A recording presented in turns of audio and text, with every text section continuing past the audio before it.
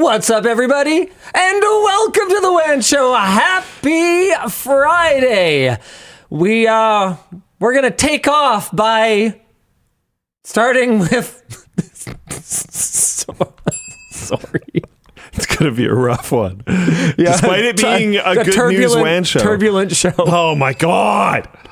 We've got a great show lined up for you guys this week. It is officially the first week of Good News April. So yes. With some exceptions, it's all good news all the time on the WAN Show. And we're starting with the Steam survey saying that Linux is up by over double its previous market share. Now, that might be, well, yeah, we'll have to get into a little bit more detail. But hey, hold on a second.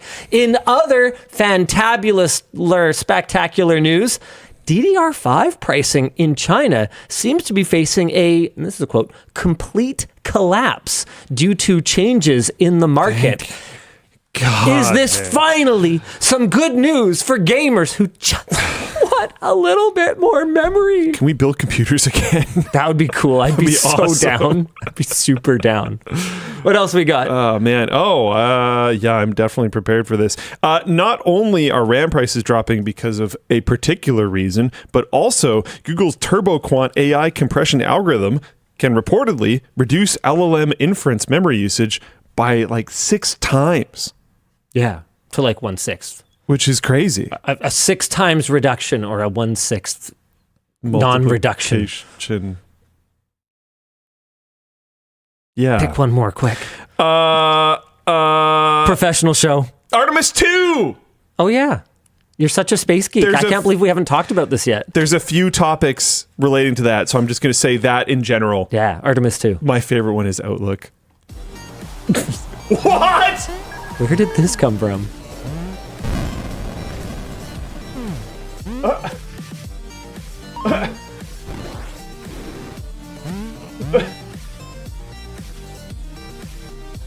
have a little rabbit hat.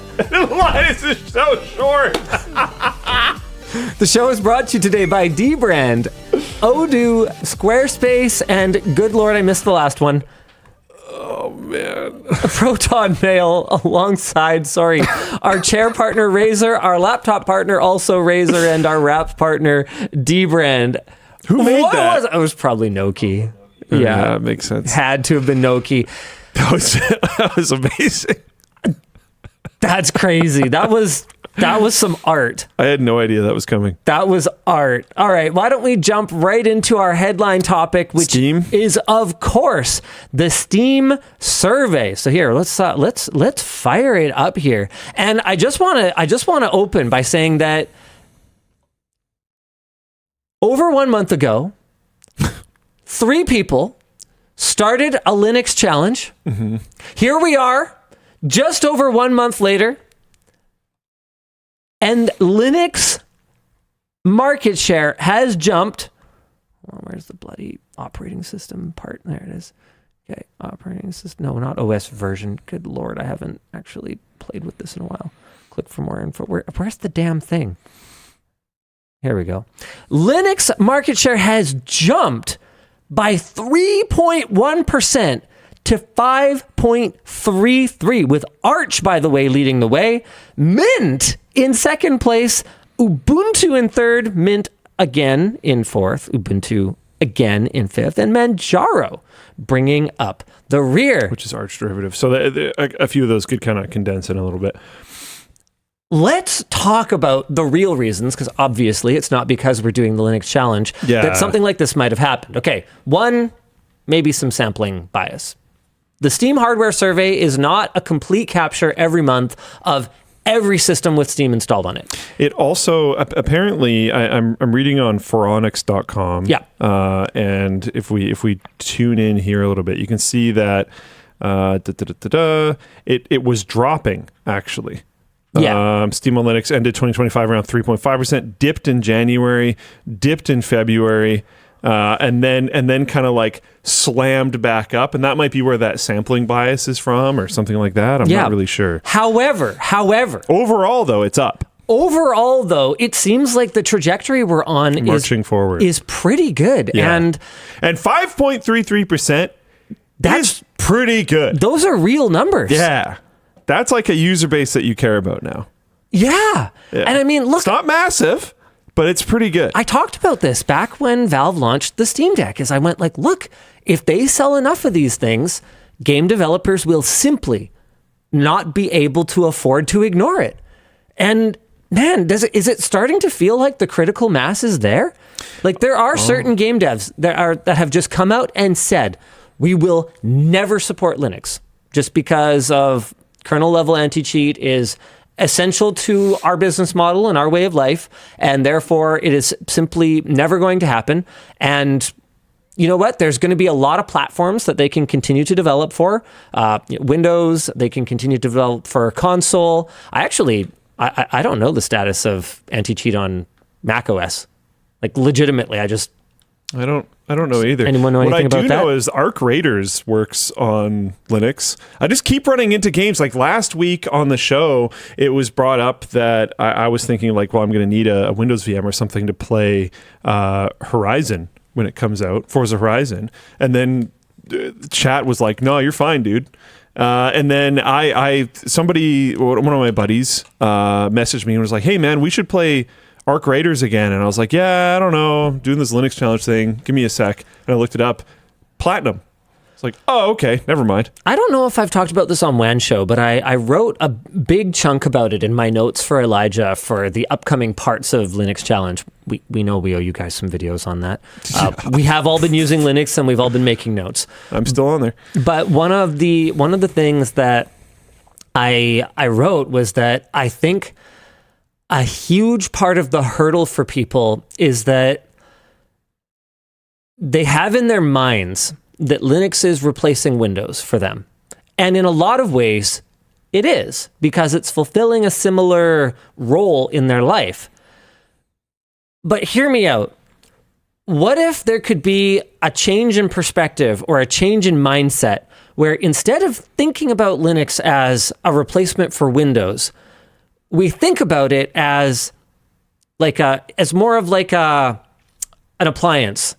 Yeah. More of like a console from a gaming standpoint, right? Because that's the perspective of the Linux challenge. Is like, as a gamer, can I switch to Linux? And if you alter your perspective in that way, all of a sudden, you stop thinking, what are the Windows games I can't play? What are the PC games that my PC can't play? And you start thinking more like an Xbox or a PlayStation gamer. From back before everything was, cross-platform or whatever, you kind of go, okay, rather than these are the PC games I can't play, it's these are the Linux games that are available for my console. I run a Linux console. And to be clear, cross-platform is a very good thing. It's a good thing for consumers. Greater compatibility is a good thing for consumers. I'll always support both of those things. But if you're looking to make a change when full, complete cross-compatibility of every software forever doesn't yet exist, if you could just flip that little switch in your brain, do you think way more people could just make the shift? Yeah, I think so. I think for some people, there's like killer apps. I think killer apps are actually more important than people realize. Like I think Halo being really good was like why Xbox mattered, and then Halo not being very good anymore is why, in a lot of cases, Xbox doesn't matter anymore. So if your killer app is compatible, then it's probably fine. I was really surprised to see the Arc Raiders was totally chill. But there are shooters out there. If you're into Counter-Strike, that also works. But I don't think Valorant does. So if you're into Valorant, like this console is not going to be one that you would want, right? It's the same argument. It's completely fine, but it's just not going to work for you. I think that argument is fine. It just, like I said, you fall back on the killer app thing.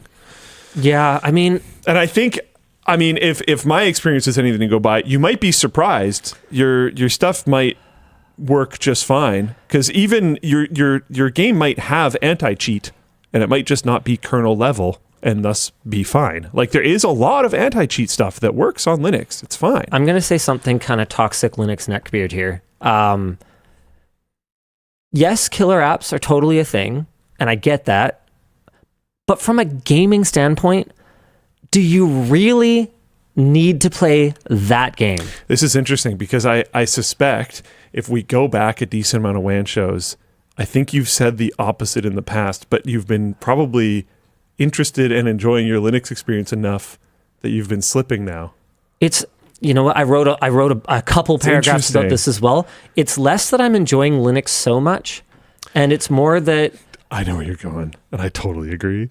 Microsoft is actively pushing me away. Yep. And Microsoft is actively pushing me away, and the Linux experience has gotten so much better since the last time we tried it. There's still a lot of friction. Totally. For me, anyway. Yeah. I'm actively experiencing friction on Linux daily, still. I had to a little bit this past week.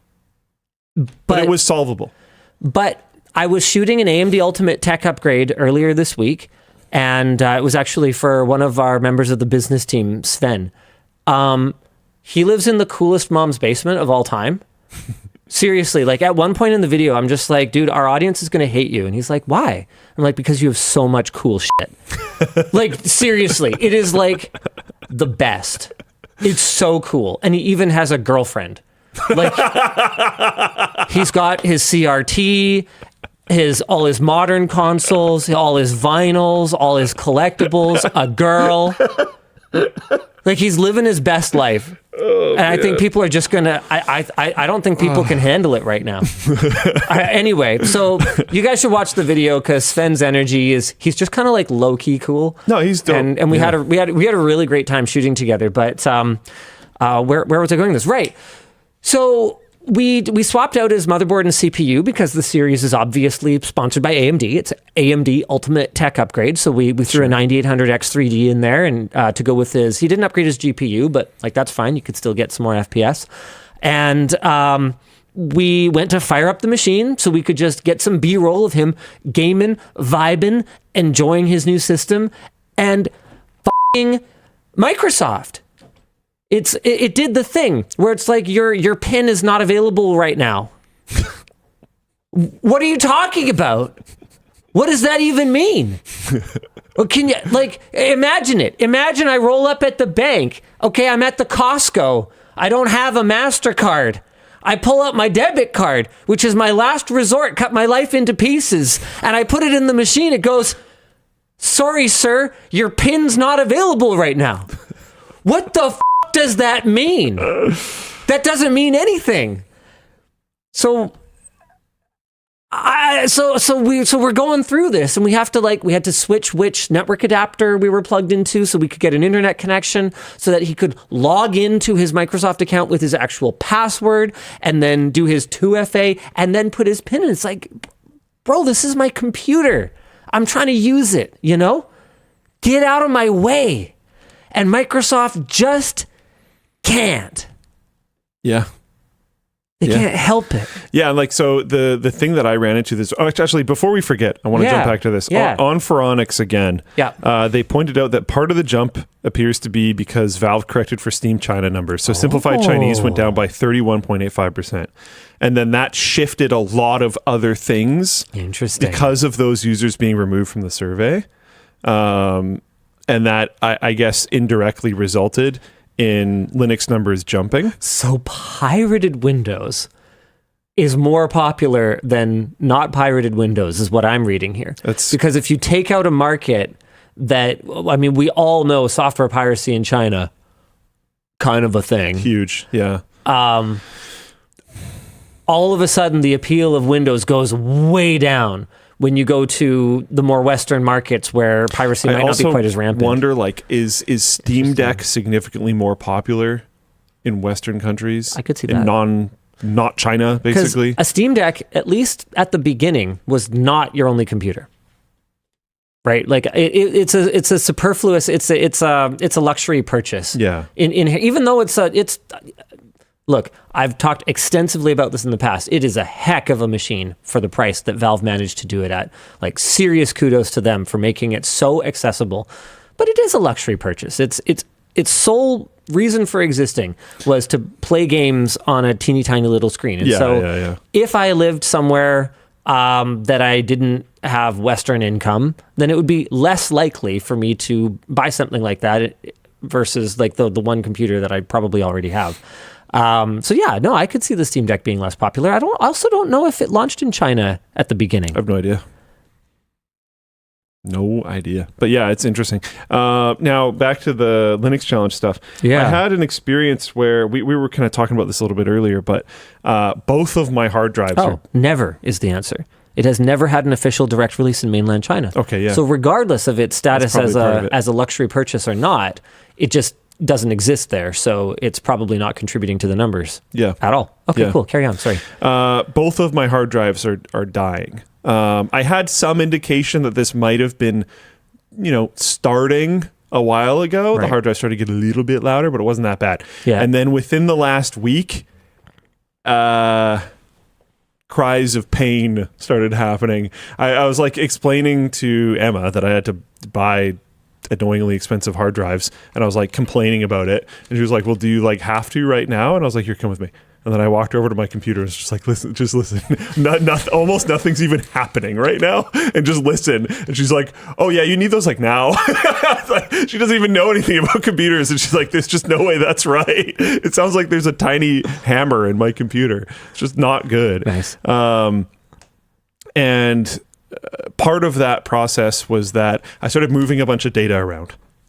Because I'm like, oh, okay, well, I don't have like super mission critical stuff on here. It's mostly a game drive and then a like dump drive that I just do random tasks on. But there are things on here that would kind of suck to lose. So let's make sure I shuffle stuff around and if these do die before the new drives come in, or if they die during a data transfer to the new drives or whatever, I'm going to feel less bad about it. And in doing that, I wanted to format one of the drives because I have also read. So up until now, I have kept my game drive exactly as it was when I was on Windows. Meaning, my game drive was NTFS. Mm-hmm. But I have read that Proton struggles with NTFS a lot. I've read that too. So I was like, okay. I don't actually know how to pronounce it. Some people have laughed at me pronouncing it this way, but my OS drive is ButterFS, BTRFS. I've heard it called ButterFS. Is that wrong? You might have heard that from me. I've heard BetterFS as well, but that seems... probably like a fanboy nickname. ButterFS. Butter. I'm using ButterFS. Whatever. That thing is my OS drive. But I was looking into some stuff, trying to learn some things, and it sounded like for a game drive, I don't necessarily care that much about like rollbacks and stuff on, like the reasons why I wanted to do it for my operating system drive. It's less important. So I went with the ext4, and trying to do that was pretty annoying. I'm just going to be honest. The process was pretty annoying. Even like I did a huge transfer off of one of the drives to another, and I just copy and pasted in the GUI, and then I noticed just like visually that like I don't think all the files are there. And then I did some diving, and like a ton of the files didn't get transferred. And I started looking into it, and the predominant answer was like, "Why are you using a GUI for this?" And I'm like, "Bruh, it's copy and pasting files. Like, come on." Like, I can imagine there being like cooler, better ways, but like I shouldn't have to like command line rsync to just copy and paste some folders from one drive to another. Yeah. And then I went through that, and like I don't love that experience, but it's fine. I can do it. I shouldn't have to. And it's then, funny. I actually cheated during the Linux challenge because I had to transfer some files, and they were coming off of an SD card that was just in a random device. It was in a tentacle sync, an audio recorder. And my Linux laptop, when I was on vacation, like absolutely diarrheaed all over itself trying to read and copy it. Like, it was really scary. It not only like didn't work to copy it, but it like told me it was corrupted. Oh. And it 100% wasn't. I put it in Yvonne's laptop, her Windows laptop, and it just immediately worked, and I was able to upload it to Drive. And I suspect it's down to the file system that was on it. It definitely could be. Anyway, and I had that same suspicion as well. And then I tried command line rsync, and it also didn't work. Really? Yeah. Same thing happened. Certain files didn't get transferred. Well, see, this is something that I've always found, and okay, I'm probably going to reveal some sort of horrible ignorance that people will mock me for, but hey, it's the WAN Show, baby. This is something that I have never really understood. Why is doing it through a GUI different? For something like file copies, why does it not just do the exact same thing behind the GUI? Why does it matter if I drag them like this or I typed a thing like this? It was. I'm just going to address chat really quick. It wasn't file ownership permissions. I think it was just erroring often. I think maybe due to something with NTFS. I'm getting into areas that I don't understand. But the way that I was able to solve it was instead of transferring the entire drive at once, I went through and did one major folder at a time, GUI, and it worked fine. I just had to like kind of baby it, and then I got everything. Ugh. Okay. It just kind of sucked. I couldn't do the whole thing at once. But yeah, why? I mean, I can understand.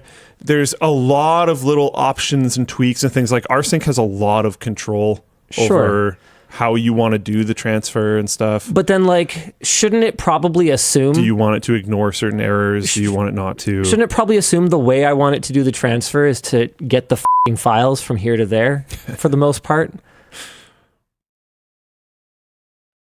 I don't know. I was pretty surprised by that problem. I do suspect it's just like Linux not playing nice with NTFS. Okay. And then... once the drive was on ext4, I did not have similar problems. Okay. So I haven't used it extensively yet, but I suspect it's just like, okay, I'm trying to bring my Windows drives around with me still. And my initial very light amount of research being like, can I just leave everything how it was on Windows? Yeah. Was like, the answer was yes. And clearly it worked for over a month. Yeah. So it is kind of yes. Right. But it's more yes, asterisk, there might be some problems. Yes, temporarily. Yes, kind of like when I downloaded that beta build of Baslite with the Steam Deck experience for Nvidia, where it was like, yes, but it probably should have had a much larger asterisk. And it does now, so no one will make the same mistake that I did. Isaac Fig Newton says, even within Windows, I only do parts of libraries at a time. The file transfer F's up all the time. I don't have that experience, to be completely honest. It depends. I know it's like a thing that can happen, but I have not ran into that. The slower your device, and I mean both the storage and compute, the more chance that it will just like trip over itself and bung itself up. Yeah. Windows Explorer is not the most stable piece of software on the face of the earth. I think that's a non-controversial take. So I can totally see that. And I have to give it credit of once I finished the whole process, which was pretty annoying, but once I finished the whole process and got it onto ext4, then everything seemed to be fine. But you said your drives were dying, definitely could have contributed to the errors. Yeah, I would have liked it to have been handled better though. Like I might have missed something, I don't know. I think what happened... That was such a good Karen line. I'm going to use that someday. I might have missed something. I would have liked for it to have been handled better. Yeah. No, but what I mean by that is like Karen. when I did the file transfer thing, if it did error, if there was problems, it should just tell me. Yeah. I did the transfer, but I missed 100,000 files because that's like the magnitude to which it was off. You missed 100,000 of the shots you didn't take. And if it could tell me like, hey, these folders got transferred fine, these like top level folders got transferred fine, that would have been nice to know. I wonder too. if the same developer went to work on Apple's transfer to iOS feature. the app. It just misses. Did I ever show you the screenshots from that I got? Where it was like, it's like 40,000 files and it transferred like 24 or something like that. Like, I think you did. Why did you even try at that point? You should have just not bothered. But yeah, so I think using, I even heard from people who are like hyper Linux pilled and been using Linux for freaking 20 years. And I asked them about the NTFS thing and they're like, yeah, I mean, it's probably fine. But they haven't used it because why would they? I think that's something that is easy for super Linux pilled people to miss, is that there's a lot of things that it's the curse of knowledge, right? Yeah. That they know and intuitively do that is best practice on Linux. And that someone did a workaround just in case you don't do it that way. But it hasn't been validated. It hasn't been tested across every distro. It hasn't been tested across every desktop environment. It hasn't been tested across every dumb user. Sorry, I should have pointed at myself. I mean, it counts. And it hasn't been tested across every hardware config, right? I even think I have a tinfoil hat fully on. Yeah. my drives were dying already. Yeah. I think the Linux challenge accelerated it. Interesting. Because why would both die at the same time? Both started dying. The games drive is the main one having problems, but both have bad sectors. But the games drive has like 4 times the bad sectors as the other one. But like, would anything about your file system being not Linux compatible make it thrash more? Here's the thing: is apparently Proton doesn't play nice with NTFS, and it's the games drive that is suffering more than the other one. Now the games drive just gets more use and always did. Yeah. So I don't know how fair this is, and I could just be completely off. He's a gamer, folks. He's a gamer, ladies and gentlemen. But there's like, Slay the Spire 2. Yeah. So that's a smaller, slower game. So okay, that can be installed on my hard drive games drive. That's been open a lot. Right. So has Proton been thrashing more because it doesn't play nice with NTFS? Literally don't know. I have literally no idea, but I have a thought. Have you pulled the smart data? I haven't dove really deep into it. I just know that there are bad sectors. The Linux NTFS driver is reverse engineered and barely works. The stuff Proton tries to do with it will 100% cause file system corruption. Says on Hikage. Yeah. So chat. That was not when I did my not enough research, and I'm accepting that. I basically Googled, can I keep my Windows NTFS drive on Linux to play games? And it was like, yeah. Okay. And you know what's really funny is because as much shit as I got for settling on Pop! OS after Googling it and asking an LLM, I actually did find that. I knew that. Yeah. Which is why I did a completely fresh install on every single one of my systems and didn't try to keep any of my games drives. Yeah. Even though I do have one. And to be clear, I was just like, I'm not going to use this because... Oh, sorry, go ahead. It was fine. Except when it wasn't. For a month. How much did it cost you? Maybe a drive. Well, no, the drives were already going down. Okay. The drives already had bad sectors. It was like, I just didn't think it was quite time to replace them yet. They're really big drives, so them having a few bad sectors is like not the end of the world. It might have accelerated it. I was going to have to replace them anyways. And like it did function, so they were right about it functioning. Yeah.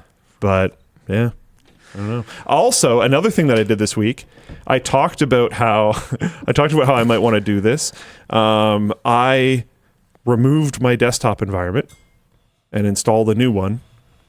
Yeah, I came across a funny thread somewhere. I forget why I was even reading about this, but it was like, can we stop calling them distros? A distro is just the desktop environment, and it's this, and it's a package manager, and it's this, and it's this, and they're all interchangeable anyway, and blah blah blah blah. And it's like, okay, Captain Pedantic. I mean, you want to go full pedant, then you kind of have to come full circle around to what even is the Linux operating system. It's a desktop environment and a package manager. It's all these things. So like, you wouldn't have, you can't just call the Linux kernel the Linux operating system. In order to be an operating system, it has to have all these things. So no, Uno reverse. Is that true? It doesn't need a desktop environment. Okay, it doesn't need a desktop environment. This is where the does it need a package manager? Stuff comes in. No, it doesn't. No, it doesn't. Okay, hold on. What does it need? It's going to need something. So now we're coming all the way back around. No! Defeated. Amazing. But yeah, it's funny because fighting through NTFS was really annoying. Right. And then I came out on the other end, and I haven't used my computer since I did that enough to really know, but it seems like it's actually a lot better in a few ways, and now my hard drive is just dead. Cool. But oh well. It was already dying. It is what it is. Replacing my entire desktop environment was so easy. I was actually just stunned. It was wild. Well, I know uninstalling it is easy. You could do that without even meaning to do it at all. But yeah, I can. I mean, maybe you're not that good. Oh wow, yeah, that's fair. So I got rid of Cinnamon, and it's gone. I completely removed it. Yep. I kept Hyperland, but I'm not actively really using it, and I installed KDE. Cool. And I am now even more strongly of the opinion that if you just want your thing to be smooth and to work, you should probably install Mint and Cinnamon.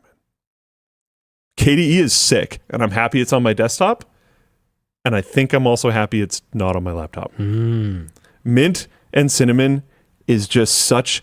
I'm like not surprised. It's interesting because it doesn't really get talked about that much. Like if you look into the what should I run right now on computers, everybody is going, yeah, screw you, Dan. Everybody is going, run like Bazite or Cache and run, KDE on top of them and blah, blah, blah, blah, blah. And then we look at the Steam hardware survey and like a lot of it's Mint. Yep, and Arch. Arch is up there, and Arch is Cache and SteamOS, which is where a ton of that is coming from. But I think just the like ease, man. Like I really have enjoyed KDE so far. It feels like the correct choice on my laptop. It feels like the correct choice to go along with Cache. Sorry, correct choice on my desktop. Yep. It feels like the correct choice to go on with Cache. The things that I'm trying to do on my desktop, KDE has been fantastic. I really like the experience. But like, it doesn't feel like if you want, it depends on what you're min-maxing for. If you're min-maxing for less problems, you just kind of want things to work. You want the tools to just kind of be there. You want it to feel like what you're used to when you come from Windows. Mint and cinnamon is just a fantastic combo. It's honestly just amazing. My laptop never has any problems. It is completely rock solid, heart touching. It's amazing. Why don't we talk about some other amazing news? Sure. It's all good news this week. Yeah. How about and KDE's base? It's just they're more bleeding edge, they're more performance pushing, all that kind of stuff, and that comes with some fairly minor problems. Ones that I'm happy to deal with on my desktop, but yeah. How about some good news for consumers who might have been looking to build or upgrade a PC? Want to talk about that? Yeah. DDR5 pricing in China faces, this is a quote from, I think it's WCCF Tech said this, faces a complete collapse with shifting markets. Let's go. This has mainly seemed to have been triggered by the release of Google's TurboQuant. Really? The timing doesn't look like a coincidence. However, I actually recorded a whole LTT video yesterday that was just like it was kind of a spur of the moment. I have some thoughts on this where I look at sort of a longer term trend that we can trace back to like all the way back to about mid to 3/4 of the way through last year of the bubble kind of already starting to unravel. To mix my metaphors up a little bit, I think that TurboQuant, kind of like when DeepSeek landed, is just it's really headline grabbing, and it's taken the fears that are already in the backs of memory of memory suppliers' minds about like whether this whole thing is actually really going to just go to the moon forever, Artemis style. And it has taken that fear and brought it to the front of the mind and turned it into panic a little bit. I thought, and like, I don't know, but I thought it was the Sam Altman comments, them not following through on their RAM purchases. Well, they happened right around the same time. Yeah. So it's like a combo. It's definitely a combo. Taiwan outlet UDN reports that RAM prices in China have dropped more than 30%, and there are even some signs that prices are dropping in the US as well. As part of the video that I was working on yesterday, here we go. Okay, look, is it back to normal yet? No, but guys, don't bite a progress gift horse in the mouth, okay? I do worry a little bit that it's going to be kind of like the GPU situation where the price went up and then they were just like, eh. Well, here's the thing, though. I think people are actually just not buying stuff right now. GPUs are effectively a monopoly. Nvidia just decides how much a certain amount of FPS costs, and then AMD and to a lesser extent Intel. I actually really respect what Intel has done and how scrappy they've been trying to make Arc Battle Mage appealing and make it make sense for gamers at a reasonable budget. But AMD certainly basically just goes, yes, Nvidia, thank you for determining what GPUs are worth in the market. Yes, sir. And they just kind of price their GPUs in lockstep with Nvidia. Whereas RAM has actual competition to a degree. Have there been some price fixing scandals over the years? Yes. But at the end of the day, are all of the major players building out large fabs with huge capacity that have to run and therefore are commodified effectively, meaning that if demand drops, pricing will drop? Also, yes. RAM is a commodity still. There is competition still. And so in the exact same way that we've seen it spike before, I think we will absolutely see it crash again. Yeah. There's no question whatsoever. That's good to hear. And as part of the video yesterday, I was also looking at a couple of other regions. I looked at Canada. Canada actually started dipping a little bit before the States. Germany has started dipping as well. So I didn't look too far beyond that because I kind of went, okay, well, China, Germany, Canada, US, that gets me around the world. Yeah. Clearly, this isn't just one retailer running a promo at that point. Yeah. None of this means that the shortage is over. None of this means that pricing is going to immediately go back to where it was. There has objectively been an uptick in data center spending on hardware that will impact pricing to a certain degree. Yep. And the AI build out is not going to stop. Yeah. But one of the things I get into in the video is how I think that it won't necessarily just continue to flywheel completely out of control, because it seems like the bean counters are finally kind of going, hold on a second, how many beans are left?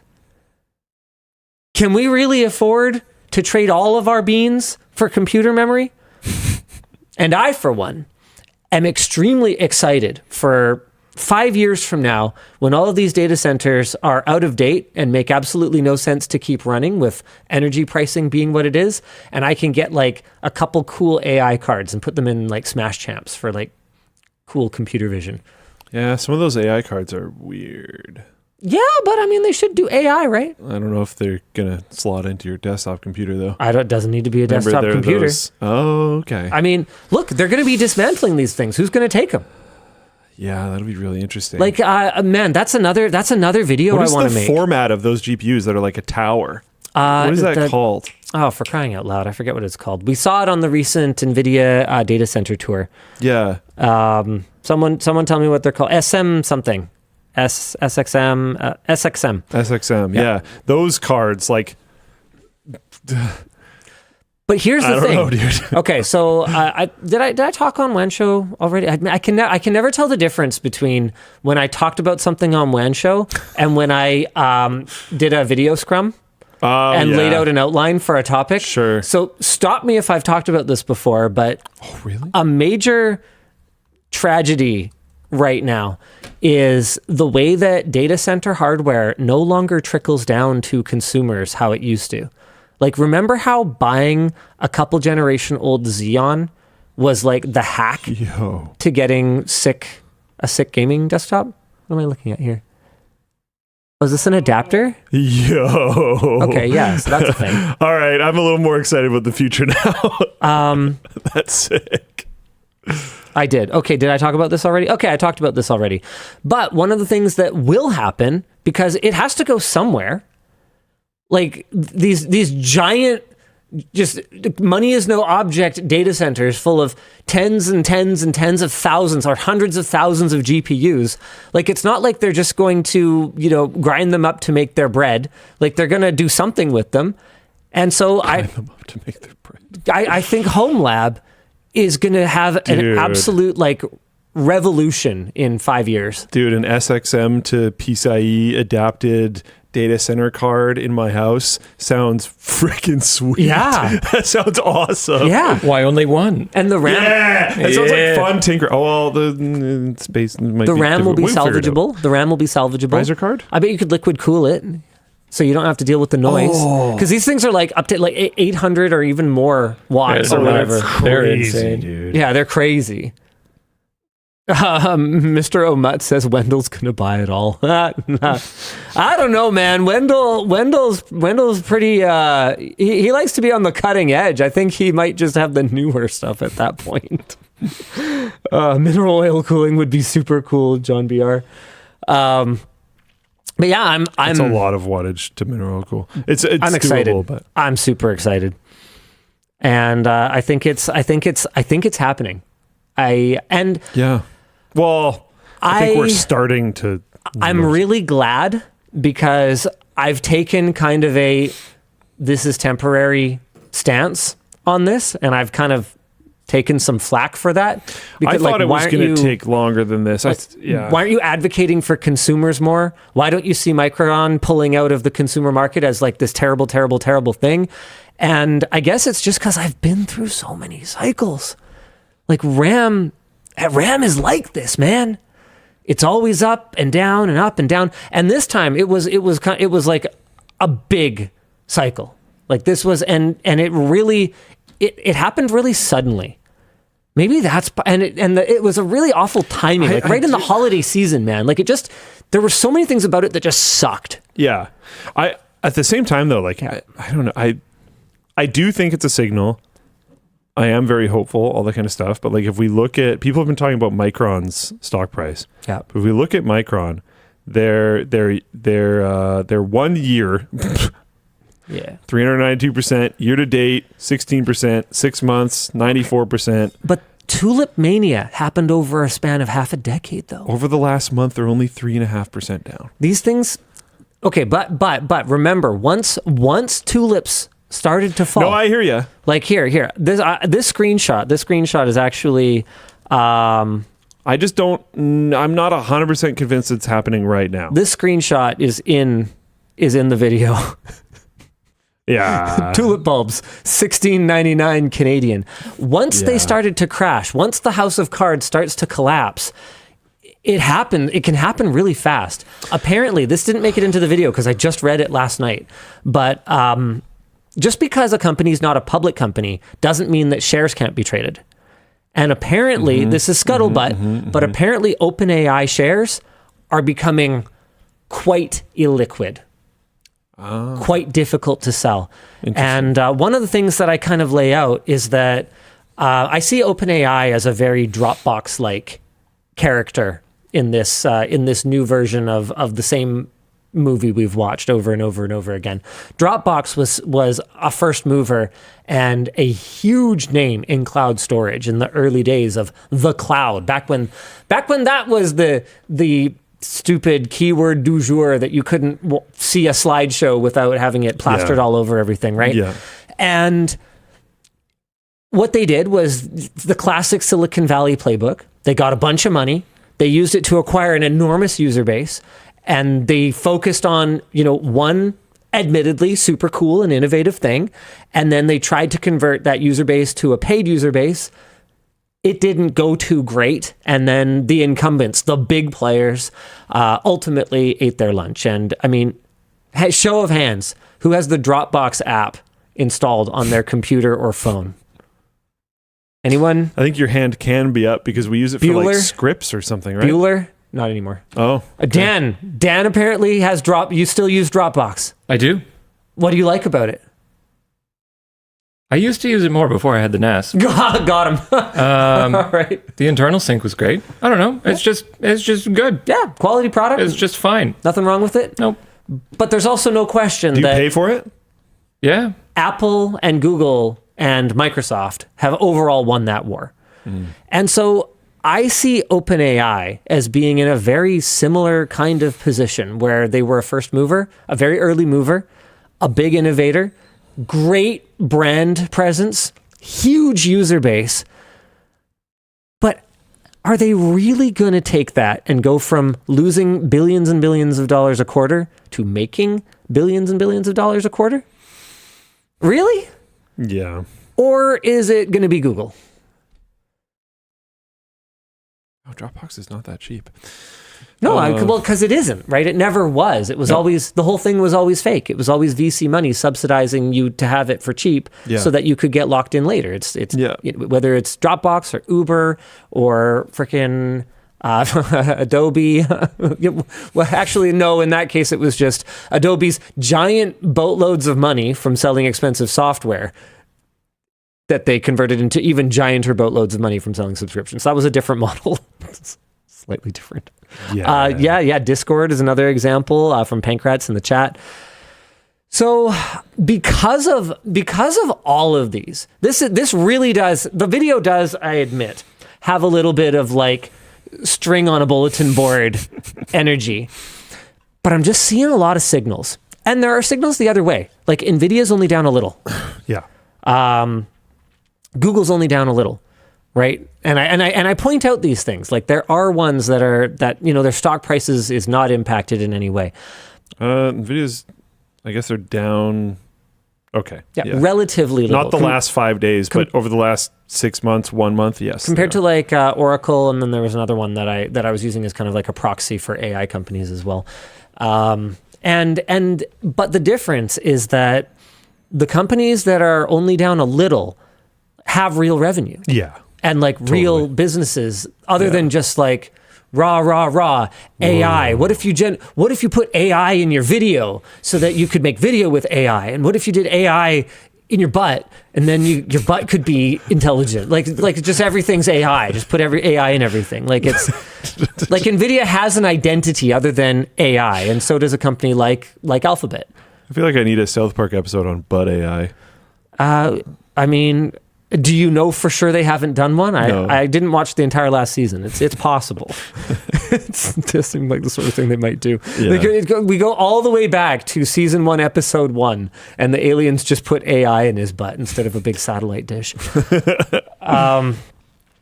What do you want to jump to now? You know what?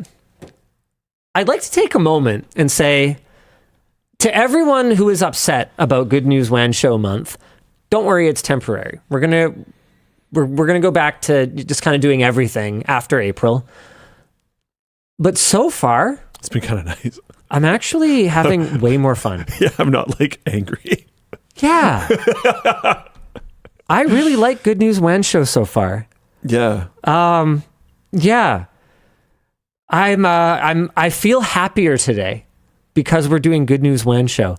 Want to pick something? Yeah. Do you feel more excited to pick a topic? Yeah, kind of. Me too. Yeah.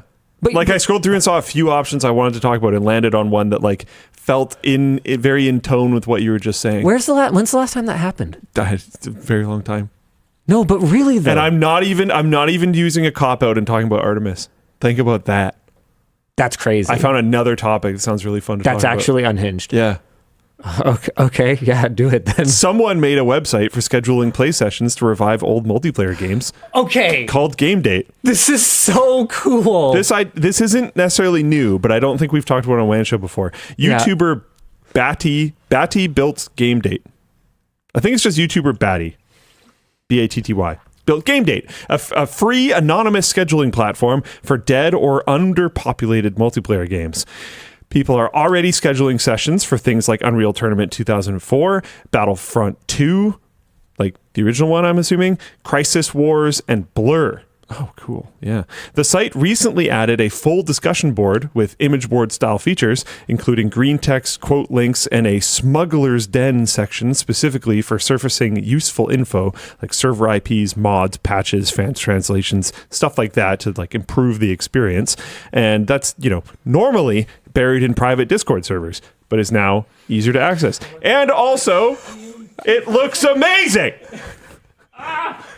Discuss. Is this not so freaking cool?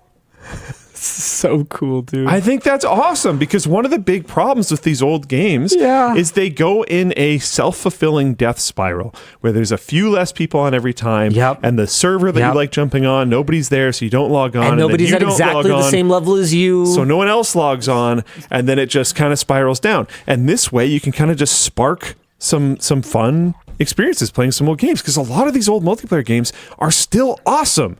They just don't have the mass that they the used snowball. to have. Yeah. And I love that you brought up the issue with useful information being buried in a Discord because that's from the doc, but yeah. I know. But I'm glad you brought it up because we actually I forget who I was talking to about it in the office earlier this week, but the way that so much support it's bad. And product and software information has moved into Discord. It's like, hey, you like my project? Come join my Discord and we talk about it. And then it just eventually it's gone now. It's not searchable. Gets wiped. And I was talking about how like when Pancrats did the bulk of the work getting that old VR headset to work, the Forte or whatever it was called, when we did that video on it. And the only way that he was able to do that was by digging up old documentation and old discussion around it.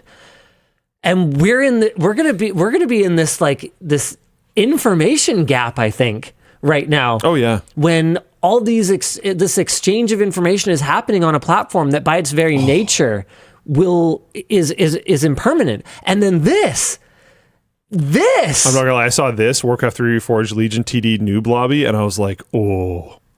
Yeah. Being able to jump into a Warcraft 3 custom game and be decently confident that, like, you know, based on whatever comments or other people signing up or however this works, that other people are going to be there, sounds awesome. That is so cool. I think we're going to lose a bunch of the stream right now, though, because, like, how could they not go play freaking... I don't know, man. Dragon Ball Fighter Z party mode, 6-player 3v3 tag. Like, just how freaking social does this look? Like, remember when games weren't necessarily about maximum sweat? Yeah. Yeah. And you could just like you could jump into a random game. People are like playing Jackbox and stuff, like just mingling.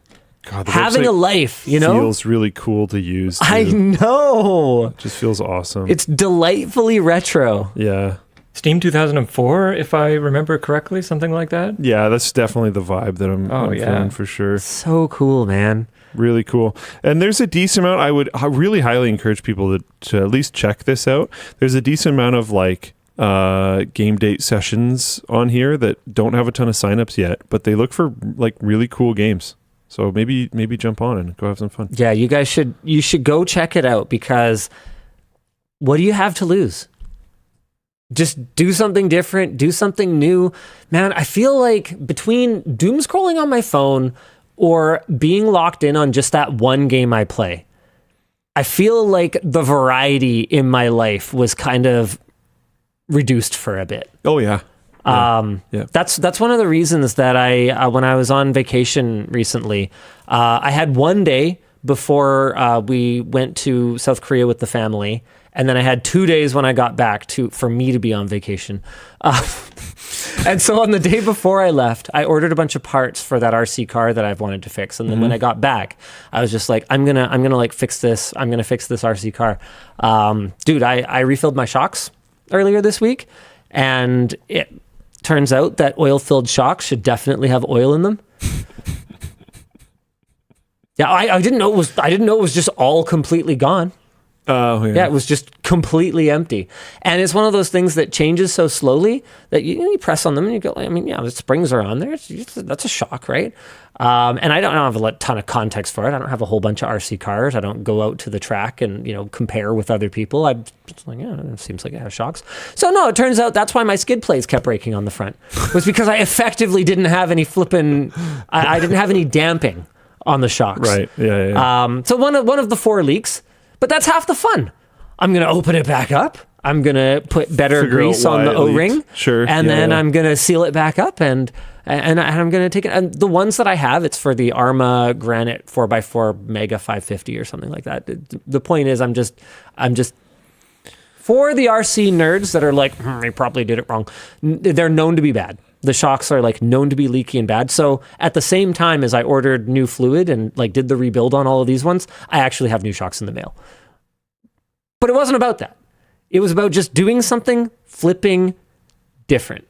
Yeah. Moving on. Yeah. This.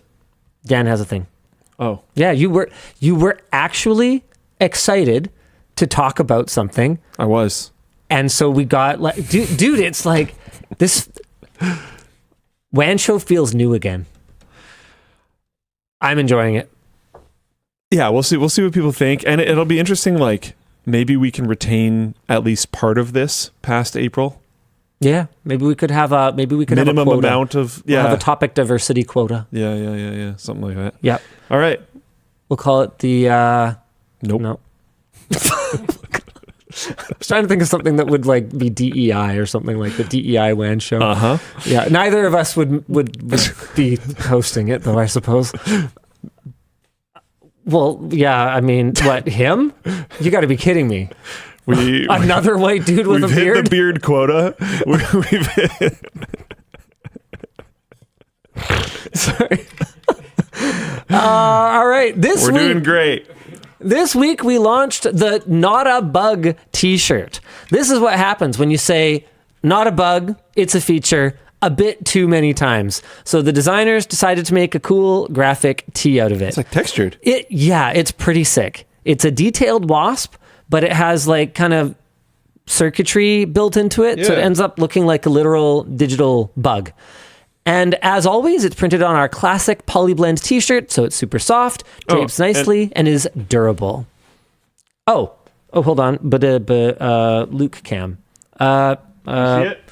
It says what does that say? Is that not a bug? It's a what? Latin. It's Latin. Latin. I can't read Latin. Latin. What does that say? I sort of figured it out. I had context clues. Terrible education in Canada.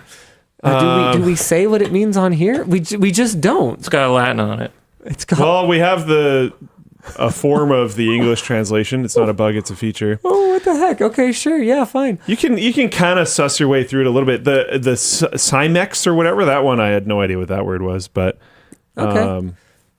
$34.99 USD, $29.99 CAD on the global site. Get yours today. By the way, I should probably actually check. A lot of people, I think this was probably our most successful April Fools since we sold our company to Nvidia, like really, really old one in terms of fooling people. The number of people that were like super angry about us doing an ICO like rug pull thing. Oh, really? Was significant. And the number of people that thought that the coin was not real was very significant. The coin is real. Linus Coin is real. You buy it. It's $20 US or $30 US. You will $20 US or 30 Canadian dollars. $20 US or 30 Canadian dollars. You buy it. You get this challenge coin in the mail. It's big. It's chunky. It's really cool. And then you get a credit on the store for double the value of the coin. So if you were going to buy anything in the next little bit, you should just buy the coin because you get double the value in gift card of what you spent on the coin. So it's basically free real estate. I got a message earlier. Girl math. Do you get to keep the coin? Yes. Yeah. The coin is just for you, for keeps, for fun. It's just a cool challenge coin. You can flip it when you want to make a decision or whatever. It's just a cool little collectible. It's one per household, but we've already sold through so many of them that I think we're down to about the last 1,000. So we were originally going to do 10,000, which is how many we minted ahead of time. And then 3 days before, I got to give massive credit to the Creator Warehouse engineering team, as well as the operations team for pivoting and getting this done. I was like, let's do more. So we opened up another 10,000 orders, but we're going to get those minted over the next little bit, and then it'll ship when it ships. So we're doing 20,000, but I think we've moved through about 19,000. So if you want to get one, it's a gift card. It's a discounted gift card, and you get a collectible gift card. Free collectible coin. Stephen J asks, is this a way for you to get an income stream to afford the jet? Most certainly not. It'll help with cash flow, but what I can tell you based on that, this has a cost to us. It's made of scrap metal. There were nuggets of truth in the April Fool's video. The fact that it's made of melted down waste zinc housings from our original screwdriver supplier, that's 100% true. We got screwed over on the shafts and we got screwed over on the housings. It really blew chunks. Obviously, we've done okay. We survived it. It wasn't a critical hit, but they're made of leftover remains of the original 100,000 screwdriver order, bungled up production, and They were done by a partner down in the States. So we jokingly refer to them as the 11th province in the video. A little bit of Uno reverse there. But yeah, they were actually minted onshore, which I think is really cool. So they do have like an actual cost, and then we're taking what you guys are paying for it, and then we're giving double that in credit. So it doesn't take a mathematical genius to know that we are not making money on this part of the transaction. If you guys want the inside baseball, I can tell you that our hope is that after buying a $20 coin, a $40 coin for $20, you will spend more than the $40 and maybe buy something that's not on like mega ultra discount, and load up your cart, and maybe we'll make something on it. But if you were to buy the coin for $20 and then buy a $40 item, then like we're not. That will not help us pay for anything. That will just be it'll be fun. It'll be for the lulz. It'll be a good time. Good times are had by all. That's about it. Nice. Right. If you're going to pick up a coin or one of the new shirts, or really, anything on the store, there's so much good stuff on the store these days. Right. Holy crap. Have we even talked about, we did talk about these. We talked about these last week. Yes. Okay, good. Yeah, fine. Flexible magnetic cable management. Now's a great time to do it because during the show, we do our checkout messages, and it's a great way to interact with the show. We don't want people just throwing money at their screens. Quite frankly, I think based on the video that went up the other day, it's fairly obvious that I'm not going to come to you guys hat in hand begging for support. We are extremely committed to making high quality products that can stand on their own right. That's why we stopped referring to it as merch. And we also don't want you just throwing your money at your screen to people who, quite frankly, should do something for you in return. So we created checkout messages, which are the way to interact with the show. All you got to do is add an item to your cart. I got it. Oh, Luke's on it. But there you go. Add an item to your cart. You'll see the interface to send a checkout message. Boop. Yeah, I'd like to do that. You type a little message. It goes to producer Dan, who will reply to it or pop it up on the stream, or will curate it for me and Luke to respond to. So why don't we go ahead and do a couple of those, and let's chat. Let's chat with y'all. Yeah, I'm getting so many in right now that people have been told that the coin is not fake. See, I knew it. It was too believable, Luke. It was really chill up until that point. What have you done? Okay, whatever. Hello, so many. Hello, Linus, Luke, and Dan. I'm curious what motivated the decision to tear the tech house to studs instead of wiring in the crawl or toe boards, especially with asbestos. So that is actually why. Not gonna lie, tech house is over budget. It's behind schedule and over budget. Classic Color me surprised. Classic LTT times 4. But there's a number of considerations. Okay, so first of all, me putting a hammer through the wall and discovering asbestos was obviously movie magic. We knew there was asbestos involved, and we did work with the seller on that knowledge. And fully intended to deal with it. But we didn't know exactly how much there was, because testing for asbestos is not as simple as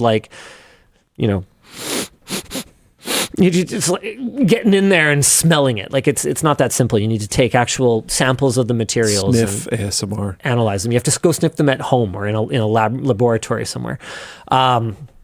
So we knew about the asbestos, we just didn't know the full extent of it. But what we did know for sure was that around the entire perimeter of the house, there was asbestos for days. So what we did was we started some of the demolition. So you guys saw that video. I saw a lot of speculation that Linus was not the one who actually cleared out the basement because he has lackeys for that. Unfortunately, all of my lackeys, you guys may or may not have noticed, that were there that day were a solid 7 inches taller than me. I was definitely the one in the basement. Nobody else would have even fit. Anyhow, so we did the demo video, and then we hired professionals to come in and have a look at the perimeter. So they looked at the perimeter, and they looked at some of the other stuff, and what we found out was that the caulking or the glue or whatever it is that was used for the electrical wiring. Okay. contained asbestos. So once we found that out, what are we even talking about here? What are we gonna do? We're gonna cut the drywall. We're gonna follow every wire and find every spot where it's got any glue on it. No, you rip the drywall off. You take your lumps, and it was important to us that whoever ends up in this place, we're dealing with the issues, right? Like we have a brand to protect. I have my personal reputation to protect, believe it or not, and I take that extremely seriously, especially when it comes to issues around safety. So there was no way that we were just going to like sweep literal asbestos under the rug. Yeah. Right. Like, so once we discovered that, and they had to like cut a bunch of the wiring in order to get it out. So once they're cutting all the electrical wiring, we got to go down to studs. So we're going to have some updates for you guys soon. It did end up costing like 30 plus grand or something like that for all of the removal, which blows. But hey, we're gonna make a lot of videos in there, and actually going down to studs does open up some pretty exciting options that we've been talking about. Like one of the ideas was, that have you watched the Tech House tour video? Have you even been there yet? No, I have not been there. Oh, okay, well, whatever. There's this cabinet at the back of what's going to be like the upstairs kind of like theater, like TV watching area. And we were like, oh, that'd be like sick as like an equipment cabinet. Well, we didn't think about it until the drywall was off, but it's like right above the garage. So without doing any HVAC or anything in there, we could just have like passive venting that just like dumps all the heat from there into the garage rather than dumping it up into that already going to be like a pretty warm room, and it might be kind of hard on the HVAC. So just like little things like that will be much easier to do now that we've got the drywall off. I do fully recognize that this has all of a sudden turned into like a full home renovation as opposed to like tech makeover. So Tech House 2, okay, I'm putting my foot down. Tech House 2? We're not taking it down to studs. It'll be, we'll have to kind of... You're already committing to We'll Tech have to House adapt 2? around it. Well, honestly, I'm having so much fun already with Tech House 1. I have heard through the grapevine that you're having a lot of fun. It's cool. Yeah, I just find it interesting that it's like gotten to me, not even from you, of people just being like, wow, yeah, it's like he just seems like really like excited and like he's having a good time. Luke, do you have any idea how much I would rather crawl around in a dirty, moldy, disgusting basement, just like finding little treasures and bringing them up to troll the team, compared to sitting in a boardroom?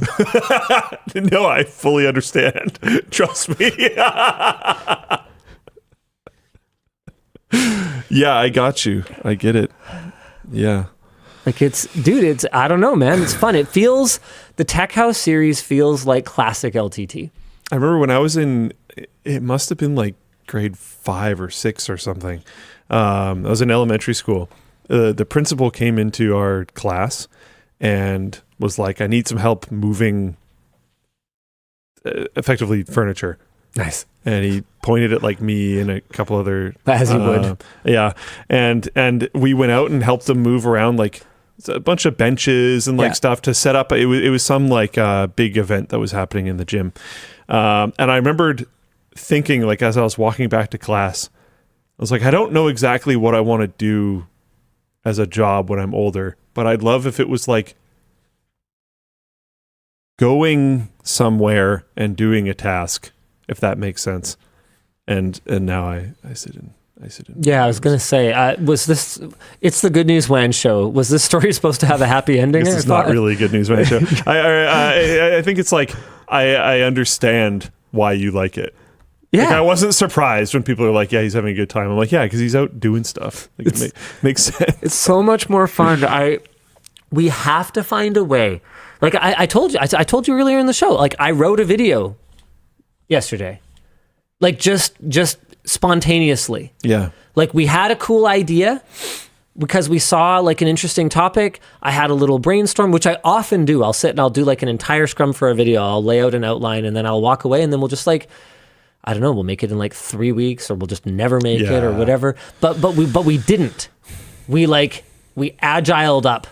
Nice. And we were just like, okay. No waterfalls. Okay, you're making this. We scheduled you time. Go to your office. Yeah.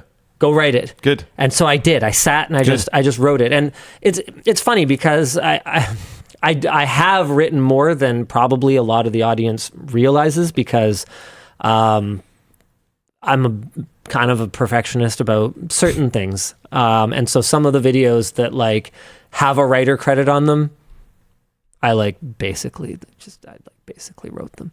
I edit very heavily sometimes. And yes, I feel really good whenever I see a comment on it that's like, hey, and the other person who's credited as the writer, wow, they did a really good job. I'm like, I'll just quietly feel good about it. But in terms of can you just have both of you on there? From scratch though. Okay. I very rarely get to do it these days. Yeah. And in some ways, it's funny. I was telling Yvonne when I came home, I was like, my brain's tired, but like a good tired. It's a different kind of tired. Editing someone else's work, which is where I've flexed my brain muscle the most for the last 5, 6, 7 years. Nice. I'm like used to it, and like that muscle's like hard, but it's like an uncomfortable kind of hard. It's tense. Whereas like the just from scratch, just writing it muscle, I haven't flexed it as much, but it was like, like after a workout when you're like good tired, when you lie in your bed and you're just like, God, I'm tired. Oh, I'm going to sleep like a baby. Are you taking this is amazing. No, I'm not yet. But like, it was that kind of brain tired. It was so good. I'm sending you a message. Yeah, I've completely forgotten what it's even called. I know, that's why I'm sending you the message. He wants me to take herbal supplements and remedies. No, I'm just bugging you. I'm just bugging you. He's going full in on natural health products.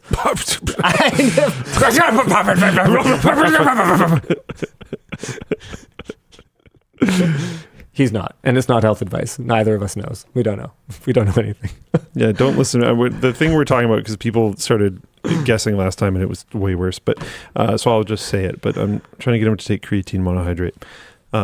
Don't listen to me. Do your own research. Go have fun. I am not a doctor. Hooray. Cool. Good chat. Thanks. I'm talking to him. I'm not talking to you. Yeah.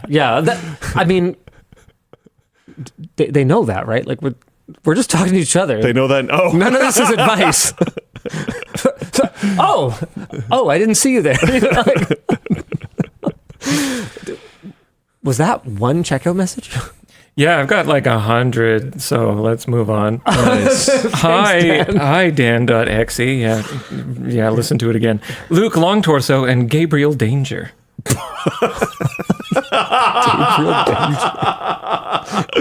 That's an amazing name for you. I really like Gabriel Danger. That's freaking awesome. That's great. Okay. Linus, I might whip that out sometime. let's go with Gabriel. Do you think it would be Sir Mr. Danger? Do you think it would be fun to have the kids react to their or each other's videos of you building PCs with them when they were 3? Oh, yes, it's fun. We've done it multiple times. It's actually something that we have done as a family at least twice. Sat and watched them all with all the kids. And I have done at least once with 2 of my kids on 2 separate occasions when their friends are over. What? I gotta be an embarrassing dad? Yeah. Come on. That is completely in character for me. Yeah. Completely. Definitely. And it's one of those things where like I've always had a complicated relationship with the idea of featuring our kids in our videos, especially when they were younger. Now that they're bigger, it's changing a lot. My perspective has changed quite a lot. We compensate them for their on-time camera. We always have. They are reaching a point, especially my son, where they have had experiences of what it's like to be recognized in public for who they are. Oh, really? Oh, well, yeah. Oh, man, come on. Do you think the kids at school don't know what the LTT is? Like, I feel like that's different than a random encounter. I feel like they're both very impactful, Sure. but in different ways and for different reasons. But do you think the school sports ball team doesn't go to other schools? There you go. And stuff? Yeah. Like it just happens, right? And so, they're reaching the point now where, and, obviously I'm a dad, super biased, but I have super smart kids. They're great kids where we can have conversations about it. But in the early days, before they were even remotely able to understand or consent to anything, I had a very complicated relationship with it. I mean, obviously, like any parent, I love my kids. I want to show them off. But I didn't want to turn them into like a commodity for the enrichment of the company. Yeah. And so those 3-year-old builds were just like, they felt at the time almost like a lapse in judgment with the first one, and then like something that we had to do with the other two because we did it with the first one, and we didn't want the classic. The firstborn got all the love and attention, and why are there only pictures of my brother? Like we didn't want to do that. Looking back at it now, I am so glad we did it. I wish we'd done more. Because they're such a cool little time capsule. They're one of the only times, like Yvonne and I are such like busy parents. We only almost exclusively have pictures of our kids taken on our phones, which like if you saw Marquez's every iPhone, the same picture on every iPhone thing that he did recently, he did a short or something. Yeah, anyway, he did it. And, you know, when I was taking pictures with my phone 10 years ago, it was not great. And so those videos are one of the only pieces of media that exist of my kids that were shot professionally. Fair enough. So a lot of people will never have any, really. Yeah. Yeah. So it was really cool. Yes, I've done that. Thank you for your wonderful Don't. checkout message. I'm going to throw you one more checkout message just because we've got a lot coming in. Oh, tough question for Linus. Do you have a favorite cat? Oh, dude. Okay, look, I love all my cats equally. Actually, I don't. They're just animals, and I don't. He's animal farming it. I don't actually have the same rules about, you know, my cats and as I do about like people and my family and stuff. I can love them better. I can love one cat better than another cat. My favorite is the orange, and I'm trying to find. I must have taken it on Yvonne's phone. I'm gonna ask her to send it to me. She did this thing when she was a kitten. Can I have that picture of Missy on you for when? So she did this thing when she was a kitten, where she would actually crawl like right up in here when we were in bed, and she would like sleep like in our necks. And then when she reached like adolescence, every once in a while, she would like crawl under the covers and just like camp herself between your thighs and just like hang there. And then for a long time, like 6 months, she didn't do it at all. And I don't know what happened, but over the last week or so, she's just become the biggest mama's girl on the face of the earth. And she's been like sleeping like for hours at night, just like up on Yvonne's chest or like next to her leg. And last night she hung out like right between us. So she was the middle spoon. She's just being she's dumb. You know, like sometimes, it's not often true, but sometimes stereotypes exist for a reason. She's got a single orange brain cell, and it's firing at half capacity. but she's sweet and dumb, you know? She's just dumb and sweet. She's just such a sweet, dumb little girl. Wow. Yeah, our orange. Really hammer it in there. Yeah. And she's such trouble, you know? So her name is actually Mischief. Missy is for short. She's trouble. She's just dumb trouble, but you can't get mad at her. She's just too cute. Brownie's probably the overall family favorite, though. I'd say, you know what? Man, Noodle's really great too. He's weird. He's a weird cat. It's a weird name. It makes sense. Yeah, like he'll like run away from me all day, and then I'll have insomnia. And I won't be able to sleep, and I'll be like up getting a snack at 2 a.m, and he like will almost kill me multiple times as I'm walking down the stairs, rubbing up against my legs and just like looking up at me, and like he'll get up on his back legs and he'll like reach up and like he'll like grab onto me and stuff so that I can't walk away from him. Like, bro, where's all this love like the rest of the time?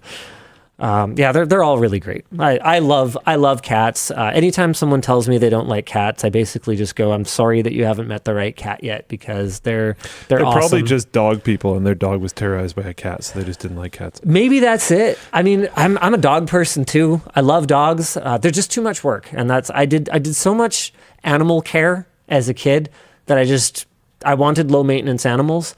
Horses they're so much flipping work. Yeah. And cool though. Oh, they're amazing. Oh, I love horses. Horses are. If I had to pick a favorite animal, it would probably be horses. If I'm being honest with myself, we had Arabs, particular breed of horse, not like people from certain regions of Earth. Like Arabian horses. So we had Arabs when I was growing up. Oh my God, I don't know how many people questioned that, but all right. Sounds good. I'm just making sure. I mean, we had that whole incident that one time where I didn't know what a word meant and there was some ambiguity. I'm just getting out ahead of it, Luke. I'm getting out ahead of it. Sure. I'm my own Neo. I dodge my own bullets now. Anyway, we had Arabs, and they have so much. It's some hard Arabs. Stop saying it. Just say horses. It's a breed of horse. Just say horse then. And they're known for being somewhat headstrong. And the Arabs. Yes, the Arab horses. And so all three of our horses, they were ladies, and they just... So Arab ladies are headstrong. I don't know what it is. I like animals that don't give you unconditional love. Okay, yeah, sure. Dogs almost feel too easy. In a way. I love dogs too. Like our dog Buster, he would sleep in my room all the time. We were like BFFs during those years. He was like the best dog we ever had. Love dogs. But in some ways, like I almost have like I have this thing where stuff doesn't feel, I don't like the easy path.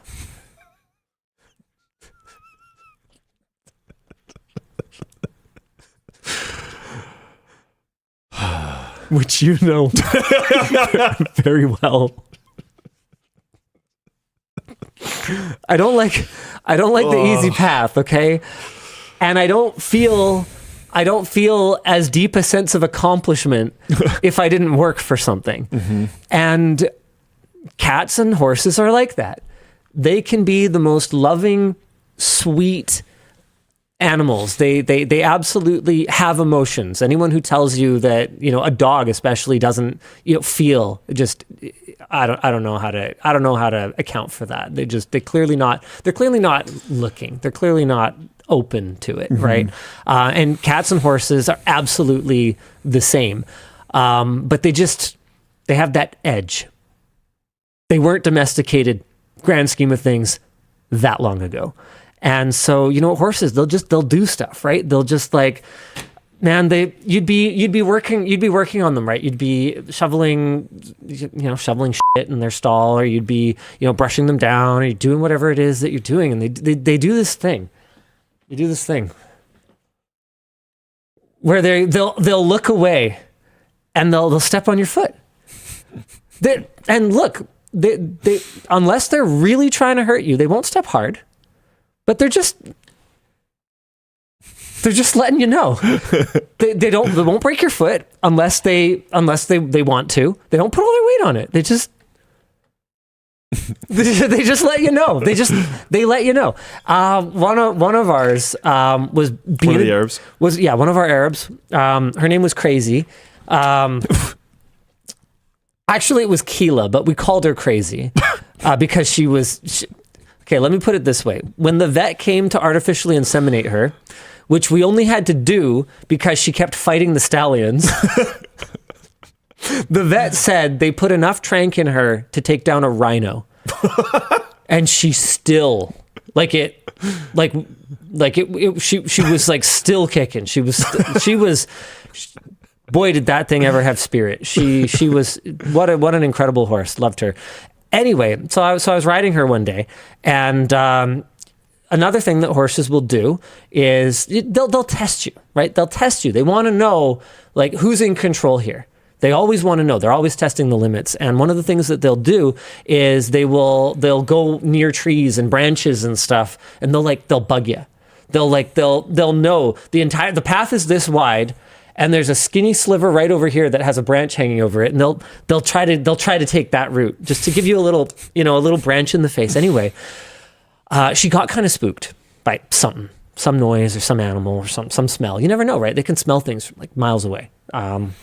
And she kind of got spooked, and she kind of took off, and then she kind of settled a little bit, but we were still going a little fast, and I was like trying to get her under control, and she just, was not having it, and she went under a thick branch. And I saw it coming, and I got down, and I had a helmet on, thankfully, but I got down flat on her, and it still hit me, like right in the head, and pushed me right off the back of the horse. And she took maybe another 3 steps, and she stopped. And she looked back, and you could tell in that moment, she didn't mean to do that. She was like, "Oh shit, I'm sorry." Like that was, I meant to sass you. I didn't mean to hurt you. Yeah. And so I went over, it was like, gave her the, like, you can't, okay, you can, but I wouldn't. But I gave her a little, like, one of these, like, don't do that. She stood there. Mm-hmm. Got back up and was like, okay, and gave her a little kick. Okay, are we going to have a good ride here? Mm-hmm. That was probably the best behaved that she ever was. And you can't convince me. You will never convince me in 1,000 years that an animal you can have that kind of a relationship with and that kind of an experience with doesn't understand that they're just a dumb animal. Yeah, so I love horses, even when they're bad. There's this. I've heard this thing about how they can lock their like joints and tendons, so that standing uses like an incredibly low amount of energy. I didn't like know a that. mind-blowingly low amount of energy. That's a fun because horse fact. they're prey animals. Realistically, Yeah. you look at the eye position and stuff. They definitely are. So they don't want to, and it can take a lot to get a horse. Especially if it's like laying down, like on its side, it can take a lot to get it all the way up. Yeah. So they want to be able to just basically stand all the time. And there's this whole thing where like you'll see, if you're like sitting down and a horse like lays down next to you or whatever, it's actually a very high level sign of trust. Really? Because I was about to say we only had one horse that would I've heard this would lie down. And it was the foal that Crazy eventually birthed. Her name was Trixie, and she would lie down in the hay, not like the bedding hay, like the food hay. So the other horses would be like standing and like eating the hay, and she would just be chilling in the middle of it. That was her jam, which I've never seen before. I have to assume that she like watched one of the dogs do it or something, because that's not horse behavior. Yeah, probably. Anyway. All right. 2 more topics, says Dan, the producer. It's on the sign. I didn't say it. Dude, I love this is slightly off topic still, but I love when you see like animals raised by other random animals. Like birds that are like, if it's a single bird and a bunch of dogs, it'll like bark at stuff. It's just like so funny. You see all these like just little like, oh, it learned that from, it was alone for whatever reason, but it was around a bunch of other ones, and it learned that habit from that other animal. That's so cool. I think it's very, very funny. Anyways, let's talk about TurboQuant. This was another contributor to potentially the Rampocalypse easing at least a little bit, we hope. You want to do it? Yeah, Google Research published a blog post on a compression algorithm called TurboQuant. I'm good. The people who started this whole thing and then stopped paying attention have now released another blog post that has a lot of impact by reducing the memory footprint of the key value cache of large language models by 6x with 0 accuracy loss and no retraining required. That's crazy. Geez. How it works. course, bunch of math over here. Feel free to skip it. We'll touch on it. LLMs encode text in the form of vectors. The key value cache is a digital cheat sheet that stores these vectors so the model doesn't have to recompute them from scratch every time it generates a new word. As a chat session progresses, the KV cache eats more and more GPU memory, which is a problem because it's storing the whole history of the entire conversation. It re-regurgitates it like every time. Which is why LLMs get so stupid once you have exceeded some reasonable amount of memory that they have allocated to your conversation. Yeah, the KV cache gets compressed over the course of a chat session, but existing compression techniques have to store extra normalization data alongside the compression values, which partially undoes said compression. TurboQuant solves this in 2 steps. 1, polar quant. I love that, just cold, sick word paired with quant. Eliminates compression overhead by converting vectors into polar coordinates, encoding them with an angle and a distance instead of x and y, which removes the need for that extra data. Okay, cool. Oh, that's so cool.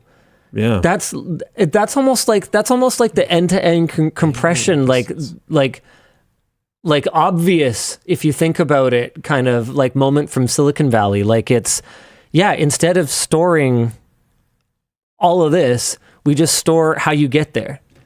Sure. Yeah. That's so cool. A second technique called QJL, or quantized Johnson-Linden-Strauss, sick, applies a 1-bit error correction to clean up any residual errors. Nice. Which apparently has no negative impact, at least they're saying up above. Together, these improve compression efficiency, taking memory usage from 16 bits per number down to just 3. Yeah, damn. This compression technique effectively improves inference economics. Wow, very fun. Letting you either extend the context window or serve more users with fewer GPUs, which in both cases is save money. It's important to note that TurboQuant does not compress the model itself. The model stays the same size. It only compresses the information that is generated during a chat session.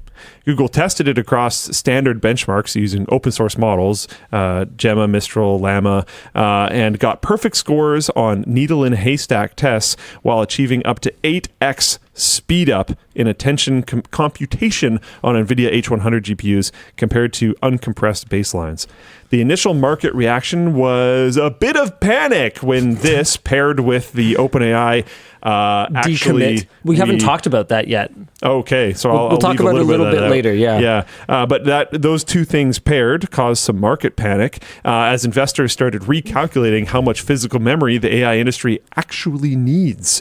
Within hours of Google's blog post, memory stocks dropped. Micron fell 3%, Western Digital lost 4.7%, and SanDisk dropped 5.7%. Now those second 2 are kind of funny to me because neither of them makes RAM, but I'm sure there's a reason for this. Dude, over the pandemic, there was what was Zoom? Zoom started getting used a lot, and some other stock called Zoom that wasn't the chat system went to the moon because people didn't even do enough research to make sure they were investing in the right thing. The stock market is hilarious. Analysts are saying that it is likely another DeepSeek moment, referring to how the release of the cheaper and also open source DeepSeek model back in 2025 back in my day caused $1 trillion market panic before anyone even realized that cheaper AI just means that more people are going to use it.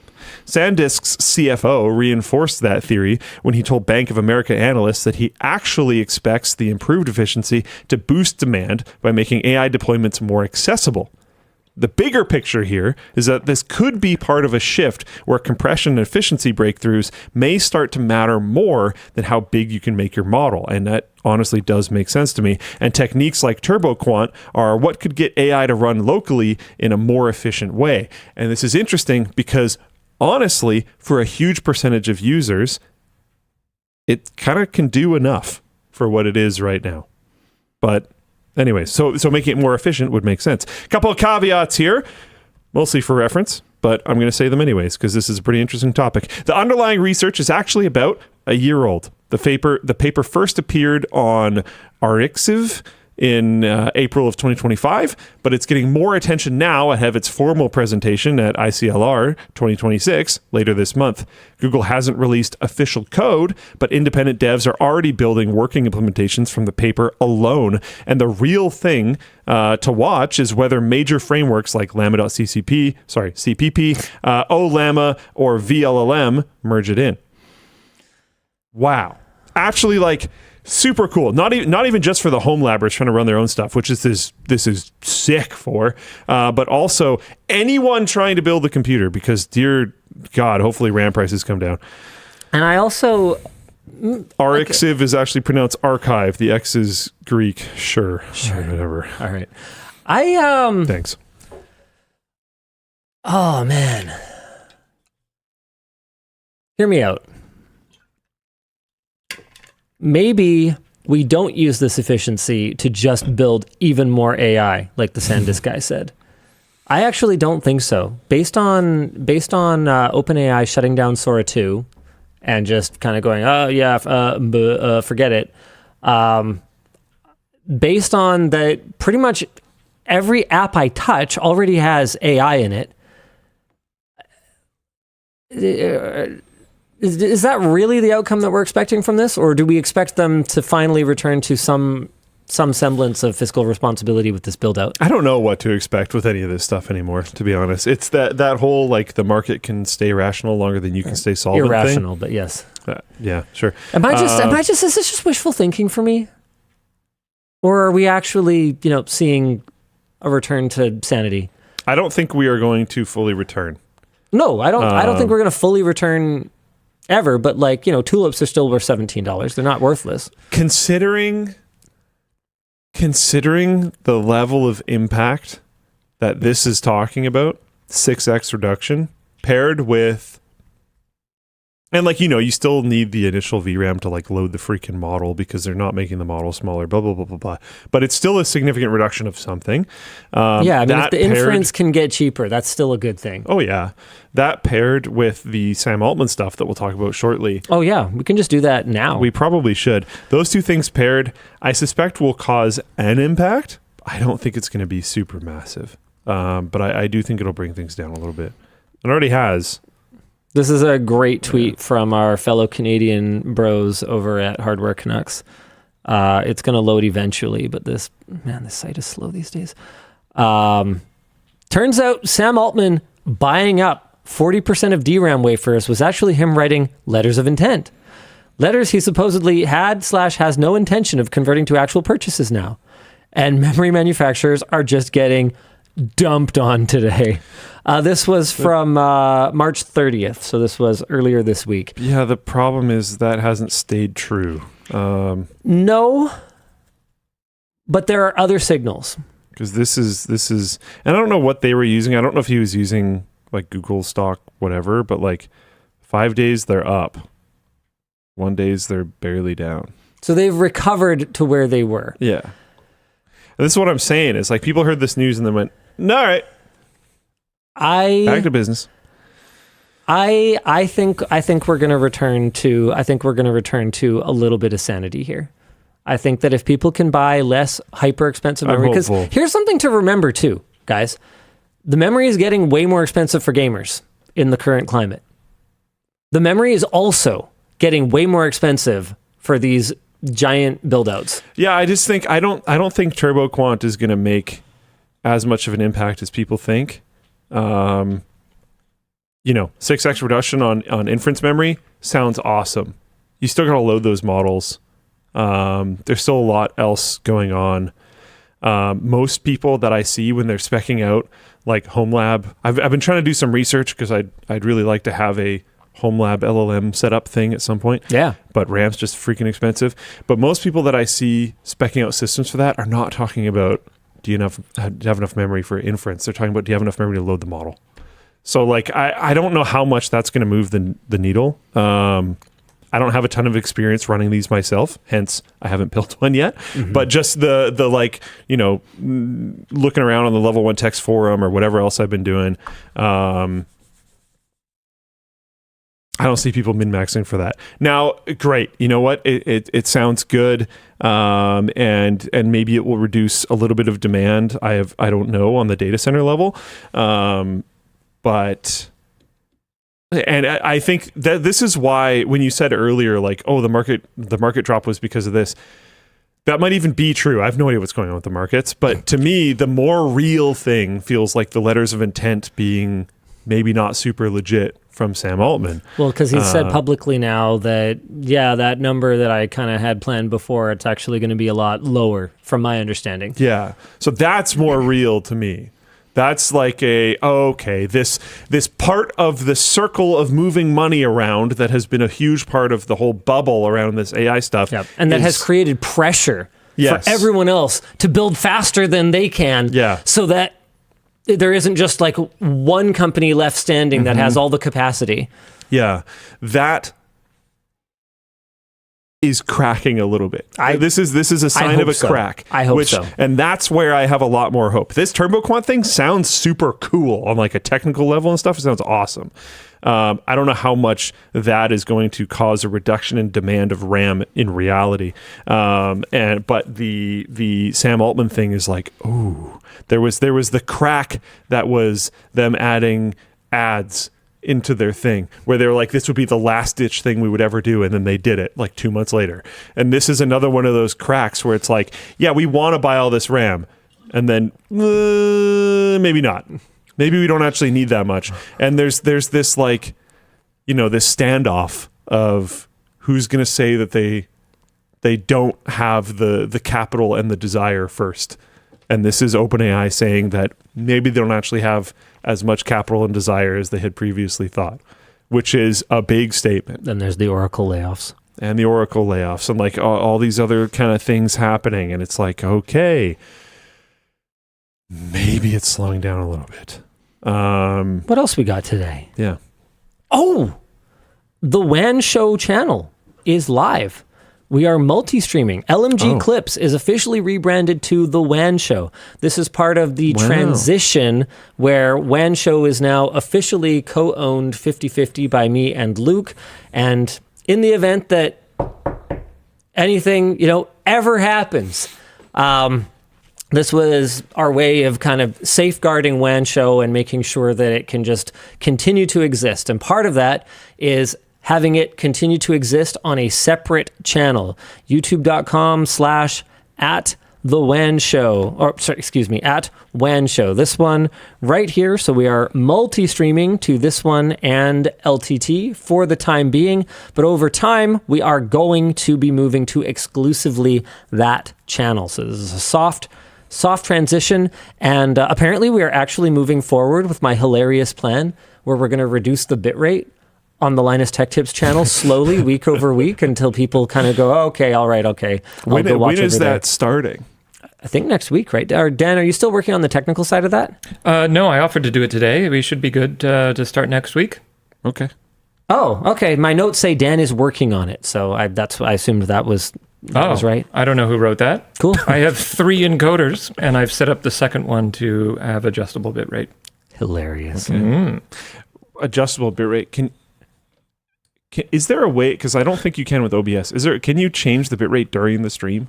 No, the encoder gets locked. That would be sociopathic. Like really starting fun. the show at high quality and then slowly degrading it. But I don't think so, right? I could probably do that with one of the cameras. Oh. Maybe? I can't adjust the encoder once it's running. I lean away from this. This is next level unhinged, you guys. This is just curiosity, really. I'm not actually like suggesting Can I you do put it. filters on this? I just like for me, like if I screw up the bitrate on a stream that I start, I have to end the stream to change it. That's my level of. Got it. So I'm like, whoa. I mean, that's not going to work. That's just a filter, though. Yeah, that's just blur. Yeah, you could tell that was just blur. Yeah. All right. Yeah. Dan's low cooking. bitrate feels kind of unique. I don't know. I wonder if we could data mosh live. That would be kind of fun. I'm going to try that. We don't really move around enough, but yeah, if you guys do this. Confetti cannon. Yeah. Yeah. Oh, yeah, that would work. All right. We're supposed to do the Floatplane announcement for this week. Yeah. We've had 88 weeks of documentation showcasing why WAN was late. Has why WAN Late been running for over a year? Oh. I guess. And almost 2. Although episode 21 is out, Linus still hasn't done a punishment for being the most late last season. Oh. If you have a suggestion for what Linus should have to do on the WAN show as his punishment, let us know in the comments on that most recent episode. Oh, I see. So it's over on Floatplane. Here it is. Linus showcases his Linux issues. Why is WAN Late episode 21? Okay. All right, good. Thank you, Sammy, for that very innovative engagement idea. I guess I have to do the thing. Anyway, while you're over there checking it out at lmg.gg/floatplane, we also have, some extras for you. Oh, cool. This is great. Early access. He needs a NAS. This is really funny. It's actually in the intro of the video, but Plouffe goes, have you noticed that in all the years I've worked here, I have never done anything with storage or networking? And I was like, oh yeah. No, I did not notice that, but yes, now that you say it. So it's just because it wasn't an area of expertise for him. And as part of rectifying that and also solving some just data management issues, and also because that man just cannot help himself. A new hobby shows up and he's like, oh yay, new hobby. He built himself a NAS. It's a really good video. His timing is terrible, but yeah, as you well know. Yeah. But he had a really good time doing it, and it's a really good video. That's cool. We also are finally releasing this. Oh, wow. Yeah, that's hold on. I'm just going to change this title a little bit. Talking about us being slow. Look, there was a lot of moving pieces on this one.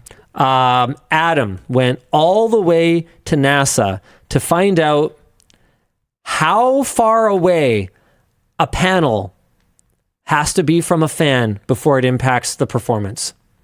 It's a pretty cool video I've with been some waiting to see it for so long. Next level real science. It was filmed so long ago that it talks about the Artemis missions in the future tense. Yep. Which I guess that's up early access over on Floatplane. Don't yet, because I want to show something fun. Some people haven't noticed that Floatplane also joined in on the festivities of April 1st. Oh. So we added loot boxes in the top right-hand corner. You can see up here, there's a little loot box icon. All right. And it's pretty innocent. This is all it does. You click it, it does a little animation, and then it pops open, and you get served a random video that you have access to. Wow. They added a Linus hole to this. That's because I got a prototype. What a pull! I got a prototype of this. That's a. I had some feedback. That's a rare Pokemon card right there. But yeah, it's kind of fun. So maybe check it out and click the loot box. All right, cool. We're supposed to do sponsors 1 and 2. The show is brought to you today by dBrand. Are you spending too much time doom scrolling on your phone and playing Xbox while watching the WAN show? You need to touch some grass, friend. Good news, though. dBrand has brought back their limited edition touch grass lineup of skins this year. So you don't have to give up endlessly looking at reels to get that sweet outdoors dopamine hit. There's no need to leave the couch to feel the sweet tickle of a meadow brushing against your fingertips. And they've even paired it with their new blue sky skin. So you're going to really feel like you're outside. And with gas prices as expensive as they are, a dBrand skin is probably cheaper than driving to the end of your driveway to touch real grass. Thank you for that, dBrand. That's good talking points. So bring the outdoors right to the palm of your hands. All you have to do is go to shortlinus.com, and you too can experience nature from the comfort of your couch. I actually saw my first touchgrass skin in the wild at that recent event at Sony in Japan. It was another reporter, and I don't know if I'm supposed to talk about this, but one of the reasons that dBrand told me that they made it a limited edition in the first place was that they had concerns about the durability of it. Yeah. So when I saw her MacBook, I was really impressed with how good it still looked. And that sort of aligns with dBrand's decision to bring it back. It ended up being, in my opinion, this is my opinion now, not dBrand, it ended up being, in my opinion, a better lasting look than I expected. It's pretty cool. I'm wondering if you can, right yeah, dude, my like gape mouth at the beginning was because that looks amazing. Well, yeah. A green Xbox, a green textured Xbox looks awesome. I'm kind of a bit of a hater of the Xbox. Just a black rectangle is very boring, but that's sick. Yeah, the touch grass thing. I also think it could be kind of fun, if I can scroll past this, to try to match up some of the blue sky and touch grass. I don't know. I don't know if you can do a mixture thing when you're checking out, but if you could make like Windows XP background bliss style, that'd be kind of sweet, actually. I do wonder how dBrand would do just like selling bulk skin of their skins if like if you I could feel just like buy I'd probably buy some touch grass. Yeah, if you could just buy like a 2 foot by 2 foot sheet or a 1 by 2 or something like that. Yeah. I don't know if they've considered it. Legitimately, this is not a conversation I've had with anybody over there. But yeah, let's move on to our next sponsor. Sorry, we went a little long on this one. The show is also brought to you by Odoo. Your business doesn't need separate apps for things like tracking sales, managing payroll, or juggling inventory and manufacturing. Our sponsor, Odoo, can help you keep your entire business operating on one simple platform. When you start a project, you can pop everything you need right into Odoo's CRM app to help you break down what stage of production it's in with things like budget and urgency easily displayed. Then, if your product or service is ready to hit the market, without leaving Odoo, you can start setting up a point of sale interface, making it easy to get things into customers' hands. Odoo is going to save you more time and headaches with inventory because you can set up replenishment strategies with min-max rules, and Odoo can even order more supplies auto-magically. And one of the best parts? If you only need one application, check that out over on the left. Odoo will let you use it for free. So if your business is smaller and only needs something like an e-signature tool, but you're currently paying for one, why not use Odoo's free option? Book a demo with a member of their team or get started with a 15-day trial, no credit card required at odoo.com/WAN. All right. hold on. I'm holding on. Hold on to what? Your microphone? It comes with one. And something else? Sorry, it comes with If you buy the touch grass skin, Oh. it comes with, a free blue sky skin. and the little clippy says it as well. Oh, adorable. So I am genuinely interested to see if someone can make like a Bliss style build through a combination of both. They were way ahead of you. Yeah, it's cool. Classic dBrand. Yeah, that's sweet. All right. Should we do Gmail? Now lets you change your old email name without deleting your account.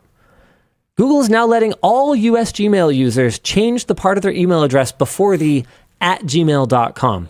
Your old address stays connected as an alias, so emails sent to it will still reach your inbox. That's pretty based.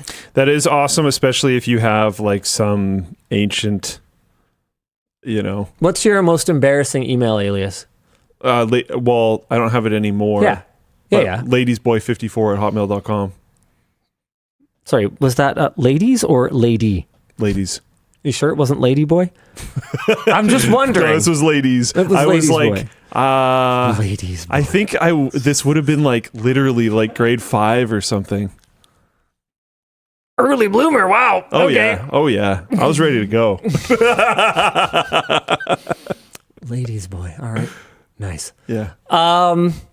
Yeah, I've talked about mine before, but mine's probably Moo the Cow at hotmail.com. That was not. And it had underscores too. So whenever I had to whenever I had to say it, I just felt like such an idiot. Yeah, it's moo_the_cow. And this is in the early days of email. So occasionally people would start writing the word underscore because like they didn't know what it was and stuff. It was not good times. I'm really glad that I moved on from that. But my later Hotmail actually is not much better. It's whatever. It was the_peanuts_gallery at hotmail.com. So long. Yeah, it was really long. Thank you. It's the first time anyone's ever said that to me. Yeah. But it's very funny, at least, because like the peanut gallery is like, the scrub like riffraff, throwing the peanuts or whatever. That's my understanding of it anyway. And so I was just like, yeah, I'm a riffraff, troublemaker. But then I changed it to peanuts because my name is Linus. Anyway, I don't use that anymore either. I think I'll just have to keep my work email forever at this point. Everything is tied to it. So I'll just keep that domain forever, maybe. I've done pretty good at keeping separation of church and state in regards to emails. Yeah, you should. I had so much stuff in my NCIX email that I really shouldn't have. And that was a problem a couple times. I also had a bit of a shock because of losing the Floatplane Club stuff. Right. And then it was like, I need to remember that these things are like right. We used to use floatplaneclub.com instead of floatplane.com. Yeah. I actually forget the whole story of getting the Floatplane domain. Well, I'd have to go back and watch the WAN show to know the story again. My good documentation for it is gone because it was in the drive of Floatplane Club. But I know most of the steps that happened. I know we flew down in person. You did. Yeah. Oh, sorry, I did. Yeah. I know that I had knocked on a literal actual door to get in touch with the guy. Yeah. Which will never not be an amazing story. Yeah. I'm pretty confident on the details, but I know that we have said the story on a previous WAN show, so someone's probably got a link to that. We just have to find it. And it was stonemason. Someone said he was a Mormon. I think it was stonemasons.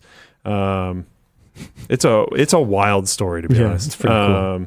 But yeah, I don't want to do it injustice by saying it wrong. So want some more good news? Look it up. Yes. It's good news when Yes. Spotify is adding an exclusive mode audio file feature for Windows PCs. This gives premium subscribers bit-perfect audio playback up to 24-bit 44.1 kilohertz FLAC. So just actually imperceptible from perfect quality. Yeah. This bypasses Windows Audio Mixer and hands Spotify full control of the audio chain. This means that while exclusive mode is on, no other apps can play audio through the same device, which is probably fine. And features like auto mix and crossfade need to be turned off to actually achieve bit perfect output. But hey, that's really cool. That's really cool. That's sweet. I mean, they only recently added lossless streaming last September, years behind Tidal, Apple Music, and Amazon Music. And now they're taking it a step further. So if you're at a Windows workstation and you want to just jam out to your Spotify tunes, you can get bit perfect quality. That is so cool. But our discussion question is, hey, Tidal has had exclusive mode for years and still hasn't beaten Spotify or even approached it in terms of market share. What is up with that? Nobody cares. But Spotify You have one man that you have worked with multiple times in the past who would disagree. Yep. Gentleman goes by the name of DMS. I am using nobody in a fairly excessive way, I guess. Dismissive. Yeah. The jerk market way. Masses don't care. No, I know. You're not wrong. And it's unfortunate, but we also have learned that with video quality and lots of other things as well. They'll think it's neat, but if they have to pay for it, it makes no difference. And they would rather pay for other things. That's fair. But you know what? Hey, competition makes more features for more people, and that's something that I can always get behind. And also just hard mid-pandemic. I don't have anyone who can cut my hair. Nice. The WAN Show buying our domain was crazy. That you could have cut. I was taking the opportunity to try to grow it out, and it just didn't work. I mean, it worked. It grew out. Yeah, success. It was educational. But yeah, apparently that clip, so there's a clip from back then that's 11 and a half minutes long where we talk about it. So if you want the accurate, actually quite fun story, maybe go check that out. All right, let's do it. I know you've been waiting the whole time. Artemis II is en route to the moon. Let's do it. That's your topic. Hit it. Oh, okay. Dude, okay, Where hold on. Before we start, yes. Did you see the shot out the window of the plane? Of the rocket going? Oh, yeah.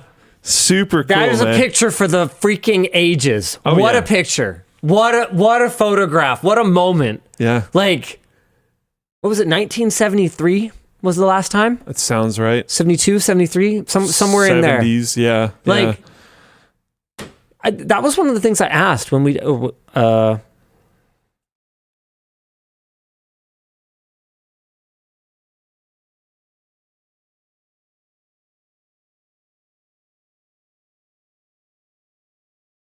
okay, so when you got that tour for me at NASA, that was one of the things that I like pulled the guide aside and was like, hey, you probably get this question all the time, but like literally the smartwatch on my hand is more powerful than all the computers involved in the Apollo lunar landing missions combined.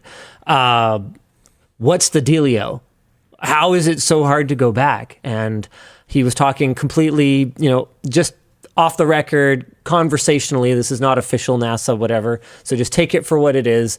One non-tour guide who was just having a conversation and basically is just like, well, you gotta understand that like the entire resources fundamentally of the United States federal government wanted to say F you to the commies and get there first. The kind of resources that NASA had at its disposal at that time was literally civilization changing, right? That's one. Number two is priorities.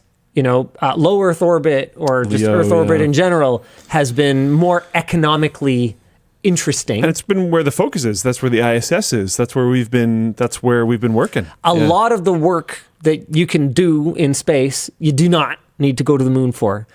The moon is like really fucking far. Okay, so that's two. And then number three was the longer it went, the more harder it became because people would retire out or die out who knew how to do it. It's, as far as my understanding goes, a pretty significant amount of it, because of the focus being on LEO for so long, has been similar to something like making like advanced CRTs or those machines that you guys used for, well, not you, but you contributed towards restoring Reboot. Oh, those tape decks. Yeah. It's like the expertise is retired out or passed away or onto something else. The spare parts, nobody makes them. The money's not there anymore. Yeah. And things aren't getting cheaper to make. No, not really. Like, I don't think you could build a Saturn V rocket today for cheaper than you could have built it back then. Realistically, there are some things. That scale and that level of one-off and those types of things, like mass production is making things a lot cheaper. Sure. But yeah, crazy. And there are other options. Like there's, some of the SpaceX stuff could get us there and stuff, but they're commercial.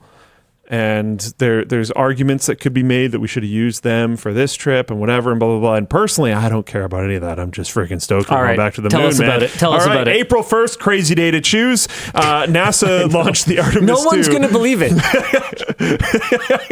The first crewed mission since Apollo 17 in 1972. It's a crewed mission to the moon. No, we're not landing, but... Still, it's the first time humans have headed there in general in over 50 years, which is crazy. The final engine firing a translunar injection burn happened Thursday at 7:49 p.m. Eastern Time, fully committing to the 10-day mission by propelling the Orion spacecraft out of Earth's orbit towards the moon. This final burn could have been called off if engineers were concerned about the spacecraft systems, resulting in a continued orbit around Earth until the landing route was plotted, but it wasn't, which is freaking awesome. After the mission launched, mission commander Reed Wiseman reported that he was having issues with Microsoft Outlook. Here comes a quote. I love it. Go for it. Do it.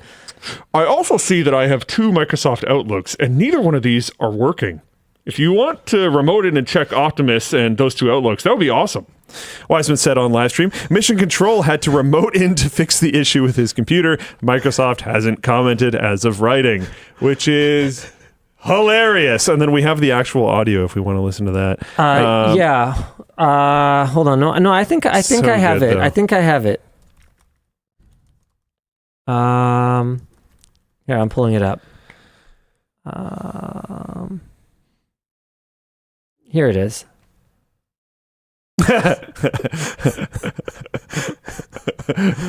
Hold on, we just gotta skip here. Hold on, where is it? Yeah, I forget exactly where it is, but it's somewhere in here. Yeah, there's been a lot of, I don't know, it's just so energizing. I was talking to a good friend that works over at NASA, and I was saying, like, there's a lot of bad things going on in like the world right now, but it's oddly uplifting that we're going back to the moon. Like, something about that is just so cool.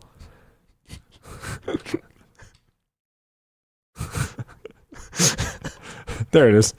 But yeah, I'm pretty sure that's canon now. It's great, and there's also this show that I've never seen or heard of before, but there's this really cool quote from it that is like, I know there's no sound. You don't need the sound to know what he's saying. The lessons of Icarus isn't that we need to not fly so close to the sun. The lesson of Icarus should be that we need to build better wings. And I'm just like, that is just such a cool quote. I don't know the show. Somebody probably knows. I don't watch that much TV shows, but solid. I got linked like that clip, and I was like, man, that's freaking sick. It's just so, it feels like good human progress again. But the AI stuff has so much ick with it. But like, going and being amongst the stars again is just so cool, and like progressing towards this idea of having a moon base is awesome because that's really fun. I'm going to mourn the ISS, but it's cool that we're doing something else, and it's just Are you low-key kind of excited that there's a Canadian on board? Oh yeah, absolutely, and he's awesome, and all the interviews with him are super cool. I'm happy he's a part of it. It's really cool that Canada is able to participate in stuff that NASA does. It's nice to see during a time of somewhat frigid relations, which has been such an amazing thing about the ISS the whole time, that Canada and the US are, doing this together. It's kind of weird that before it was a really cool thing that existed during rough relations between the US and Russia. Yeah. And now space travel stuff is a really cool thing to have during tense relations between the US and Canada. Yeah. It's like this space stuff just tends to bring people together, which I think is just so cool. And there's all these quotes of astronauts going into space and then looking back at Earth and feeling like our petty little squabbles are not things that we should worry about, and we should be focused on other things because of this tiny little pale blue dot. And it's just, it's so cool. Dark Guy 2 has a really good message in Floatplane chat. Says, I think a lot of people just assume that human knowledge is magically cumulative. Once something's learned, it's learned forever. But maintaining knowledge takes actual effort, and tons of stuff has been forgotten. And I think that's a really important message right now that is being felt very strongly by anyone who still remembers the events of the early to mid 1940s. We really, as a species, do not have a species-wide memory, and it really does take work to remember things. I'm so glad to just see people working together. Yeah. To do something really cool. And it's exciting. I haven't been able to stop just looking at the news about it. It's just exciting and fun and cool and ludicrously expensive. Yeah. But like, I don't know, in like a lost porn kind of way, it's kind of fun to watch in that way as well. I've been struggling on whether or not I should address this one, but there's a comment in Floatplane chat, IMSIS, saying getting to the moon is not getting amongst the stars. On the scale of the nearest star, you essentially haven't left the Earth, except you have. Like the distance between 1 and a million and what I think is a billion is basically a billion is what they're saying. Yeah, the Earth is amongst the stars, so that's fun. But I'm considering basically going to outer space at all. Every time, watching any launch that goes into outer space, whether it's low orbit or not, I think is cool and exciting. And this is a form of progress. And there's theory that a base on the moon could help us get towards Mars and all this other kind of stuff. And we're actually like doing stuff again. Space progress felt very stagnant for a long time. And SpaceX, in a lot of ways, really sparked it again, which has been really awesome. And this feels like a really cool step forward, and NASA actually really doing stuff again, which I think is really cool, because I don't personally love the idea of it all becoming privatized. I think there being both is really good.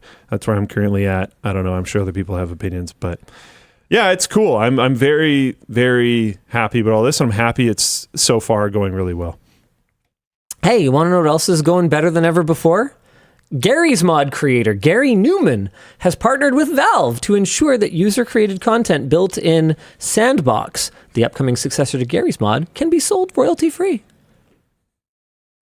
Yeah, that's cool. That's super cool. I was never a big Garry's mod guy. I played, what's it called, hide and seek, like once. That's where you're like objects or something like that, and you disguise yourself as like a tin can, and you go around, and then they have to try and find you. Is that called hide and seek in Garry's mod? Prop Hunt. That's the one. Yeah. So I played Prop Hunt like once on like a stream with someone or something, I think. So I was never a big Garry's mod guy, but obviously I'm an enjoyer of, the silly videos and shenanigans that come out of Garry's mod. This is super cool. It's always nice to see Valve do based things. They don't do everything right, but they do seem to sort of generally try to do cool stuff for the most part, and I love to see it. Oh, I'm supposed to do a couple more sponsors, and then, man, we still got quite a few more like good news topics. It's amazing when you go searching for good news, how easy it is to find. And when you allow yourself to be in a negative echo chamber, how easy it is to get enveloped by it. The show is brought to you today by SquareSpace. Starting a business but not having a website is kind of like going to an archery range without shoes on. You might just be shooting yourself in the foot. Aha, very funny. Our sponsor, SquareSpace, is an all-in-one website platform that's going to help you and your business hit the mark. Whether you want to pick from tons of templates or use their design intelligence tool to create something more personal, SquareSpace can help create something that fits your brand identity. They have made it even easier to run your business through their platform, too, thanks to direct invoicing with payment options like Direct Debit, Apple Pay, Klarna, and more. There's millions of URLs still out there. If you were worried they were all gone, they're not. And Squarespace's domain search tool will help you find the one that's right for you. And once your site is up and running, you can keep track of its performance with a variety of analytic tools that Squarespace provides. We've even used Squarespace extensively in the past, including for LinusMediaGroup.com. So there's no excuses. If we can do it, so can you. Start building your website today and get 10% off your first purchase by visiting squarespace.com/WAN. The show is also brought to you by Proton. You might have heard some rumors about me, that I was born knowing all of the tech tips, that since I was a baby, I knew how to authenticate with multiple factors, that I sent my first email before I could walk. None of that is true. None of us were born online. We weren't molded by it. We didn't see an inbox until we were grown. Proton knows this. They understand that there was a time when we used to have much more privacy, and that's why they built Proton Mail, to help regain some of that. It's an email platform that blocks tracking pixels, doesn't feed you ads, and doesn't scan your emails to feed large language models. It's just a privacy-first email option with end-to-end encryption. They even make it easy to port from your current email provider to Proton with just a couple of clicks. So don't wait. Protect your digital privacy by checking out Proton Mail using our link down below. All right. You want to pick some good news? Yeah, Steam fixes regional pricing issues. Wow, good news, WAN Show, multiple Steam topics. Valve is making changes to how it's handling regional pricing after users complained about pricing being 20 to 30% more expensive in certain regions. Steam's new regional pricing tool has a more up-to-date data for exchange rates and purchasing power across 37 currencies in 4 regions. Developers can either automatically adjust their pricing via exchange rate, purchasing power, or multivariable conversion. And Valve has said that this most closely matches the method that was previously presented in the pricing tool. That's the multivariable conversion thing. Publishers can still manually set pricing if they want to. But yeah, cool. That's cool. Our discussion question is, Canada is often lumped in with the US as an economic region. So that's why forever, LTT has talked about pricing in terms of US dollars for the products that we're talking about, whether it's phone or laptop or whatever, because Canadian pricing is not Canadian pricing. It's just US pricing times the Canadian dollar exchange rate. For the most part, there are exceptions. But our question is there such a difference in purchasing power that Canadians should receive different pricing? I actually kind of think so. It's complicated because Hasn't always historically been so. and our incomes tend to be lower. But our healthcare costs, such as they are, General when they upkeep come up, expenses are lower. generally tend to be lower as well. Our gas prices are higher. It's been funny watching Our Americans housing freak prices out are about their higher. gas prices. It's just like, first time? Yeah. Well, welcome. Yeah. Oh, and then meanwhile ours are even worse. Yeah, like dairy's more expensive. Like there's a lot of stuff that's just like plain more expensive, like cheese. Cheese is so cheap in America. You guys have no idea how good you have it. God, I love cheese. Yeah. Yeah, games though. Is our purchasing power lower enough that we should have? Probably not. Maybe yes. I don't know. It's tough because any perspective that we have is going to be skewed by our upbringing, especially our specific It's also region. very self-serving to say yes. Yeah, I mean, yeah, sure, So yeah. I'm trying to be realistic, and I don't know how much of, like, I think the average Canadian has less purchasing power than the average American. That would be a guess. That feels true. After everything comes out of the wash, I feel like that's probably true. But what about median? Yeah, I don't know. No idea. Average, I don't actually It's also know. just so different. Like it's actually very, very different being somewhere with socialized Medicare versus being somewhere without. Yeah, it really depends. It depends. Do you have a pre-existing condition? If you do, you're probably way better off up here. Like Yeah. way better off up Yeah. here. Or it depends on your employer too. Like a lot of states have what's called at-will employment, which blew me away the first time I heard of it.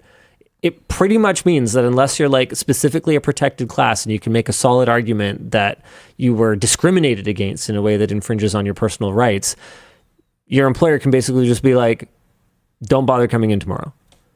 Which is like wild to think about in like a modern country. Yeah. But that's like, someone says at will is for all states, and I hadn't heard that. I'm pretty sure that's not true. Montana is the exception. Okay, why don't type in all caps all states then? It's not all states. Montana's a state, for crying out loud, you guys. I was technically correct, which we all know is the best kind of correct. Yeah, anyway, so that blew me away. And that's really horrible. And then it compounds when you consider that your employer a lot of the time is tied to like being able to get healthcare there. Whereas here it's not as much. I'm just looking into things. So like, oh man. Employment at will applies only during 6-month probationary period is like a few different states. Yep. State has public policy exemptions. Good faith applies. Like it's in classic American style. Every single one of them is a fun, unique little snowflake of their own rules. Dude, when we were figuring out taxation rules back when we were starting up Floatplane, It's absurd. it sometimes down to a county level, Yeah. it would work differently. And we're kind of sitting here going, well, this is impossible. Surely there must be a service that just does all this for you. It's really kind of cool in some ways and just horrible in other ones. It's, yeah, as per usual, there's upsides and downsides to basically everything. I'm not talking about at will, to be clear. I'm talking about just the states, all the states being so different. That's wild, man. Yeah. Like, and there's so many ways to manipulate it. Like the whole Vancouver, Washington thing. Oh, yeah. Well, I talked about this a lot back when we were starting up because I was like, the biggest hack seems to be to just live in the other Vancouver because Washington had no income tax of any sort at the time. I think they still don't. I have no idea. And then Vancouver, Washington is right on the border with Oregon. So a lot of people who live in Vancouver, Washington, from my understanding, would go shop for like groceries and essentials and cars and just like anything down in Oregon State where they have income tax but no sales tax. So you would get the best of both worlds. No income tax and no sales tax when you go to buy stuff. Which is just wild.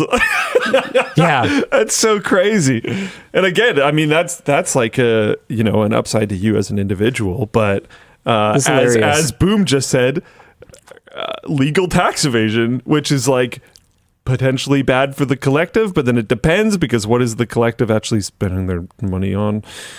More bombs, I guess. Crystal says, oh yeah, we're at 6% in Cedar Rapids, and then Iowa City, 40 minutes away, is 7%. Just, sure. Yeah, that's wonderful. Who knows? Oh, man. I know multiple online platforms who have looked at taxation in the States and just been like, well, this is basically impossible to solve. We'll just wait until we get in trouble for it. And there are companies who their entire premise is we will help you deal with taxation in the States. They get it wrong so much. Who can't handle it. They get it wrong all the time. It has caused That's their whole job. serious problems for us over the years because we actually try to do things properly. It is, oh man. Oh. Avalara and cry. Avalara isn't perfect either. Oh, yeah, right. Oh, yeah. Oh, Avalara gets it right every time. Sure. It's buddy. Wild, man. It's yeah. Fun times. Yeah, I've learned this lesson so hard, so bent over, so pants down. It's not, no, it's not perfect. Below Butane just said, my state has 80 counties and technically every county is a separate tax district. and then you have to scale that across all the states and then be on top of what every single one of those is doing. And it changes. Oh, man. So cool. Very good. Sick, dude. 3,143 counties. Yeah. Yeah. Oh, I didn't boy. realize Dan's mic wasn't open, I guess. Yeah, sorry. That's what I was reacting to. All right. Hey, but in other good news, Neuralink patient plays World of Warcraft with his thoughts. Wow. That's right. Neuralink continues to improve. We now have a patient playing World of Warcraft using only his mind. John L. Noble is a veteran who was paralyzed from the shoulders down in 2016. And is the 18th patient to receive the Neuralink N1 implant. After receiving the implant in December of 2025, Noble has been practicing using a MacBook, where using it was second nature after just 3 weeks of practice. Whoa. By day 80, he decided to try playing WoW. He says he is raiding and exploring Azeroth hands-free, full speed, no mouse, no keyboard, just intention. And what's crazy about that is I've got the video up here. What's crazy about that is you can see at the bottom of his screen here, for people who haven't played before, all these little tiles. Those are different skills and abilities. So he's using all these different things. It seems like you can see his mouse cursor. Do you see this thing? I'm trying to point at it with mine. But you can see a circle kind of floating around. So it looks like he's mostly playing the game through, I think right here, I think this is movement inputs. I'm not entirely sure. No, he's moving without that because you can tell his mouse cursor's up there. Wow. But he has all these different abilities and he's playing the game still. And I don't know, to what degree he's able to do multiple inputs at a time or whatever. I have no idea. But the fact that he can play successfully at all, I'm in. Is what you're doing it. I'm in. You're letting Elon put some chips in your brain. I don't want him to do it personally. No.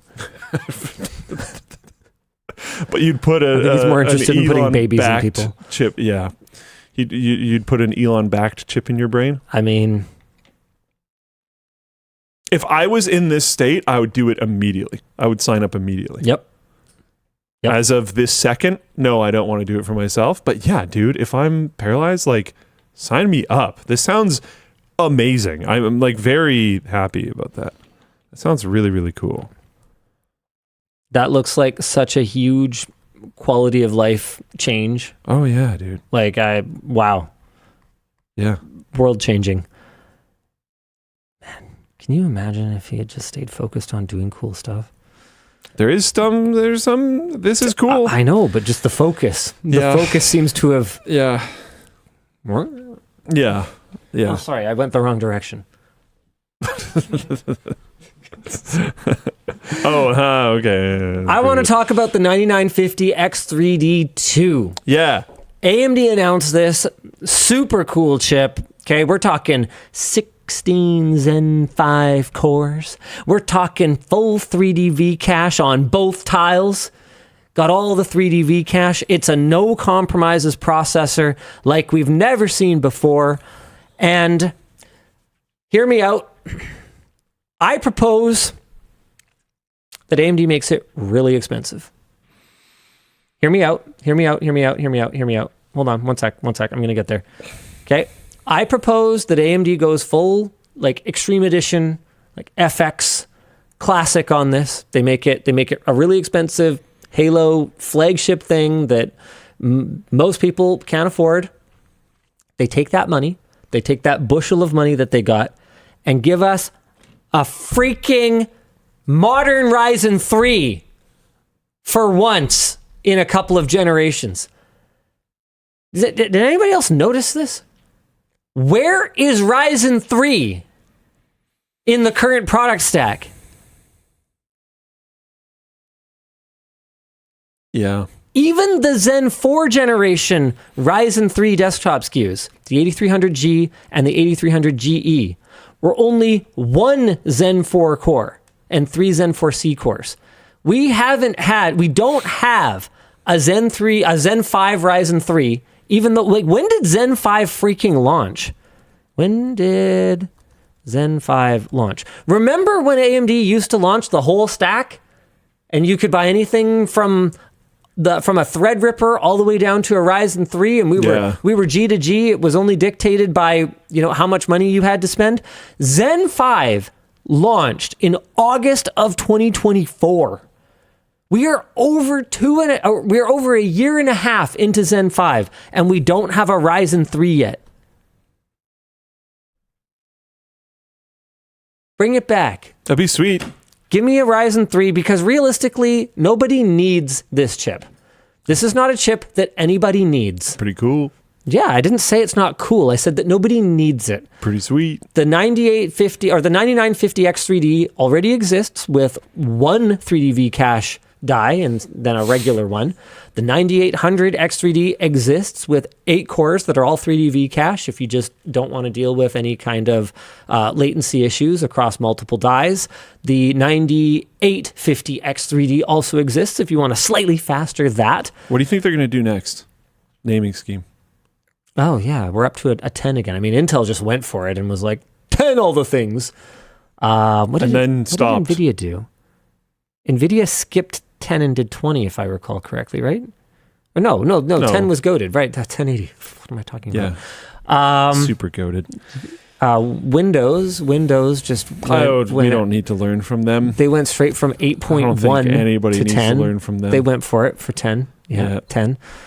Maybe they just go. Yeah, maybe they just go 10, whatever. Whatever. This is a distraction. I want a Ryzen 3. So this cool chip sounds super cool and is really interesting. Nobody really needs it. I'm going to die on that hill. Nobody needs a 9950X3D2. If you're all about the gaming, you can get a 9800 or a 9850X3D. If you're all about the multi-core, you can get a 9850X3D not 2. You can get the regular one and you could still game and still do multi-core things on it all day if that pleases you. Nobody needs this chip. So AMD, price it really high, take that bushel of money and use it to make a Zen 5 Ryzen 3. It's time. It's finally time. Do it. No balls. Do it. That's it. I just wanted to talk about that. I don't know how to pronounce this. Why Byron did something on Floatplane chats. It pointed out that during the WAN show, assuming we don't kill it in the next couple minutes, but like during the WAN show, the Artemis II will be closer to the moon than to Earth. Pretty cool. Dude, when I was looking up the speed that they were going, like how many thousands of miles per second it was or whatever. A lot of people realized during that launch how freaking far away the moon is. Because they're like, wait, why isn't it that close to the moon yet? It's like, yeah, it's going to be a while, dude. It's, yeah. Yeah, what's the... what's the speed of it? Speed of Artemis II per second. Oh, it's like 20. It's like completely obscene. 25,000 Yeah. miles per hour, or roughly 7 miles per second. Sorry, I had that wrong before. According to AI Overview. Hold on a second. Okay, Wikipedia. I thought it was 24 something is what it's currently. Let's see. 25,000 miles per hour, says Wikipedia.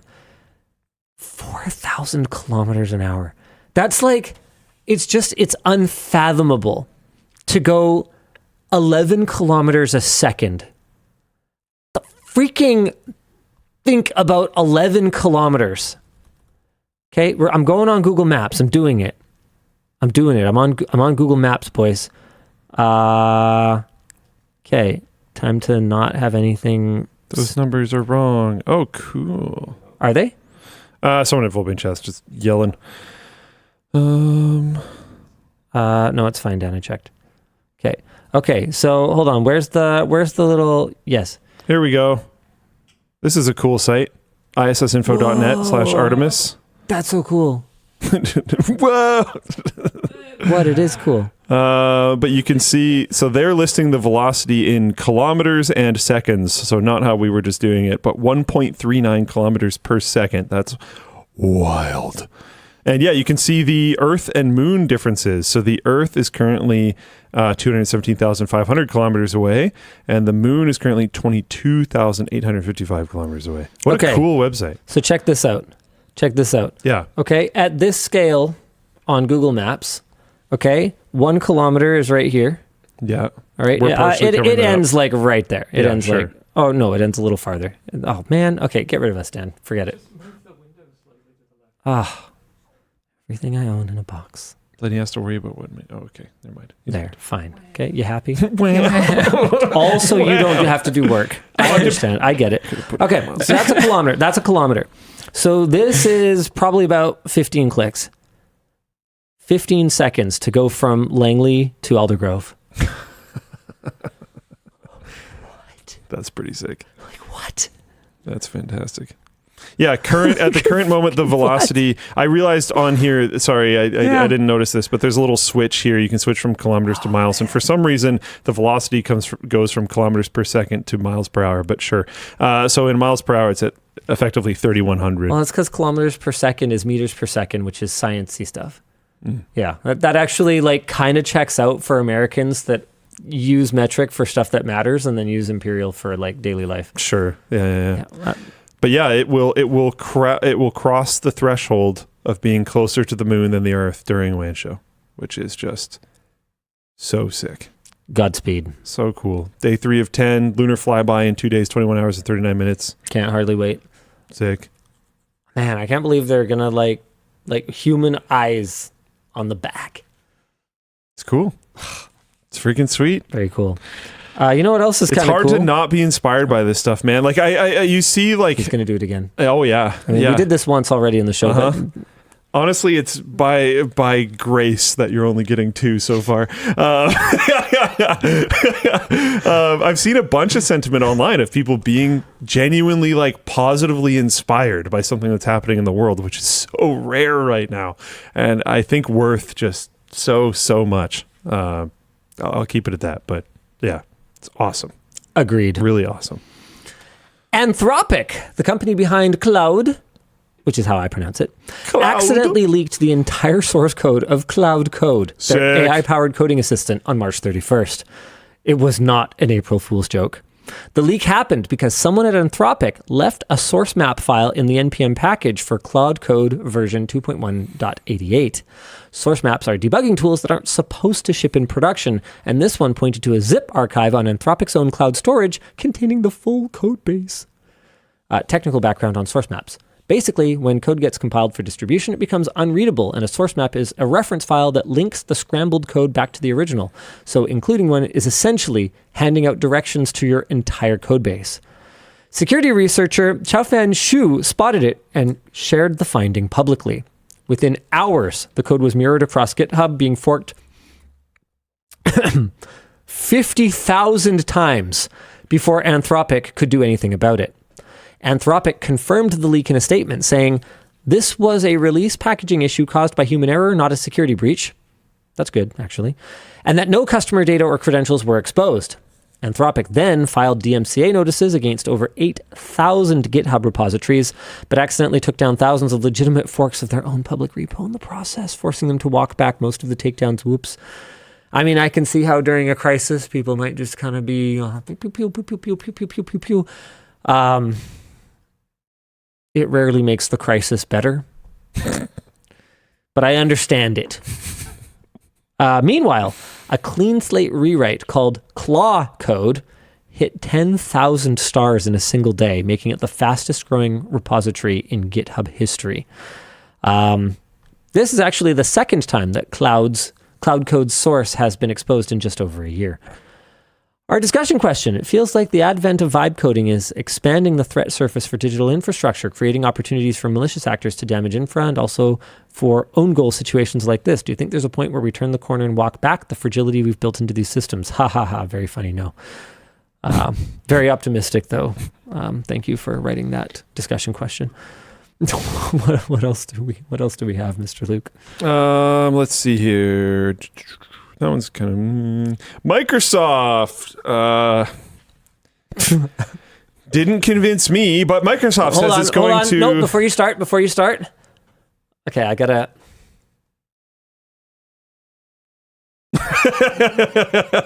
Microsoft says it's going to improve Windows search. Sure. I like it. Microsoft's Pavan Davuluri recently released a blog post entitled Our Commitment to Windows Quality. I think we talked about that on WAN, where numerous pledges were made to improve the current state of Windows. Windows Shell product head Tally Roth has been actively replying to user feedback, claiming improvements coming to Windows search, stating simpler and less distracting are definitely in the mix. Some of the focuses Microsoft is working on are that installed apps appear instantly and consistently. Core system components are always discoverable. And local files are ranked higher than external suggestions. Wow. How the f*** did it take you this long? This is my naive I believe you face, by the way, that I've been doing this whole time. How are we supposed to trust a company that didn't prioritize all of that in the first place? Insane. This is still good news WAN news, though, because publicly acknowledging at least they're saying it. At least they... It's a step. At least they know. It's a step. Oh! It's a step at least vaguely in the correct direction. I don't know if I'm going to say confidently enough that it is in the right direction. I hope so. Because I haven't seen any action from it yet. Angry Panda PC says, "How hard was this?" Maybe it's not a step. We're gonna stop the orphan grinding machine. Yeah. It's like, why did you have one? Yeah. You're like, I thank you, but why? Why was it ever turned on in the first place? And who kept putting orphans in it? So I think it's yeah. Kit in Floatplane chat said intentions of a step. I think that's more accurate. It's not that they stepped in the right direction. It's maybe that they looked that way at least once and thought about it. They're thinking about it. No key in the chat. It's almost like indexing search and making it offline only was the whole point of search. Yeah, that's what an index does, isn't it? Am I misunderstanding? Desperately never need search to look at the internet ever, and it shouldn't for anyone, and that sucks. I wouldn't mind it as a toggle. Sure, toggle would be fine. It's right there. That starts off. It's right there. That would be fine. And it should use whatever browser I tell it and not ever change it. Ever. Not even one time. Yeah. Okay. That was the most angry I've ever been about good news. Yeah. But it's still good news. I'm still feeling good. It's that whole pain of fixing thing. They might be fixing it. Right. It might be happening. But it's been so long and so frustrating and so annoying that you rip the Band-Aid off. It feels bad. You cut open in order to do surgery. That is painful. It feels bad. You need to blah, blah, blah, blah, blah. There's negative parts to fixing things. And I think this has been so frustrating for so long. And there's been so many seemingly bad intentions involved that it's just... Anyways. This is cool. Researchers have developed ground-penetrating Wi-Fi tech with a 100-meter range. This magnetic induction method of transmitting signals underground could help reach people who are trapped or lost. South Korea's Electronics and Telecommunications Research Institute has demonstrated wireless communication 100 meters underground using magnetic induction rather than traditional radio frequencies, which get absorbed by soil and rock pretty much immediately. The system uses a 1-meter loop transmitting antenna on the surface and a small handheld receiving sensor, and was tested in a limestone environment specifically chosen because it's one of the worst possible conditions for radio signals. The data rate is not high, just 2 to 4 kilobits per second, but that's enough for voice communication. ETRI is already working to shrink the technology into something that could fit in a smartphone, with potential applications in mine rescues and underground construction. Our discussion question is, they're already looking at putting it in smartphones. Well, if magnetic induction can punch through 100 meters of solid rock, what does that mean for connectivity in places that have never had it before? I remember I did a really cool course in high school that was just called Technology. Imagine, me being interested in that. And our final project was a submarine. So you had to put 3 motors on it so that it would have full 6 axes of movement. And you had to achieve neutral buoyancy. So the final exam for it was you had to put it into a tank. It had to never touch the top, never touch the bottom, and then you had to actually sounds pretty complicated navigate for high school. That's a thing. Cool. Yeah, it was super cool. That's wicked. It was simpler than it sounds because our controller, so part of the project was waterproofing the motors. So we embedded them in film canisters, which were a thing when I was in high school. They were readily available. We embedded them in film canisters. And used in lots of projects like that. And then sealed them in paraffin wax. So we had to make the motors waterproof. Then we had to run lines to them. And we just had an umbilical cord that went up to a controller that was essentially just 3 toggle switches. So you could toggle your motor forward, off, or backwards. And anyway, so yeah, you had to do a thing, and it had to not touch the surface, not touch the walls of the tub, and not touch the bottom, not a bathtub like a tank. Anyway, it was a real hassle. That umbilical cord, that umbilical cord sideways. I got a good mark, and I did manage to achieve the mission objective, but it wasn't exactly flexible, and so having that umbilical cord on it sucked. Could we use this for underwater? Very interesting. Controls and stuff. That'd be cool. Live streams underwater right now, you have to run a cable. Yeah. Yeah, you just have to. Just communication in general. My understanding is you just have to run a cable. Yeah. That would be so cool. Yeah. Ooh. Lowlander? Yeah. Land party in a cave? Yeah. I don't know what the appetite would be for that type of content. I think it's one of the first things that our dear friend Austin Evans sent me this morning. Spacelander. He goes, Highlander 2, my friend, because he saw yesterday's video. Oh. Yeah. So for those who are relatively new to the channel, we hiked to the top of Mount Elbert with some of our friends in the tech space, including Austin Evans, and we got a Guinness World Record for the world's highest elevation land party, which was actually broken, which I love, because in a way that legitimizes the fact that anyone else even wanted to, legitimizes what we did, in my opinion. Yeah. We got one, I wouldn't call it good news. I don't know what kind of news to call it, because... Dude, sorry, one sec. With portable routers... Oh, the military apparently uses ultra-low frequency RF for underwater. But I don't know, would this be better? Anyway, carry on. With portable routers, and if you don't want to count phones, like Steam Decks and stuff, it would be so much easier these days. Because we had that lead acid battery. Oh yeah, to do a LAN party. Oh yeah, 100%. With little tiny puck routers and stuff now. Oh yeah. Anyways. Okay, so basically, what I'm trying to understand here, there's a bit of growing antagonism towards Ubiquiti, the networking company. So let's go through this, and then let's talk about it, because I'm trying to wrap my brain around it a little bit here. Members of the self-described anti-authoritarian art movement, Pussy Riot, have occupied Ubiquiti's Manhattan headquarters, accusing the American tech company of powering Russian war crimes. Since the disabling of Starlink, Russian soldiers have been said to favor Ubiquiti hardware as a replacement. Which I must say is automatically confusing. So, just a second. Well, it's the long-range dishes. Sure. It's just not the same thing, though. It's not.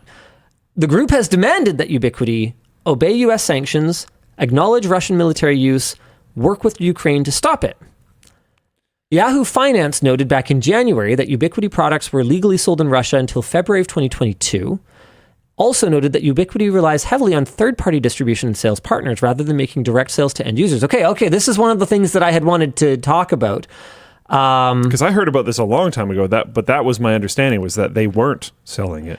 Okay, so this kind of showed up in my Twitter feed a little bit, and I was like, okay, hold on a second. And I'm wondering if the people demanding this understand fully what they're asking for. Right now, Ubiquiti is one of the few, and at their scale, the only, network infrastructure companies that is not trying to turn everything into a gate-kept cloud subscription service for the hardware that you bought. With insane amounts of them having the ability to track and sniff and blah, blah, blah. And blah, shut blah. down hardware that you own. Yeah. It feels to me like Ubiquiti, I have not seen any actual evidence that Ubiquiti is complicit in any way. They're certainly profiting. If their third-party resellers are buying Ubiquiti equipment and breaking the law and they could and selling it to Russia. They could be, they could know what one of those third-party sellers is facilitating that and still be working with them. I have no idea. That they might. I haven't seen... And that would be a bad, but I have no idea. haven't seen evidence of that yet. However, it feels like... however, I don't believe that Ubiquiti has taken any actual direct action to profit from this conflict.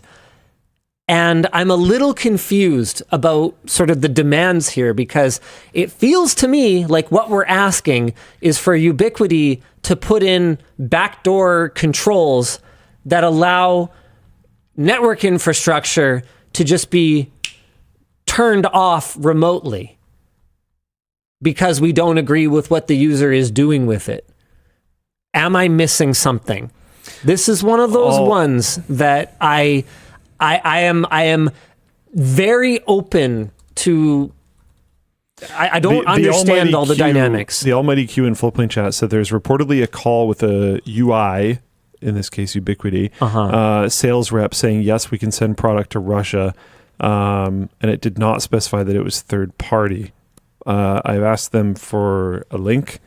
Okay, but even if that were the case, there was this one time that an LMG employee said something. That doesn't necessarily mean that leadership knew or approved or agreed.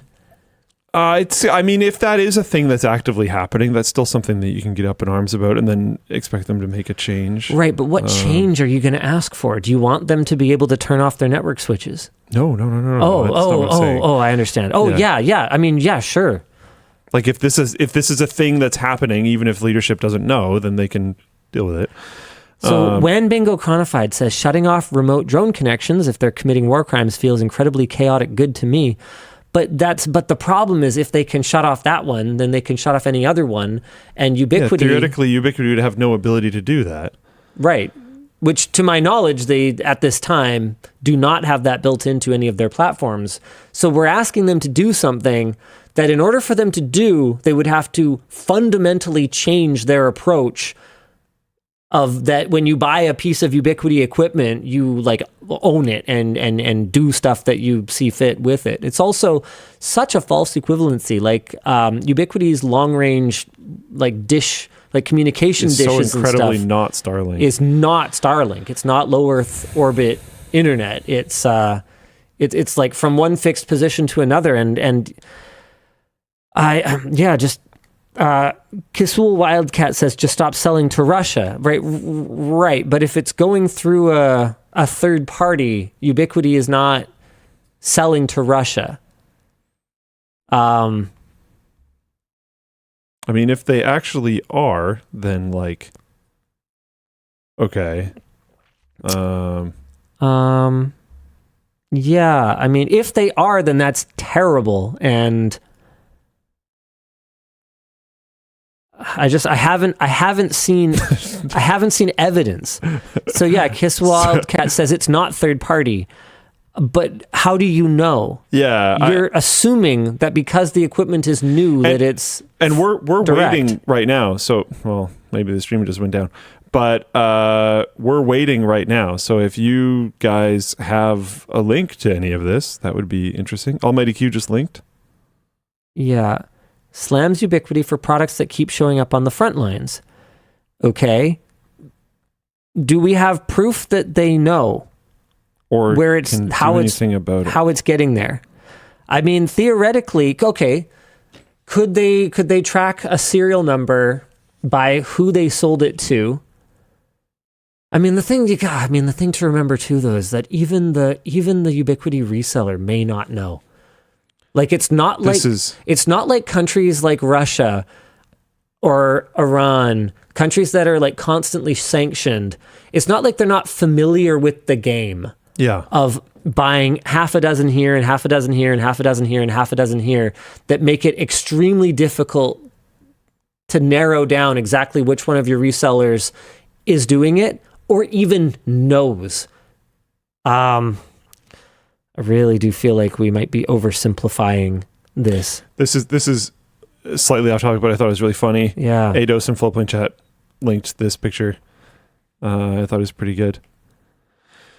Cisco firewall to protect against Chinese backdoors. Huawei firewall to protect against US backdoors. Checkpoint firewall to protect against Russian backdoors. Fortinet firewall to protect against Israeli backdoors. Palo Alto firewall. I don't know. The cool kids have them. PFSense firewall for good luck. And then finally the internal network. Yeah.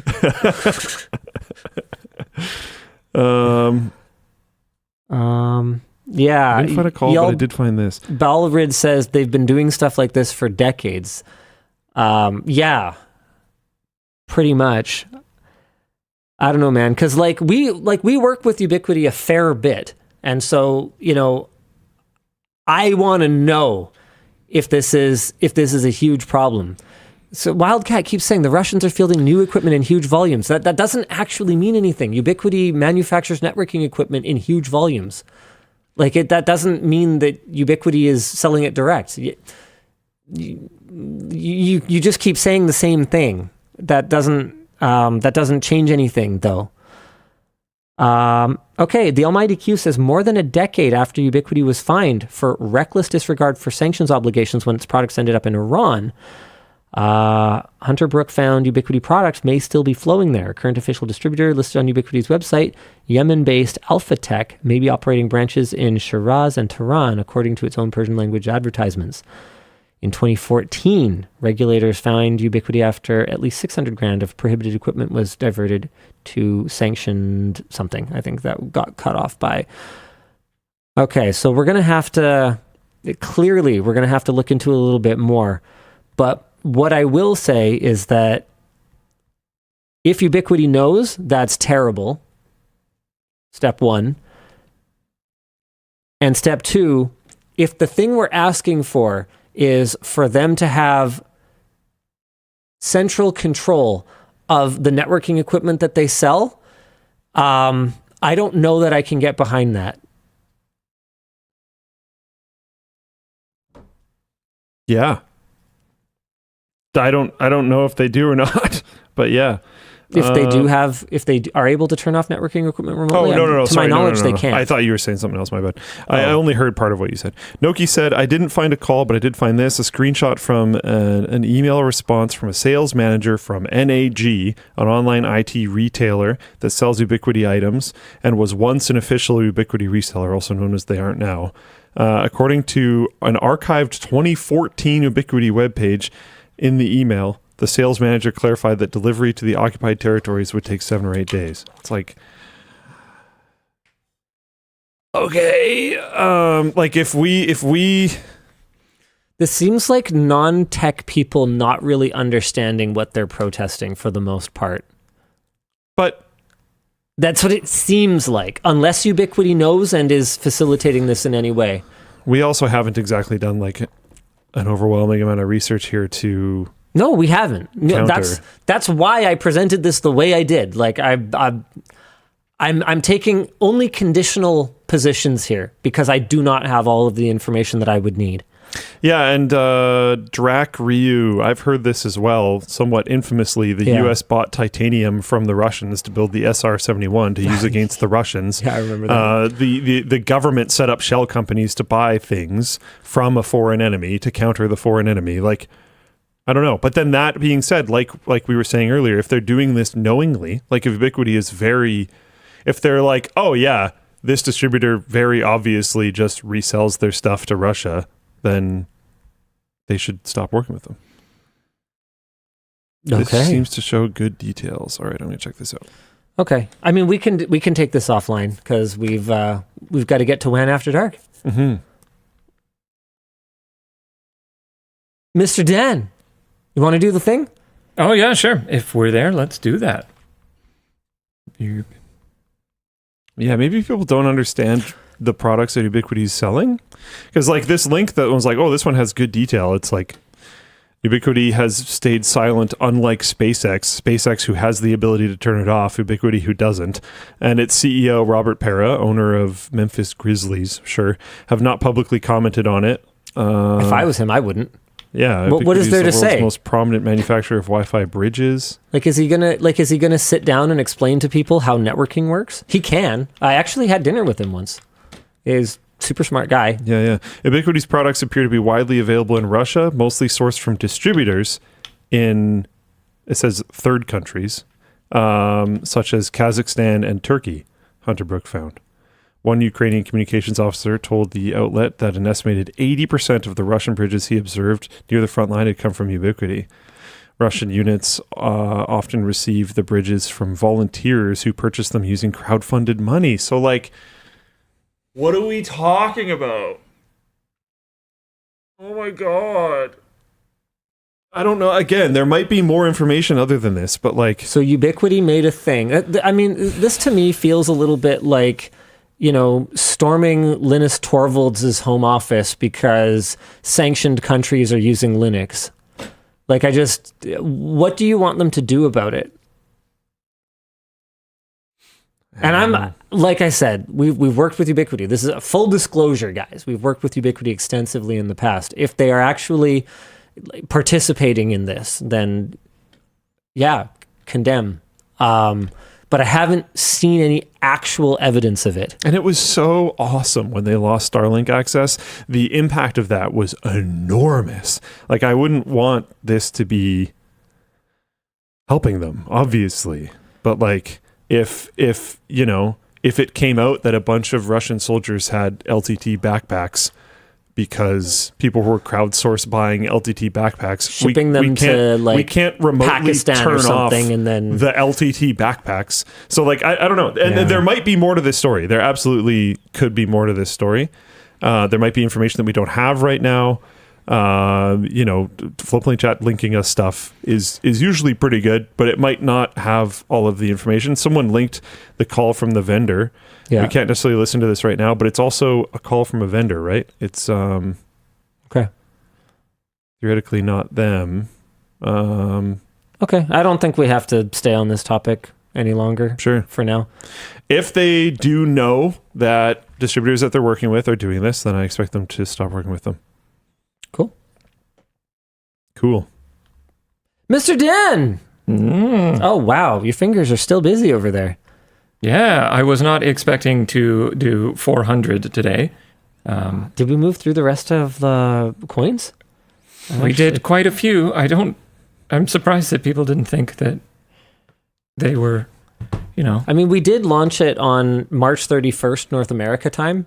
I think we ended up launching our April Fool's joke around like 2 hours after it was April 1st in the first time zone. So a lot of people were like not ready for it and like legitimately butthurt about us doing an ICO or being acquired. I had one person, I think I actually, did I send this one to you or did I just screenshot it? It was so funny. That was pretty funny. I don't know if everyone's going to, yeah, but that was pretty funny. Where is it? The funny part was that the writing style was so exactly identical that it's like obviously the same person. Hold on, I'm not sure which comment you're talking about. I'm talking about the one where, oh no, not that. Someone was like explaining to me, like mansplaining. They wrote me a whole paragraph mansplaining that a company called FOMO Foundry, literally it's FOMO. It's like about capitalizing on people's fear of missing out. And it's so, it's so negative and like, just like, bro, yes, that's the joke. Oh my God. I just can't right now. Oh, man. Yeah. Yes, we get it. Oh, man, yeah. I feel like a lot of the criticism that we take for stuff like this centers on people thinking they are so much smarter than us that we couldn't have possibly understood their analysis of the thing that we gave to them to understand. And we do miss things sometimes, but man, yeah, maybe just go touch some grass. Are we doing this topic? Which one? I don't know. Well, it feels like more like part of After Dark. Okay, question for you. Sure. Should LTT Gamerjet Q&A be a WAN Show topic, or should it realistically just be a follow-up video? Because people have a lot of questions about it. Oh, follow-up video is not a terrible idea. Yeah. I mean, is it a terrible idea? It might be a terrible idea. Maybe it's a terrible idea. Do you want to talk about it more? I mean, there's clearly a lot of things that people want to know about. I'm just trying to... Chewy sent me a couple things. Like, he sent me a couple, like, summary things. People are saying, do it, coward. Do it, coward. Is that a dare? What's the Disney character? Here's a... Mufasa. Is that a challenge? Would the follow-up video be technically based, or is it just talking about the fact that you bought a jet? It would be answering people's questions about it. So, like, some of the things that have come up, for instance. Then I don't know if I would do another video. Like, how do you reconcile this with past stances on the WAN Show, for instance? Yeah, so I wouldn't do a video on that. I would just cover it on WAN Show. All right, let's do My this. reasoning for that When we talk about it is now, then. I think LTT's channel has been semi-losing its way for a bit. We've talked about this quite a bit. Yeah. And I think a Q&A about the jet that you bought isn't sparking a passion for technology. I'm way more interested in like talking about the AI trend and like memory prices going down. Exactly. Quite frankly. So I wouldn't make a dedicated video on Sure. that. That's taking up an upload slot. We can talk about it on WAN Show. You should address the questions on WAN Show, all that kind of stuff for Sure. sure. Sure. But So, okay, for starters, there's a few things that I already know, so you guys don't have to type it in the Floatplane chat. Or actually, Dan, is there a bunch of stuff in the checkout messages about this? Should we just do this after and see what we end up addressing already? I said mostly that it was going to be in a topic in the future, but most Nice. of them Okay. were going to end up being sort of questions that you would pretty much answer anyway. Okay, so there was a lot of questions about like moderation across our social platforms in the days leading up to the big reveal. And the simple answer to that is that between the third-party moderation teams, who are community volunteers, our team internally, and me, we didn't have clear alignment on what was moderated, what wasn't moderated, but where it all came from was from a place of, for the love of God, guys, we're announcing this in like 2 days. Can we have our fun, and can we make a big announcement, and can we make a splash on April Fools? We work really hard to make our April Fools very, very big and very special every year. And so I think there ended up being a little bit of confusion about, because we've allowed some threads to stay up about it. yeah, But they've been small. They've not really gained a ton of momentum, and they were a long time ago. And it makes sense that in the like days leading up to the big announcement that, obviously people have known for months. Some people have known literally for months that our April Fools this year was going to involve the tech jet. The Reddit knew. Yes. For months. Classic Reddit. Yeah. You did it, Reddit. So in terms of moderation regarding the jet, I don't really think there is any guidelines with respect to moderation of the jet. What's your other than yes? Sorry. I was going to say, what is your ongoing? Yeah, ongoing. I would say anything that in any way compromises the safety or comfort of anyone on our team, me, my family, anyone to do with that is just obviously like no doy going to be immediately removed and immediately permabanned. Like that's just kind of obvious. I've had some people, ask how to reconcile that with previous statements that I've made on the WAN show, and I think that's pretty simple. I never claimed that I was running a platform that allowed absolutely any speech. Never said that. And it's not true today. So by all means, do whatever you're going to do, but that doesn't entitle you to do it on our forum or on our subreddit or in our videos, anything like that. I've had a lot of people ask about, okay, what's your strategy with respect to carbon credits? And I'm going to tell you guys the exact same thing that I told the writing team, because we had kind of an impromptu chat between me and the writers, because they're the ones who are probably going to be most impacted by it, because their projects potentially they're going to be coming with me or doing whatever. Like they're the ones that are most likely to use it along with the production crew. And so one of the things that came up was like, okay, well, someone, not going to name any names, basically was like, okay, well, what are we doing about carbon offsets? And then someone immediately was like, those are bullshit. And they kind of started arguing about it. And I said, hey guys, that right there is why, just like any charitable stuff that we do, that's going to stay between me and Yvonne. Because no matter what I say about it, it's going to make someone extremely angry. And I don't feel like it. I don't feel like having that conversation. It's going to be Schrodinger's how we're handling this, and whatever works for your headcanon, you can tell yourself that. So we're going to leave that alone. I've been asked how I reconcile saying that I was against it before. I've said both that I'm against it, and I have also said that I'd like to try it. Did you say that you'd like to try it publicly? Yeah, it's on WAN Show. That was on WAN Show. Yeah, it's a WAN Show clip. I said I'd like to try it. As for the justification, I like Warren Buffett's line, so I'm going to steal it. He called his first jet the indefensible.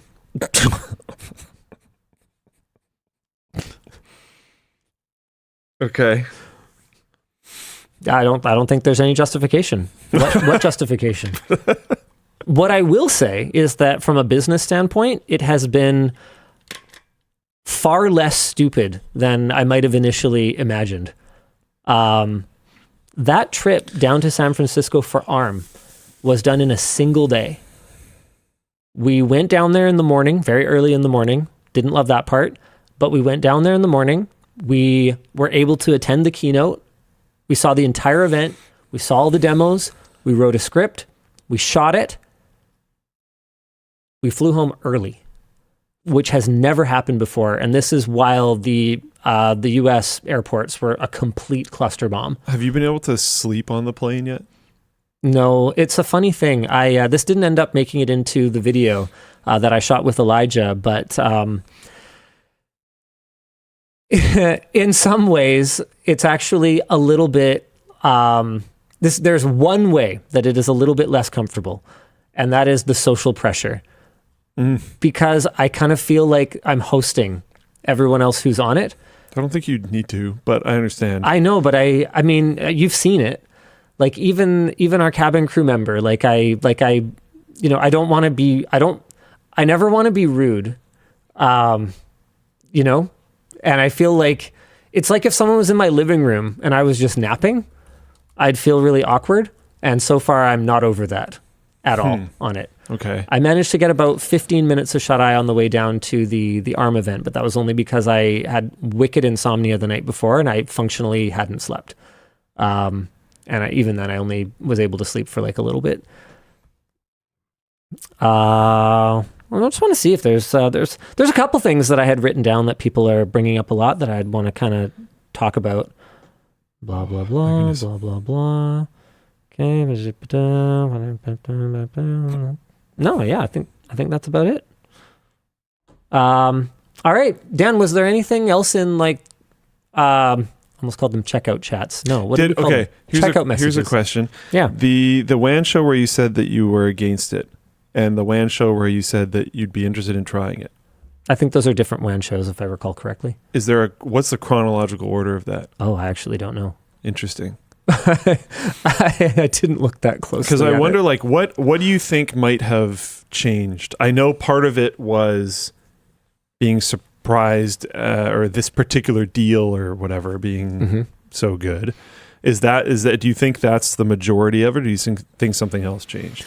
I think it's a combination of things. I think it's the deal being way better than I expected. And honestly, the biggest one is my uncle being involved. So there's a couple people in Floatplane chat that are asking about how are we handling pilots. So my uncle is a pilot. Dude, his line in the video. He's always like that. How do you make something so simple, so complicated, or whatever he said? He is one of the funniest people I've ever met. He's so funny. And he has such a almost serious until you know him. Like, he could be almost like kind of serious and a little scary until you know him really well and you realize that he's like such a joker. I don't know. He's really cool. I wish he wanted to be on camera because you guys would freaking love him. He's awesome. Anyway, cool so he's handling the operation. He's a pilot. He has mechanic experience as well. Like, he's just so experienced. And what I said in the video is true. He told me, don't do it. But if you're going to do it, let's do this together. I'm literally going to drop everything. Like, he was working. And he's like, I'm just going to not renew my contracts and let's do it. And he has made it accessible. A lot of people have pointed out that I don't have private aircraft money, and that is extremely true. Like, obviously, I've done okay, obviously, but what the kinds of people that I encounter, you know, in the little FBOs, the little like private airports and stuff. They don't dress like me. They don't talk like me. Yeah. They don't behave like me. I feel extremely out of place. They got really fancy hair. Yeah. I mean, did you feel a little out of place? Yeah. Remember the carpet they rolled out for that dog? Yeah. You were there for that one, right? I think so. Or you told me. I don't remember if this is a manufactured memory or not. Yeah. Anyway. So doing this with my uncle and him enabling it through just safety first, but just being scrappy and finding ways to make it economical has been really fun. I've learned so much, like so much. I think the most fun I had was when we were flying back from New York, and I didn't know there's a third seat. Yeah. But when I just sat there talking to them, because I just hunched there. I thought I was inconvenient. Yeah, not sat there. I was standing hunched over their seats. I thought I was inconveniencing them, but then every time I'd go to leave, they'd keep talking to me, and then I ended up staying there for a really long time. You were there for like 2+ hours, I think. Yeah. After a while, I kind of got the vibe that I was not inconveniencing them, and then I just hung out for a long time. Yeah. And it was really fun talking to them about how the machine, to use his language, how the machine works, because that's going to be way more interesting to me than anything else. Oh, 100%. And just hearing all the theory and watching them go through the motions of how you deal with like logging fuel usage and dealing with weather events through the course of, I didn't realize you would have a chart of all of the different expected weather events for the entire trip, and then you'd have to compare that against what it actually felt like. And they have adjusting altitudes. They have the old school way, and they have their iPads. Yeah, and one of them would do the old school written way, and the other one would do the iPad way, and then they would compare notes. And it's just so the whole thing was very fun. That was super cool. And then the last piece was the content piece. And I actually really wish I'd talked about this more in the video, but this has already unlocked the ability to do things that just would have been either from a, what's the term for it? A opportunity cost standpoint, or from just a time and logistics standpoint, completely impossible. We wouldn't have been able to do the WAN show live from Zero Trust World with ThreatLocker if it wasn't for this. Luke, this is hilarious. He made a comment as we were going back to the airport in order to fly back, that last time he went down to Zero Trust World, he spent so long traveling to get down there that we were already leaving by the time he would have still been traveling to arrive there. That was a bit of a special thing because I landed, I had a connection through Toronto, and that was when the plane and the helicopter smacked into each other or something. I think that was the one, but the whole airport was having disaster, and then I ended up having to stay there overnight and all this kind of stuff. But still, that did happen. So yeah, it's also kind of difficult, as far as my understanding goes, to get a direct flight from Vancouver to Florida.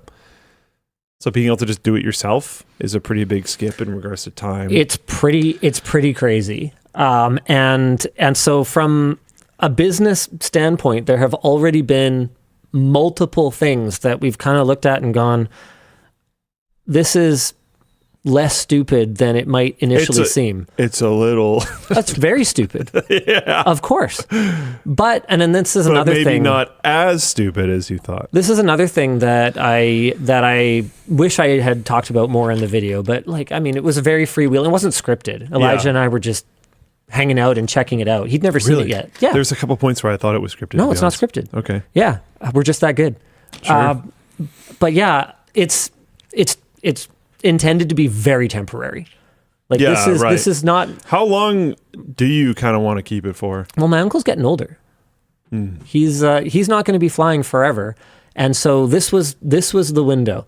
If I wanted to cosplay as a billionaire or Taylor Swift or whatever, by the way, fun fact, this is another thing I now have in common with Taylor Swift. He loves this. Yeah. Big thighs, and both of us once at some point owned a Falcon 900B. She apparently used to have a Falcon 900B. She has a way better jet now, but yeah. Yeah. I thought that was funny. I immediately asked Swift. if they had the same one, but apparently no. No, not this one. I was looking to ask, is there a thing like, I know there's a decent amount of pilots that aren't the youngest. Is that a profession that you age out of earlier though? It feels like it could be. It depends. So for commercial, you age out sooner. And then for things like firefighting, which is really challenging work from my understanding, you can age out of later. And then corporate aviation, you age out of later. So like the big jumbo jets with hundreds of people on them, you age out of first. Is my understanding. So it's not difficulty, it's risk. So my uncle, makes sense. Yeah, so my uncle is allowed to do what we're doing as long as his health continues to check out. Sure. And whatever limitations there are, I'm not an expert on the subject. I've just learned what I've learned from talking to him about it. This is it. This is the window. This was our opportunity to do this. This is one of those things that I've seen a lot of feedback about, couldn't you have used that to pay people more? We've talked extensively about our compensation over the last little while and how does LMG spend money. We're above norms. If someone is not making as much as they would have liked here, then I've made it very clear in the past, then you should have a conversation about whatever that is, whatever reason that is. We've scaled our comp both individually and across the entire company very healthily, especially when you consider the overall macroeconomic conditions over the last few years. The numbers are just the numbers. And if there's someone who disagrees, then they might need to do some introspection at some point about why their number was their number. That's all. And I don't wish anybody ill will. Really do want the best for everyone who's here, whether it's here or whether it's somewhere else. And that's totally fine, and that's totally healthy to move on and do something somewhere else as well. But in terms of sort of the cost here, it's not coming out of what we would have spent for HR at all. It's coming directly out of what would have normally been profit for the company. Okay. So when we calculate our profit, we're not gonna compare this year to last year without taking it out, basically. Okay. Yeah. Sure. Yeah, I'm not, and it's not a sustainable thing forever as well.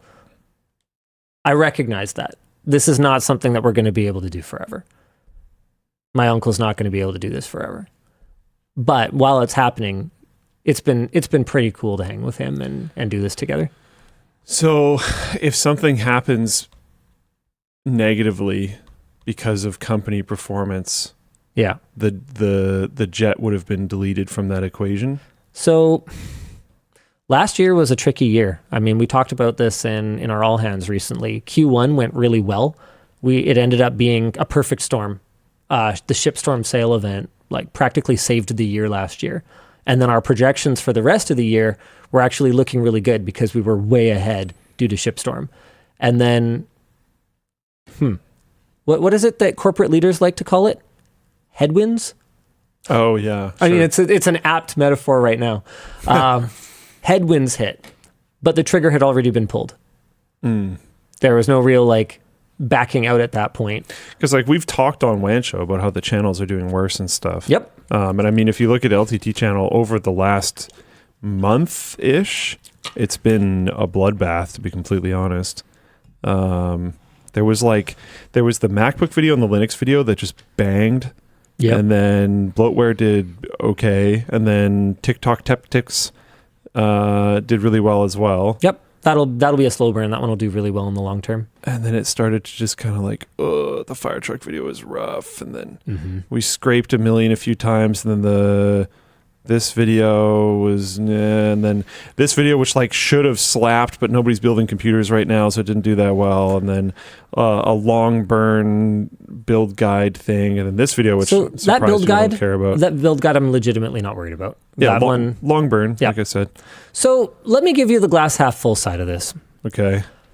The fire truck videos were committed a long time ago. We knew they weren't going to be performers. We were fulfilling videos we committed to do. Okay. We knew. Here, if you go down a little bit. Whoa. Down. What the ones that are performing well have in common is that they're back to basics. They're back to what made LTT. Things like the TikTok hacks.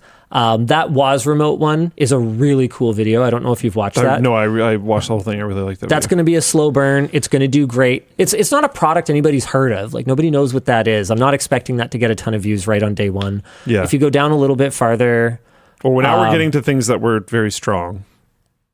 Oh, I thought you started here. I started right here and already pointed out. Yeah, they're very strong. You can go back up. The stuff that's doing here, we'll go back here.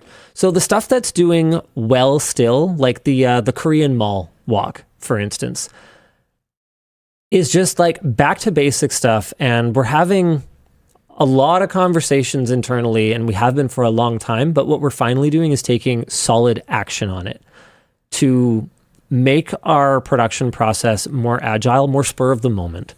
We're very scheduled. We've gotten very big. Yeah. And we've got a lot of people who, are racies, right? Who needs to be informed and who needs to take action and all of that stuff. Who's responsible? And that's all, it's all important stuff so that, people's lives aren't just like running around putting out fires all day, but it's made us less agile. And so that's where that video that I wrote yesterday came from. It was just like, hey, what does this workflow look like? Another thing that I've talked to the writing team about is I'm going to go back to writing more. We did one video a little while ago where the lab just did the testing in the one pager, and I just earphones in, wrote it instead of having someone else write it, and then I go and do a script review. And that was for what was that for? It was for was it the CPU launch? Yeah, it was the 9850X3D, right?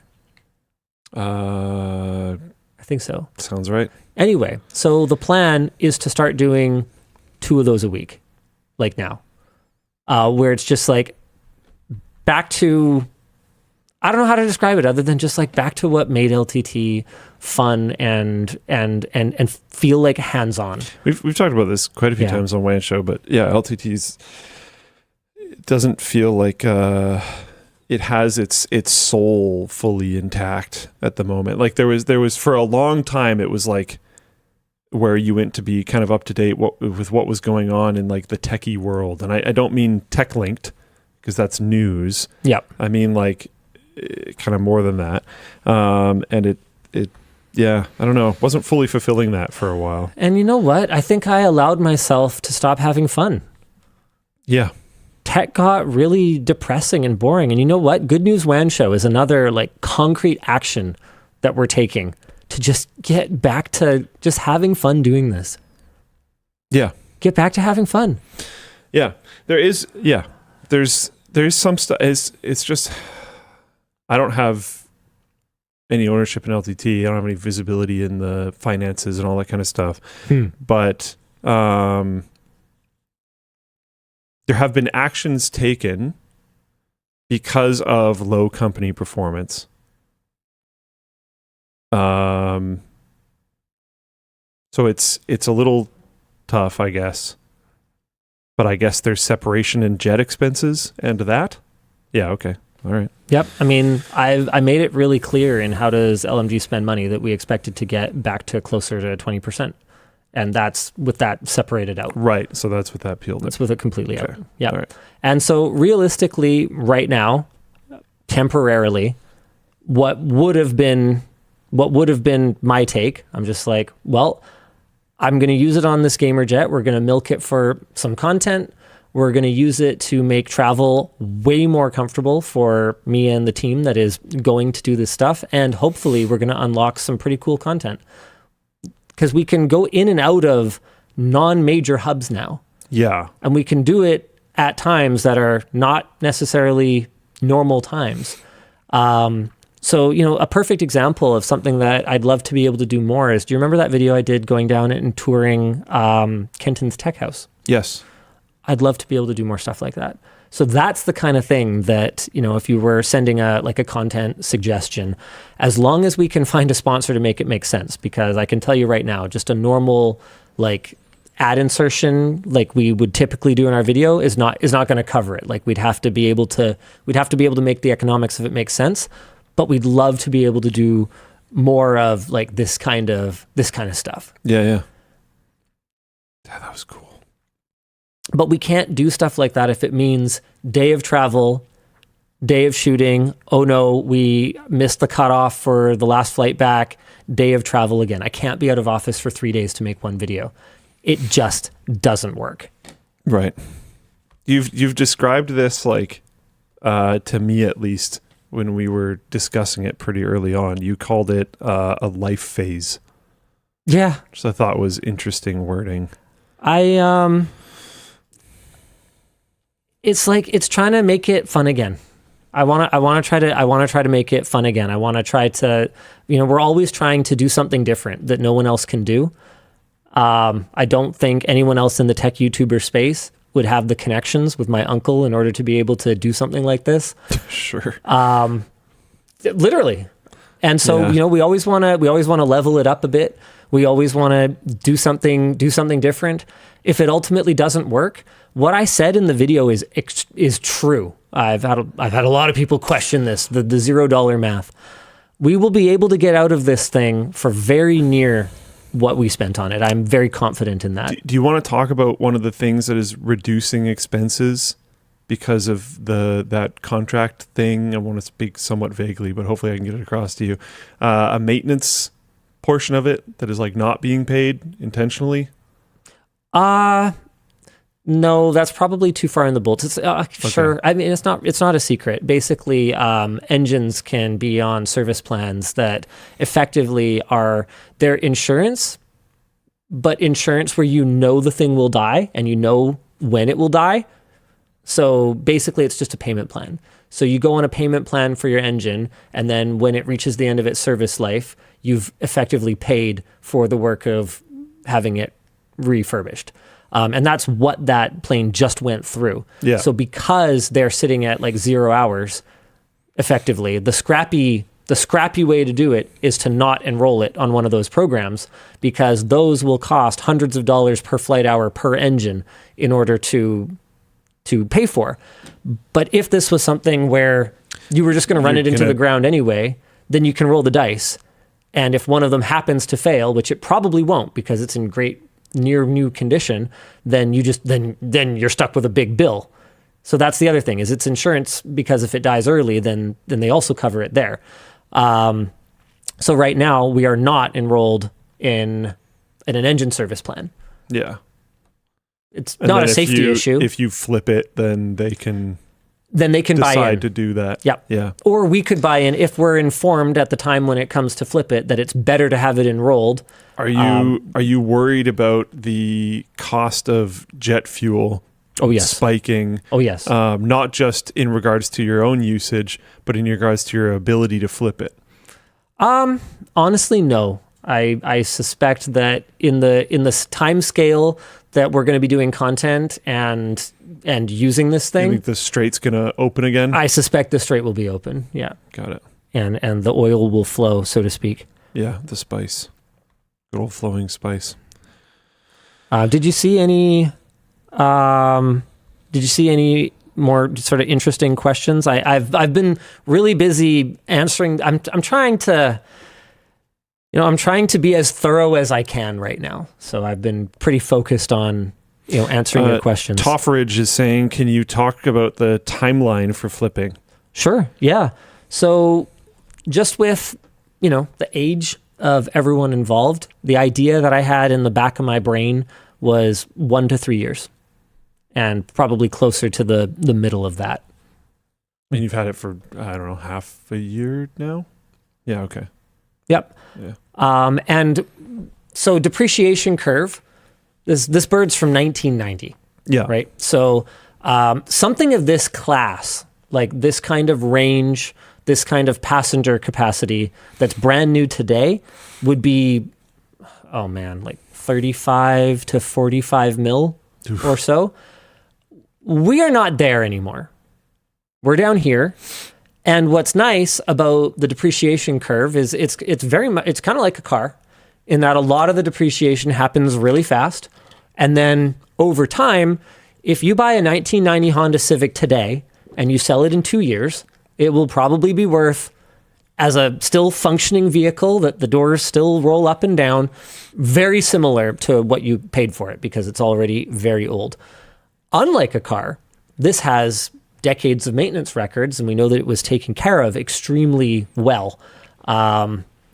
So we have solid assurance, and it just had a new engine put in, So we have solid assurance that it was at the high end of the bottom of that depreciation curve, meaning it has some room to go down a little bit more before we will actually lose. There's also some questions about, can you actually make it I'm paraphrasing a little bit and leading you a little bit because I know the answer, but can you actually make it like a tech jet? How is it going to become a gamer plane? So there's going to be limits in terms of what we can do, like really hard limits. That was something that very early in the exploration stage of, hey, is this feasible? Like, is this something that we could just crazy like do for a bit and then not do anymore, but make some cool videos? And like, we found out that you pretty much can't screw anything into it. No, yeah. No bolts, no screws. Adhesives though. So if we were to do like a sky high LAN party or something like that, where we would get into the tech details, I always tell the team, we need to have learning outcomes. We need to have tech tips, no matter what the video is, no matter what it's about. So what we'd be getting into there is realistically how light and how low power can we make our systems? Because it's an older bird, 1990. Doesn't have like a super robust auxiliary power system to run, your high spec, desktop gaming PC in the cabin. So how light can we get everything? How low power can we get everything? I think primarily low power, yeah. We can't bring a giant Jackery with us because even though this was something that like blew my mind. I can totally take a sword onto the plane with me because there's no security.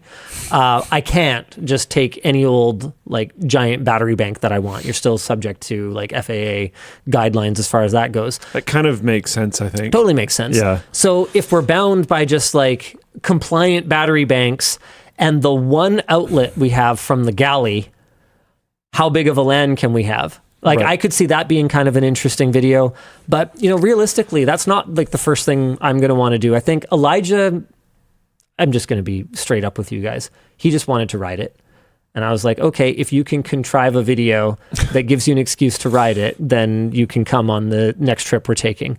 And he pitched one the next day, and it was pretty much building a PC while high.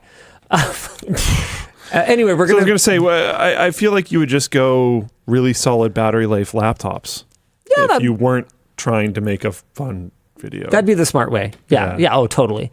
But Elijah, and we're not going to just fly for that because that would be crazy. But basically, the extra cost is just going to be Elijah's per diem and like hotel. And then he's going to ride along to something that we were already doing. Sure. With that had a sponsor and stuff. So that'll be one. But the one that I'm actually most excited to do, and Dan, I would like you to join me for this. Uh-oh. It's going to be a lot of fun. It has an in-flight entertainment system. Oh. I didn't really touch on it in the video with Elijah. It is the worst piece of dog shit that I have ever seen in my life. It is the worst implementation, execution, You can look design. at pictures of animals. It's so bad. Sort of. It's so Yeah, kind of. It's so bad. And Dan, I'd like you to experience it with me. And I'm then excited. I'd like to figure out if there's a way for us to, without putting in any screws, fix it. You could use adhesive to put a screen We in could there. duct tape an iPad to the screen. I think we Yeah. could figure something out. I feel like with Dan's innovation and That sounds like an intro. Pankratz wants in too, apparently. Nice. So Hell yeah, Pankratz and Dan. yeah, with Pankratz and Dan, I feel like we could do something with it. I feel like your intro is that you duct tape an iPad to the screen. That's not bad. And well, this is Dan's idea. And Oh, then no, that was my solution. But and that then- sounds like a much better thing that I came up with. and then you go, and then you go like, okay, well, this is my solution. What do you guys want to do? That sounds fun. Yeah. So I'm very excited for that video. There was a question. I hope I didn't lose it. Let me go find it. Can you say anything about why the industry is so secretive about sale price? No. I had a few people post that it's BS that there could be any kind of NDA on the sale price. News to me. But I'm just going based on what our lawyer, because there's no way that you buy something like this without a lawyer involved. Our lawyer told my uncle, told me, is that this agreement, or no, my lawyer told my uncle, told Yvonne, told me. So something could have gotten missed.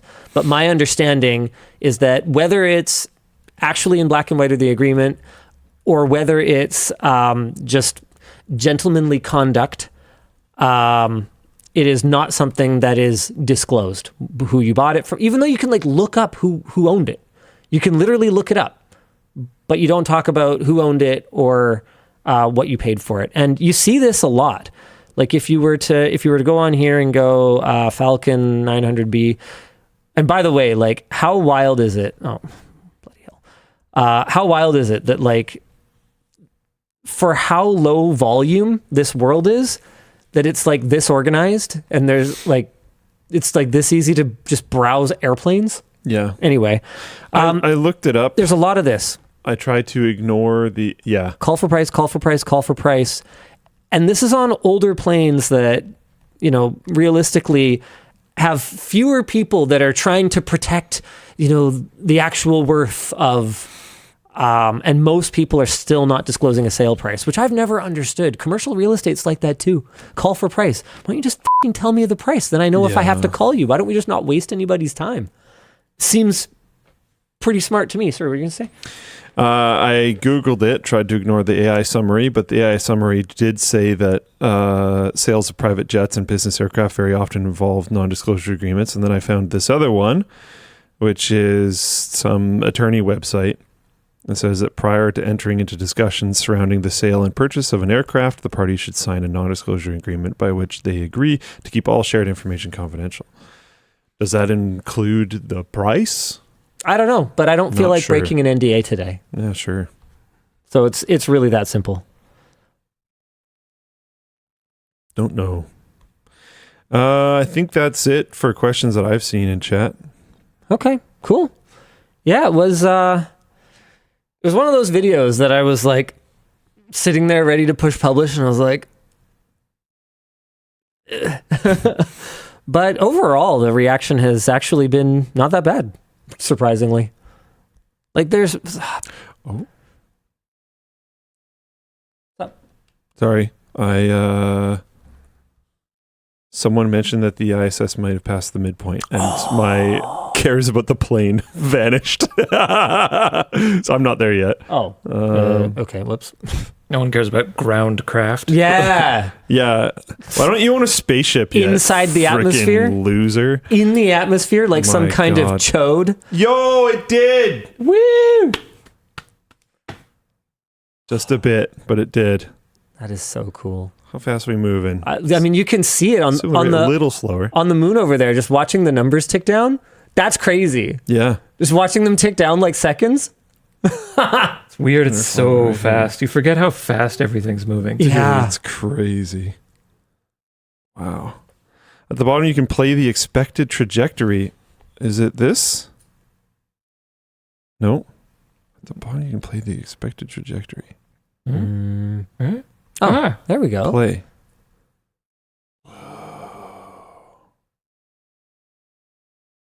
So cool, like the gravity slingshot stuff. And then they did the math wrong, and they're just into deep space. Hopefully that's actually funny.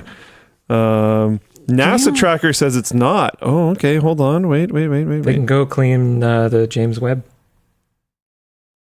Unity. LOL.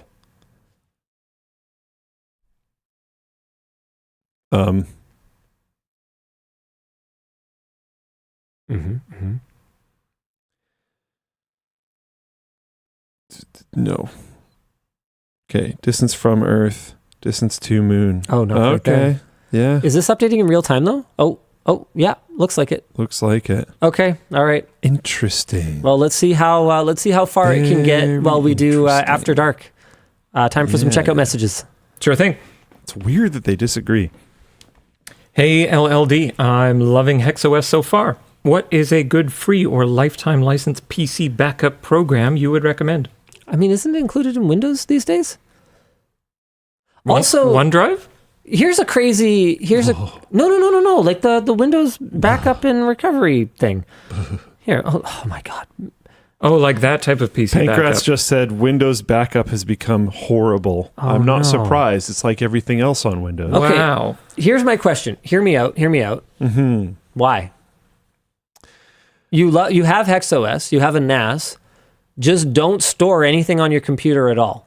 Either with a separate drive or with a partition. You put all your games there. And then, like, dude, I don't know, man. For maybe this is just me, but setting up a new Windows for me takes like half an hour, maybe. Where like setting up a new phone sucks. Like that is That takes so days. tedious, yeah. But setting up a Windows computer these days, I feel like is really fast. Apparently, you can still use Windows 7 backup. That's nuts. Is it like a separate program? I've never done it. I've always just fresh installed and then copied files on. Windows 7 backup. Let's go. Windows 7 backup. I'm so happy that it Shut searched up! it. I'm so Look at happy this. that it searched it, dude. Look at this. How about, okay, this is the most BS. Confirm and set later. How about no? Where is my no button? It's like, seriously, this has like date rape vibes. You also can't Alt F4 it? Confirm or do it later. No. How about no? No. Also, forcing this huge pop-up is really annoying. It could be like a Ridiculous. little banner at the bottom or something. Immediately annoying the heck out of people the second they open your browser thing is not the way to get people to use it. How do I At least I don't think so. download it? Oh, okay. Backup and restore Windows 7. I don't see this anymore. I don't see this tech tip anymore. This is from December 2024 though. It's not that long ago. All right, well, that might be a thing, but it's not something that I can find immediately. So, man, a good backup program. I always really liked what's that imaging program that I always used to use to Paragon? Is Paragon still good? Admittedly, I have not used it in a long time. Wow, that's a throwback. Yeah. Paragon used to be pretty based. They used to have pretty good like data recovery stuff too, didn't they? Oh, I use their data recovery stuff. Yeah. Their Machine comparison. The data recovery stuff's great. I think I use that for trying to find my Bitcoin wallet. Just going through like so many old partitions. It was super useful. But it's pretty old. Clearly enshittified a little bit. Oh no, they actually do give me pricing. And perpetual. Perpetual license. Okay. Based. Is Paragon still good? If someone tells me, yes, Paragon is still good, then I'm ready to recommend it because I've been really happy with it in the times that I have used it. They didn't find my Bitcoin wallet, but they sure gave me hope. Nice. That might be worse. Never mind. Hey, at least I might buy a Linus coin. Maybe. I might have missed that too. Nobody seems to hate Paragon, so I haven't used it in years. That's a huge defense in current year. That is a pretty huge defense in current year. That's a good point. Okay, I'm gonna say that. Hey, look, they have a community edition for free. You can at least try it. Like the Mass Effect. All right, cool. Okay, let's see. We'll get more. Hey, L, and D. I'm really happy with the blank T quality. Ordered 10 of them last time. Oh, okay, wow, cool. I hope to get a good coin to buy some more. Question for Linus. Have you continued vibe coding? How did it go? I haven't. I don't want to spoil the conclusion for the vibe coding challenge, which is still progressing. In fact, you guys filmed some stuff this week. Told that you had continued. Oh, I did continue it. Okay.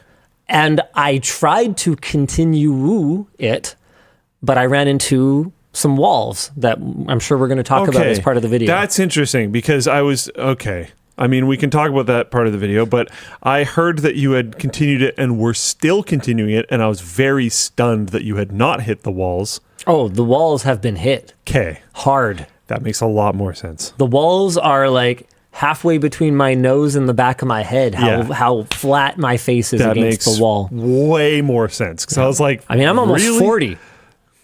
I hit the wall a few years ago. You know what I'm saying? There's a good salt and pepper era for men. Yeah. Maybe. Whatever you tell yourself. Yeah. I'm not worried about it. I feel like for the silver fox, you have to be tall. I feel like shorter guys can be good looking when they're young, but I feel like to pull off the silver fox, you actually have to be tall. You're mostly a man on camera. People can't tell how tall you are unless you're standing next to other people. I think you do have to be tall. You're right. You just got to be more aggressive. You get some pumps. More aggressive? About, okay. You got to be more aggressive Thanks, about Manosphere standing on influencer. Apple boxes. Oh, Apple boxes. Standing on I don't think those Manosphere beneath influencers you. ever talk about Apple boxes. Apple boxes, jeans, boots with the fur. Dead cat with the fur. Can we even still call them that? Who knows? I think so. I think what you can still call are it they a called dead if cat. it's not called that? I genuinely don't know. Wind I sock. don't know, a microphone fluff? Wind sock? Microphone fluff with the fur. It doesn't have the same ring to it. Really doesn't. All the cameras are pointing at her. Hey there, Dalilu. As an aspiring designer of repairable products, how does one sell the slack-jawed on them without having them come across as gimmicky, aimed at diehards, or otherwise not quote-unquote normal? Most consumers will not actually buy something for that reason. So you just have to make it really good. And then your conviction of things should be repairable is just going to have to exist and make it a repairable object. You will have some very loud people on your side if you make it repairable, which is awesome, but that is basically just marketing. And their message is going to have to effectively be, this is a really good thing to buy, and also it's repairable, to actually get through to the other people who will actually buy it. And here's a hard truth. You can swallow it, take it with water. It is gimmicky. It is aimed at diehards. It is. It's a repairable gimmick. stuff is gimmicky? No, literally, that's what a gimmick is. It's like a. For most people who don't care, I'm agreeing with you. For most people, it is gimmicky, where they ultimately are not going to repair it, and it's not important to them. It just needs to be a good one. You have. I would argue that I don't agree. Well, okay, I'm going to look it up. Does gimmick mean so? A gimmick, not meaningful? A trick or device intended to attract attention, publicity, or business. And I'm seeing that it often has negative connotations, like it's not actually legit, or then it's not actually not fair. a benefit. Then that's not fair. But it's definitely intended to attract attention, publicity, or business. And so that was what I didn't. I yield. Because even if I would argue that I think a lot of people might buy a repairable device that would never repair it under any circumstance. I think that is a fair statement. But in my opinion, that's still completely awesome. Because the second that person doesn't have that device anymore, it's still repairable by someone else. I'm not saying it's not awesome. I've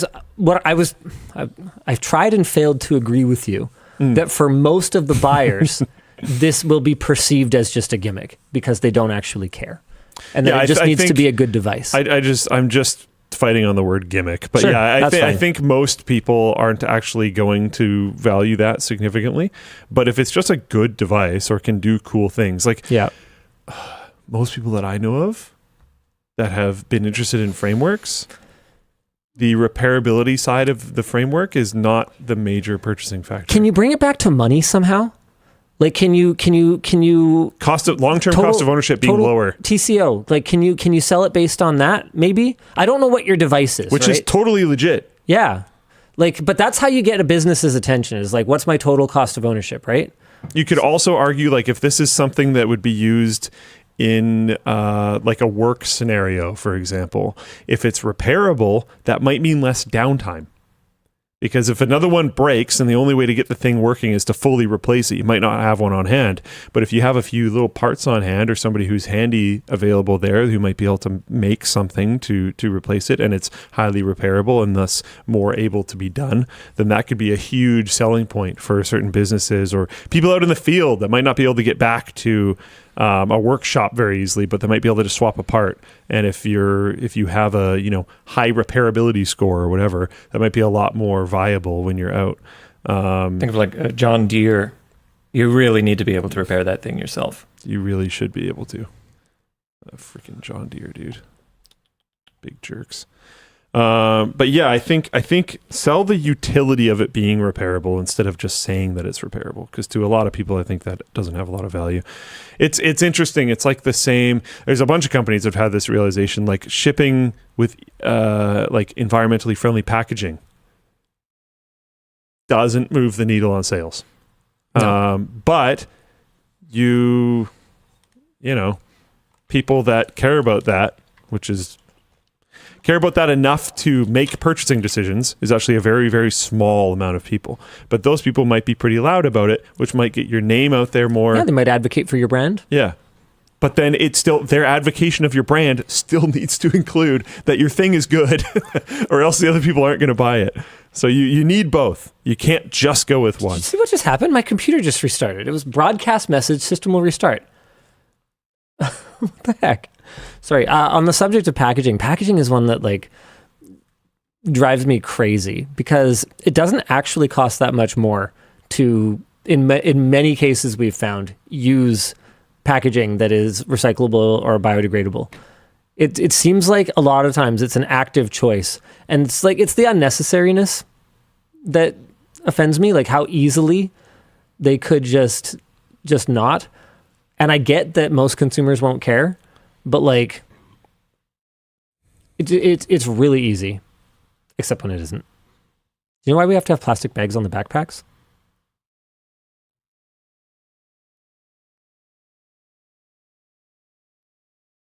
Container leaking.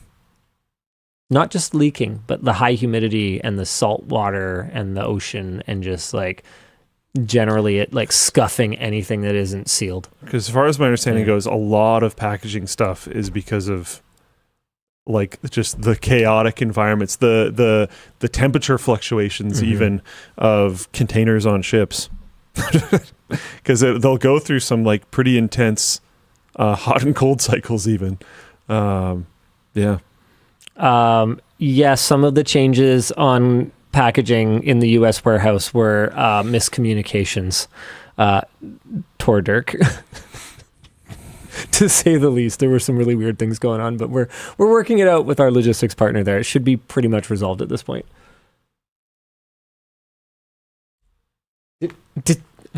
Did my OS just freaking spontaneously combust? Oh no, there it is. It's coming back. Okay, did you see what happened? No. Which machine is this? What? It freaking did. What? Hold on.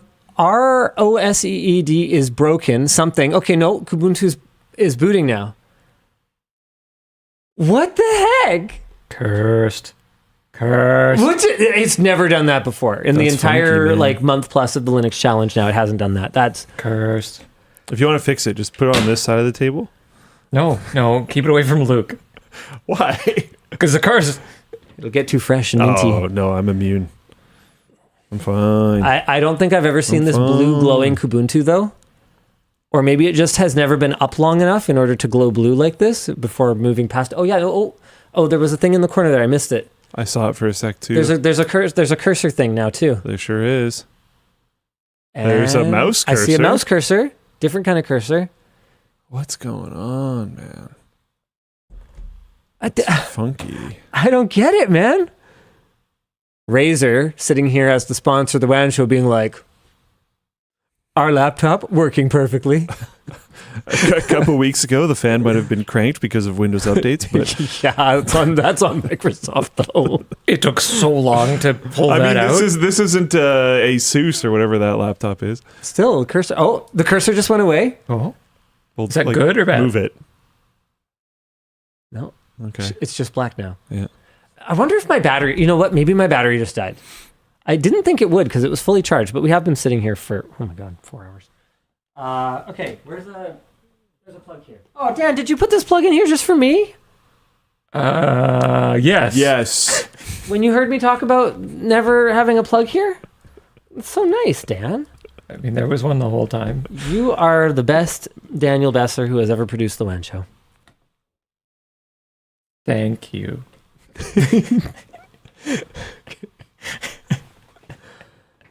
Shall we continue? We shall. Okay, I think my battery might have just died. Sure. I hope. We'll figure it out. Okay. Linus curse. G'day, LLD. Can I get an understanding on if it is Linus, his stylist/wardrobe, or head of marketing's fault that he keeps teasing me with the black hoodie with the lime green highlights that is no longer sold? Okay, this was what I actually needed my laptop for because I pulled up a shower thoughts email that I sent to Bridget, who is our head of fashion, where kind of expressing, I think, some of what I think you're trying to get across. Basically, what I said is subject was another data point to consider for how we handle design transitions. Again, I want to preface this with that I understand what you guys are doing with the seasonal styles. I still believe in this direction as we transition from merch to a fashion brand. But I don't know how to deal with the unavoidable truth that for the styles that have a very distinctive look and end up on camera a lot, we will not even see their peak demand until well after launch, once they've had a bunch of exposure. Framework hoodie and LAN, which is the green and black one you're talking about, are the two I've raised this about recently, and I understand the pushback from someone on one of them about how they want to do something new rather than just reprint an old thing. But I do worry that we may be doing things the fashion way rather than being open to sort of the way that our business, for all of its faults, has kind of worked up till now. I'm not asking for change, just flagging this audience feedback. I hate telling people, too bad you can't buy it when it was only available for a month or two. Also, though, we can't have a repeat of the overstock situation on WAN v2, :/face. So some of the ideas that the team has had is, we could maybe have some Linus's favorites that we bring back sometimes, because the challenge, right, is the minimum, or not the minimum even, but like the order quantity, we try to get it right. And a lot of the time at our scale, it's the minimum. It's the minimum order quantity where it even becomes cost effective, because you've got to get fabric, you've got to dye fabric, you've got to cut fabric, you've got to like produce this stuff. And it all happens at a scale that is like, frankly, mind boggling. It's a miracle that we're able to make garments at all, to be honest with you. And then once we sell through all of it, typically the sales are really high and then they kind of peter out, right? Reordering at that time, a lot of the time seems crazy, because we can't just order 10. I can't order 10 of these. I have to order something like this, probably anywhere from like 2,000 to 3,000 of these. So unless the sales at the end of the curve justify what we committed to back when we could count on the beginning of the curve, we're f***ed. It just doesn't, the math doesn't math. And so, but the flip side of that is like, okay, but what about if we, like I said in my email, never even saw that demand recover because it wasn't even appearing on camera yet by the time we like cleared it out effectively. I don't know. It's a tough nut to crack. So bringing back some Linus's favorites once in a while is one idea. As part of the new LTTStore website, we're going to have a product archive. And I have talked to the team about maybe having a voting system so that we bring back like the top upvoted one sometimes or something like that. I think that could be really cool. But it's just, we make so many products because we always want to look forward, right? We always want to move forward. So we make so many products that it's not possible for us to just always perpetually have them always in stock. It just doesn't like work that way in fashion. And that's something that they've really had to kind of beat into my head, because I bring more of an electronic sensibility, which operates on like more of a yearly cycle, whereas fashion is fast, man. It's quarterly. Seasons, right? They don't make the rules. And so it's just one of those things that we're learning as we grow and as we change as a company. So in terms of who you can blame me. I like that hoodie. And so in the morning when I look at my hoodies, I often put it on. Should you come into work wearing whatever you want and then there be a wardrobe for you for the day picked out by There's supposed to be a merch inclusion form. Do you not get to dress yourself anymore? You tiny boy. I like dressing myself. Nope. I mean, I already only wear merch. I'm literally wearing the hot dog. We're also not selling... Do we sell the hot dog? Maybe we do still sell that. I don't think the hot dog's still for sale. Okay. It might be. I've got cargo pants. I don't know if we carry this color of cargo pants anymore. I'm wearing the underwear, though. Am I wearing prototype socks? I am. I am head to toe. When the heck are the socks coming? Sorry. You told me soon. I know, but it's soon. I don't know. I gotta get the webcam ready. It's late. I don't want to bug. I don't want to bug Dave right now. Yeah, I know. Don't bug Dave. I'm not going to bug. Oh wait. Call him. No, he just messaged. He's around. Okay. Because I need new socks.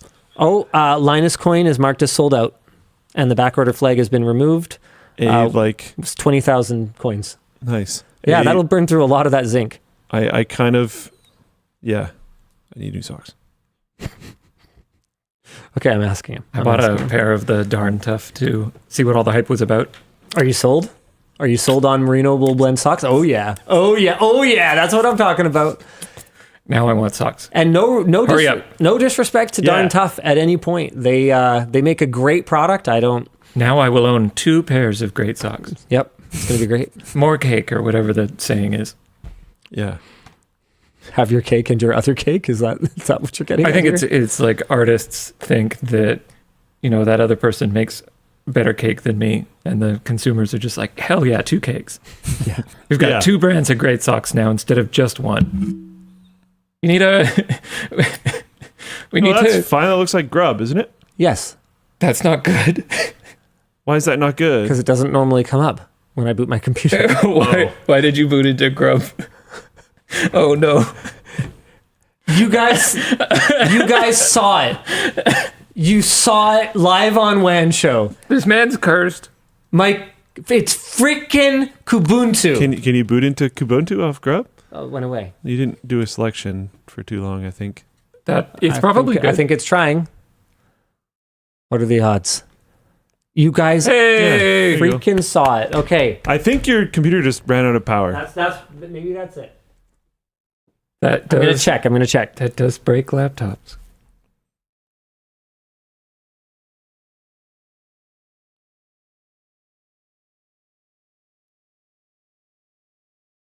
It's at 10% now. Do you think it would have charged 10% in the... Yeah, maybe. Okay, maybe my battery just died. You know what? That's going to be the canon explanation for it. My battery died. Okay, no big deal. I mean, that's a pretty scary way for the computer to behave when your battery dies. Windows does handle that better. Yeah. But no harm, no foul. All right, what's up? Okay. On Enshittification plus YouTube's moat. Any insight on how Billy's economy works? So much better than YouTube. Shout out to LTT's Billy team. Tech puns have transcended so much better language than YouTube and cultural barrier. Billy has a lot I'm just of reading it. Don't look at me like that. Cool social engagement for the users, which is pretty neat. Okay, wait. Sorry, what was the question? I thought it was based around monetization. Yeah, how does their monetization model work? Economy, yeah, they've asked. I'm not talking about platform features. As far as I can tell, Billy is a flippin' huge video platform and has achieved scale. Is pretty much the only explanation that I can give for it. I thought he meant like creator economy stuff. I No. don't think he meant... Yeah, Billy's enormous. There's no doubt about that. Yeah. I wonder how our Billy channel's doing. I haven't actually looked at it recently. We're well over 1 million now. Subscribers. That is one of my coolest play buttons. I think it's my second favorite. Yeah. My gold Billy play button.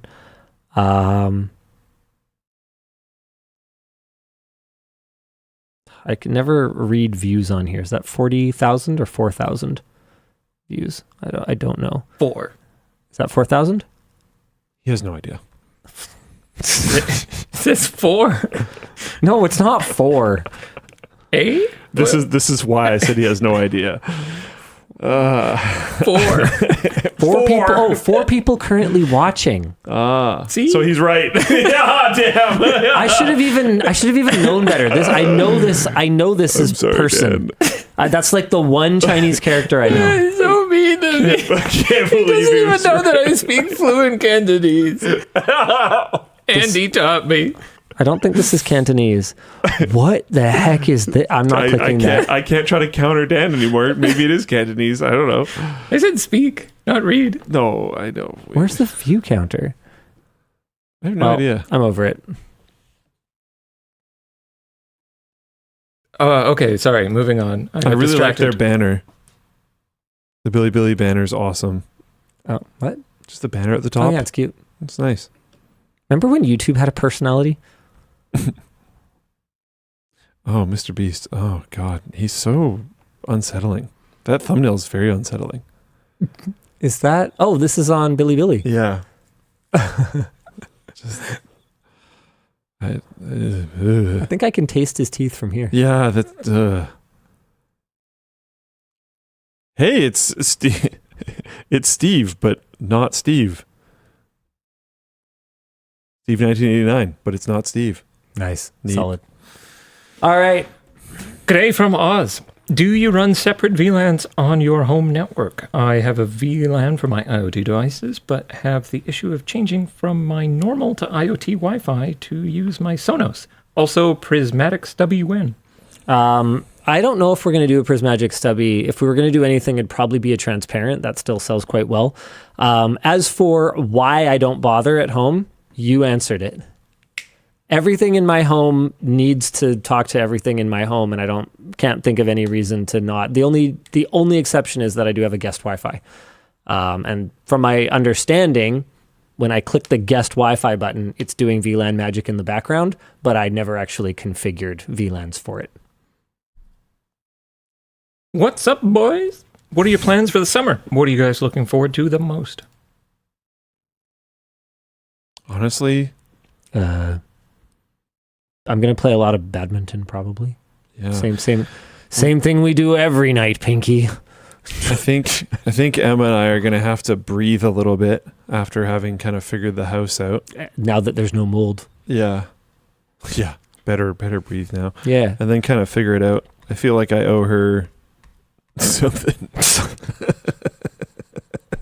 So we'll probably have to go somewhere or something. Yeah. I don't know. I'll figure it out. Yeah. Ados and Floatplane chat was like, chicken? Maybe a little more than chicken. Maybe something less transactional. Yeah. Make the chicken together. You guys are going to make a chicken? I mean, they could try. Hey, baby. You'll get it one day. I'm going to avoid continuing to comment.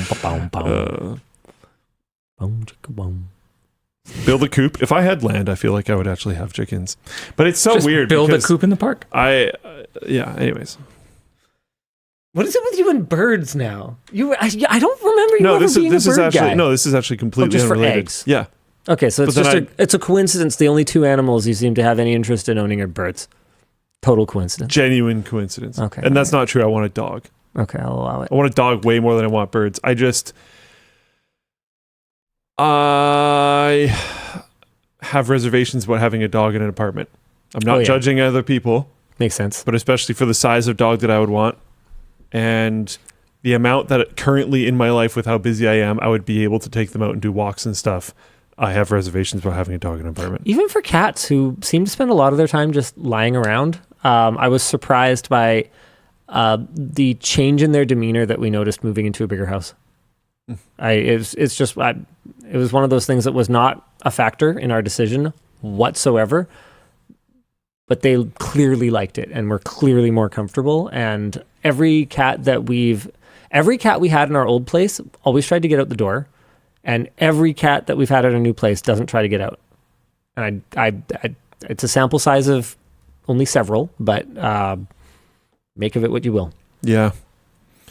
Yeah. And if something changes or... Oh, are you bringing it up? He's bringing it up.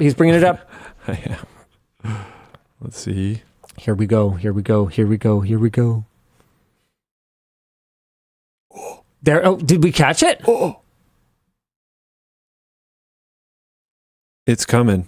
It's coming. Oh no, very, it's not. very I had them reversed. Okay, we're doing it. Very, very soon. It took me a second as well. Very soon. Okay, we're at 5, 4, 3, 2. Oh, hey! Let's go! Very good. Farewell! Very good. Yeah. Oh, that's pretty cool. Slip the surly bonds, etc. Yeah, man, that's sick. All right, cool. History. Ever so slightly slowing down, but she's moving. Loving the good news, April. Linus, any suggestions for trying to do touch-ups on a wall that was painted prior to moving in and have no clue what the actual brand or color was? Is this even possible? Yeah, most paint shops will do paint matching, so color matching. So what you'll do is you will actually, if you want the best possible match, and this is going to feel awful in the moment that you're doing it, but you'll cut a piece about this big. You'll use like an X-Acto knife blade, so you'll extend it, and then you'll kind of like you'll bend the blade a little bit, and you'll slice a circle of paint off of the top of the drywall.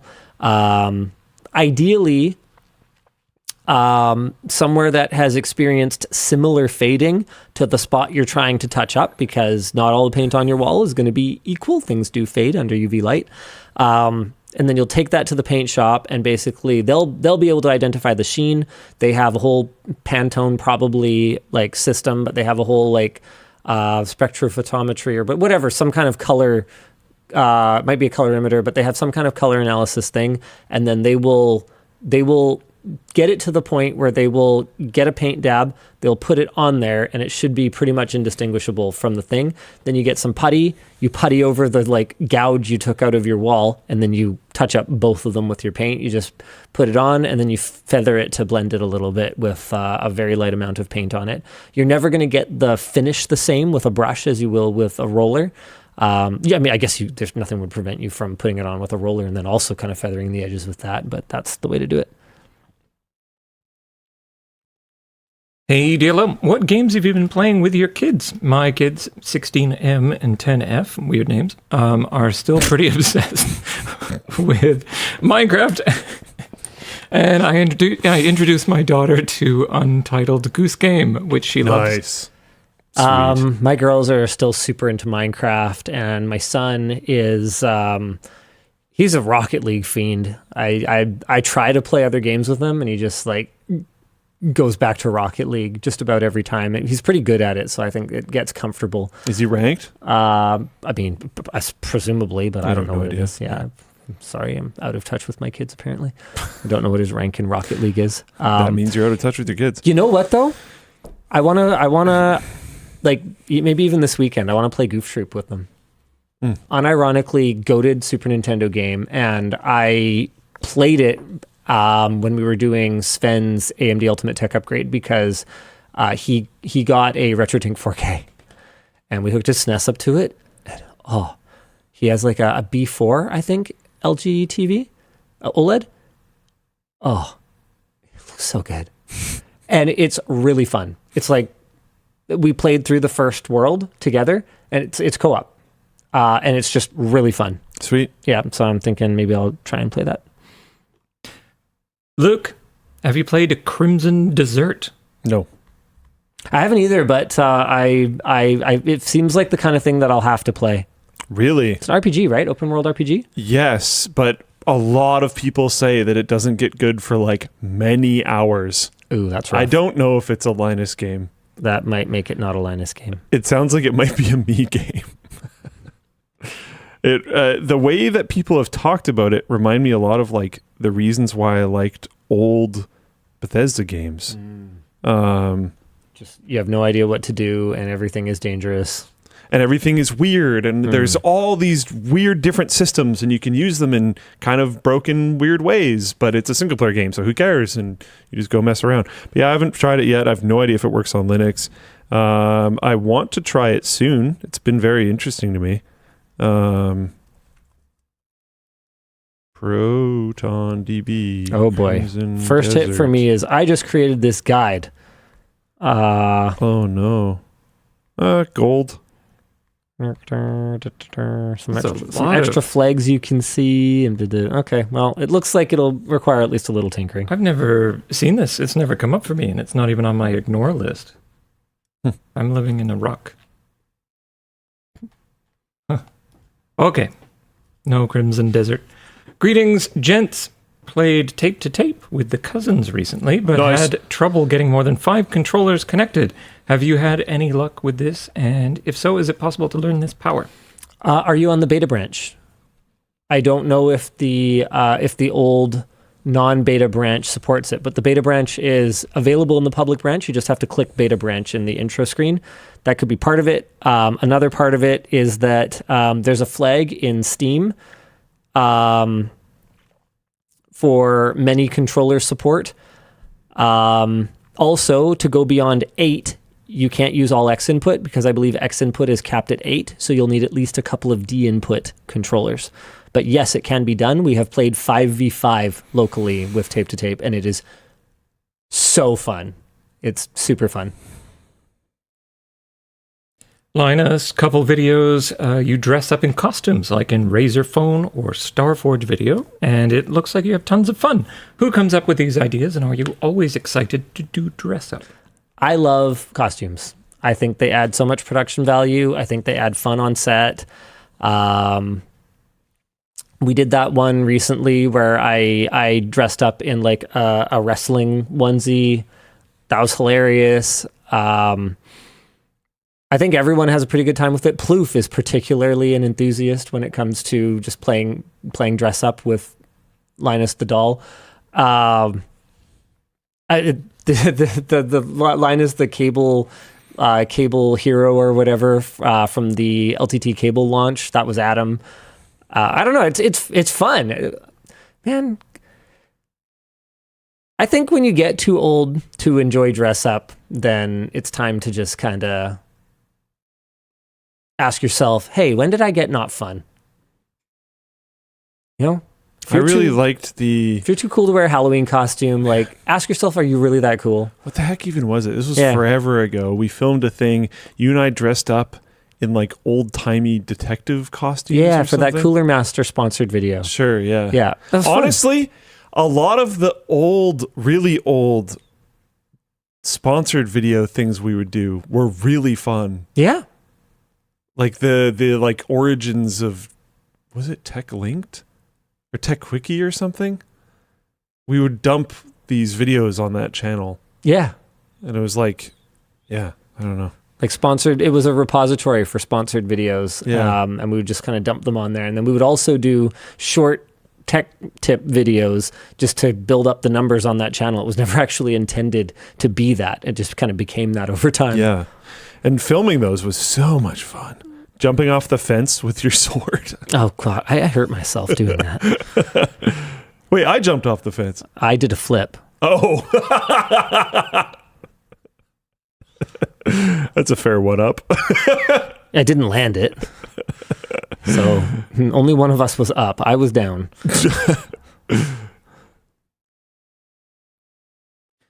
Hi, LLD. I'm currently growing my beard for a whole year as a bit to mess with my... Oh, my God. Noki asks, why not do this again? I mean, I'm down. Yeah, I'm down too. I'm down. Do it. We have to find out who did this. Do it, you cowards. Who crashed their car into the store. Sorry. Yeah, I don't know. Whimsy is fun here. Hi, LLD. I'm currently growing my beard for a whole year as a bit to mess with my wife. What is your dream bit and what's stopping you from doing it? A 1 year long bit to mess with your wife might be a little excessive. Sorry, but damn. What's your dream? Is it worth it? Is it? Does this feel like it's gonna pay off? Have you heard of the happy wife, happy life thing? I tricked you with this thing that you saw happening for a year, and it just got grosser and grosser. How do you think bothered wife for a year? What does that result in? Divorce speed run? Maybe? Yeah. The bit is I come home and I'm completely clean shaven after having a beard my whole life. Isn't that a bit? And like fairly quickly reversible. Well, depends how long the beard was. This one's reversible too. He just has to decide to reverse it. Man, I don't know if I have a dream bit, but there is a funny one that I thought of. We just bought like a Jesus costume so that I can do a thing. Basically, I just thought of the idea of turning water into Segway. And I was like, can we get a Jesus costume? And so resorted one for me. Immediately. I haven't written it into a video yet. Yeah, okay. You can be Jesus. Oh, man. That's the only answer I think I have. It was just one of those late night thoughts. I was like, turn water into Segway. Oh, those are the best. Teach a man to Segway. He can feed himself and his jet. Give a man a Segway. I don't know. Oh my God. I don't think we should be allowed to be creative, but that's excellent. Okay. Jeez. No, I can't. I need a second. Whoa. Linus, last year you said you want to do a video reflecting on thinking of retiring live stream. He can't. He's gonna rise again. I was Do you still have thinking thoughts? of buying a jet. Do you still have thoughts to share about it now? Do you think of it differently compared to a year ago? I've been thinking of selling my jet. Oh, man.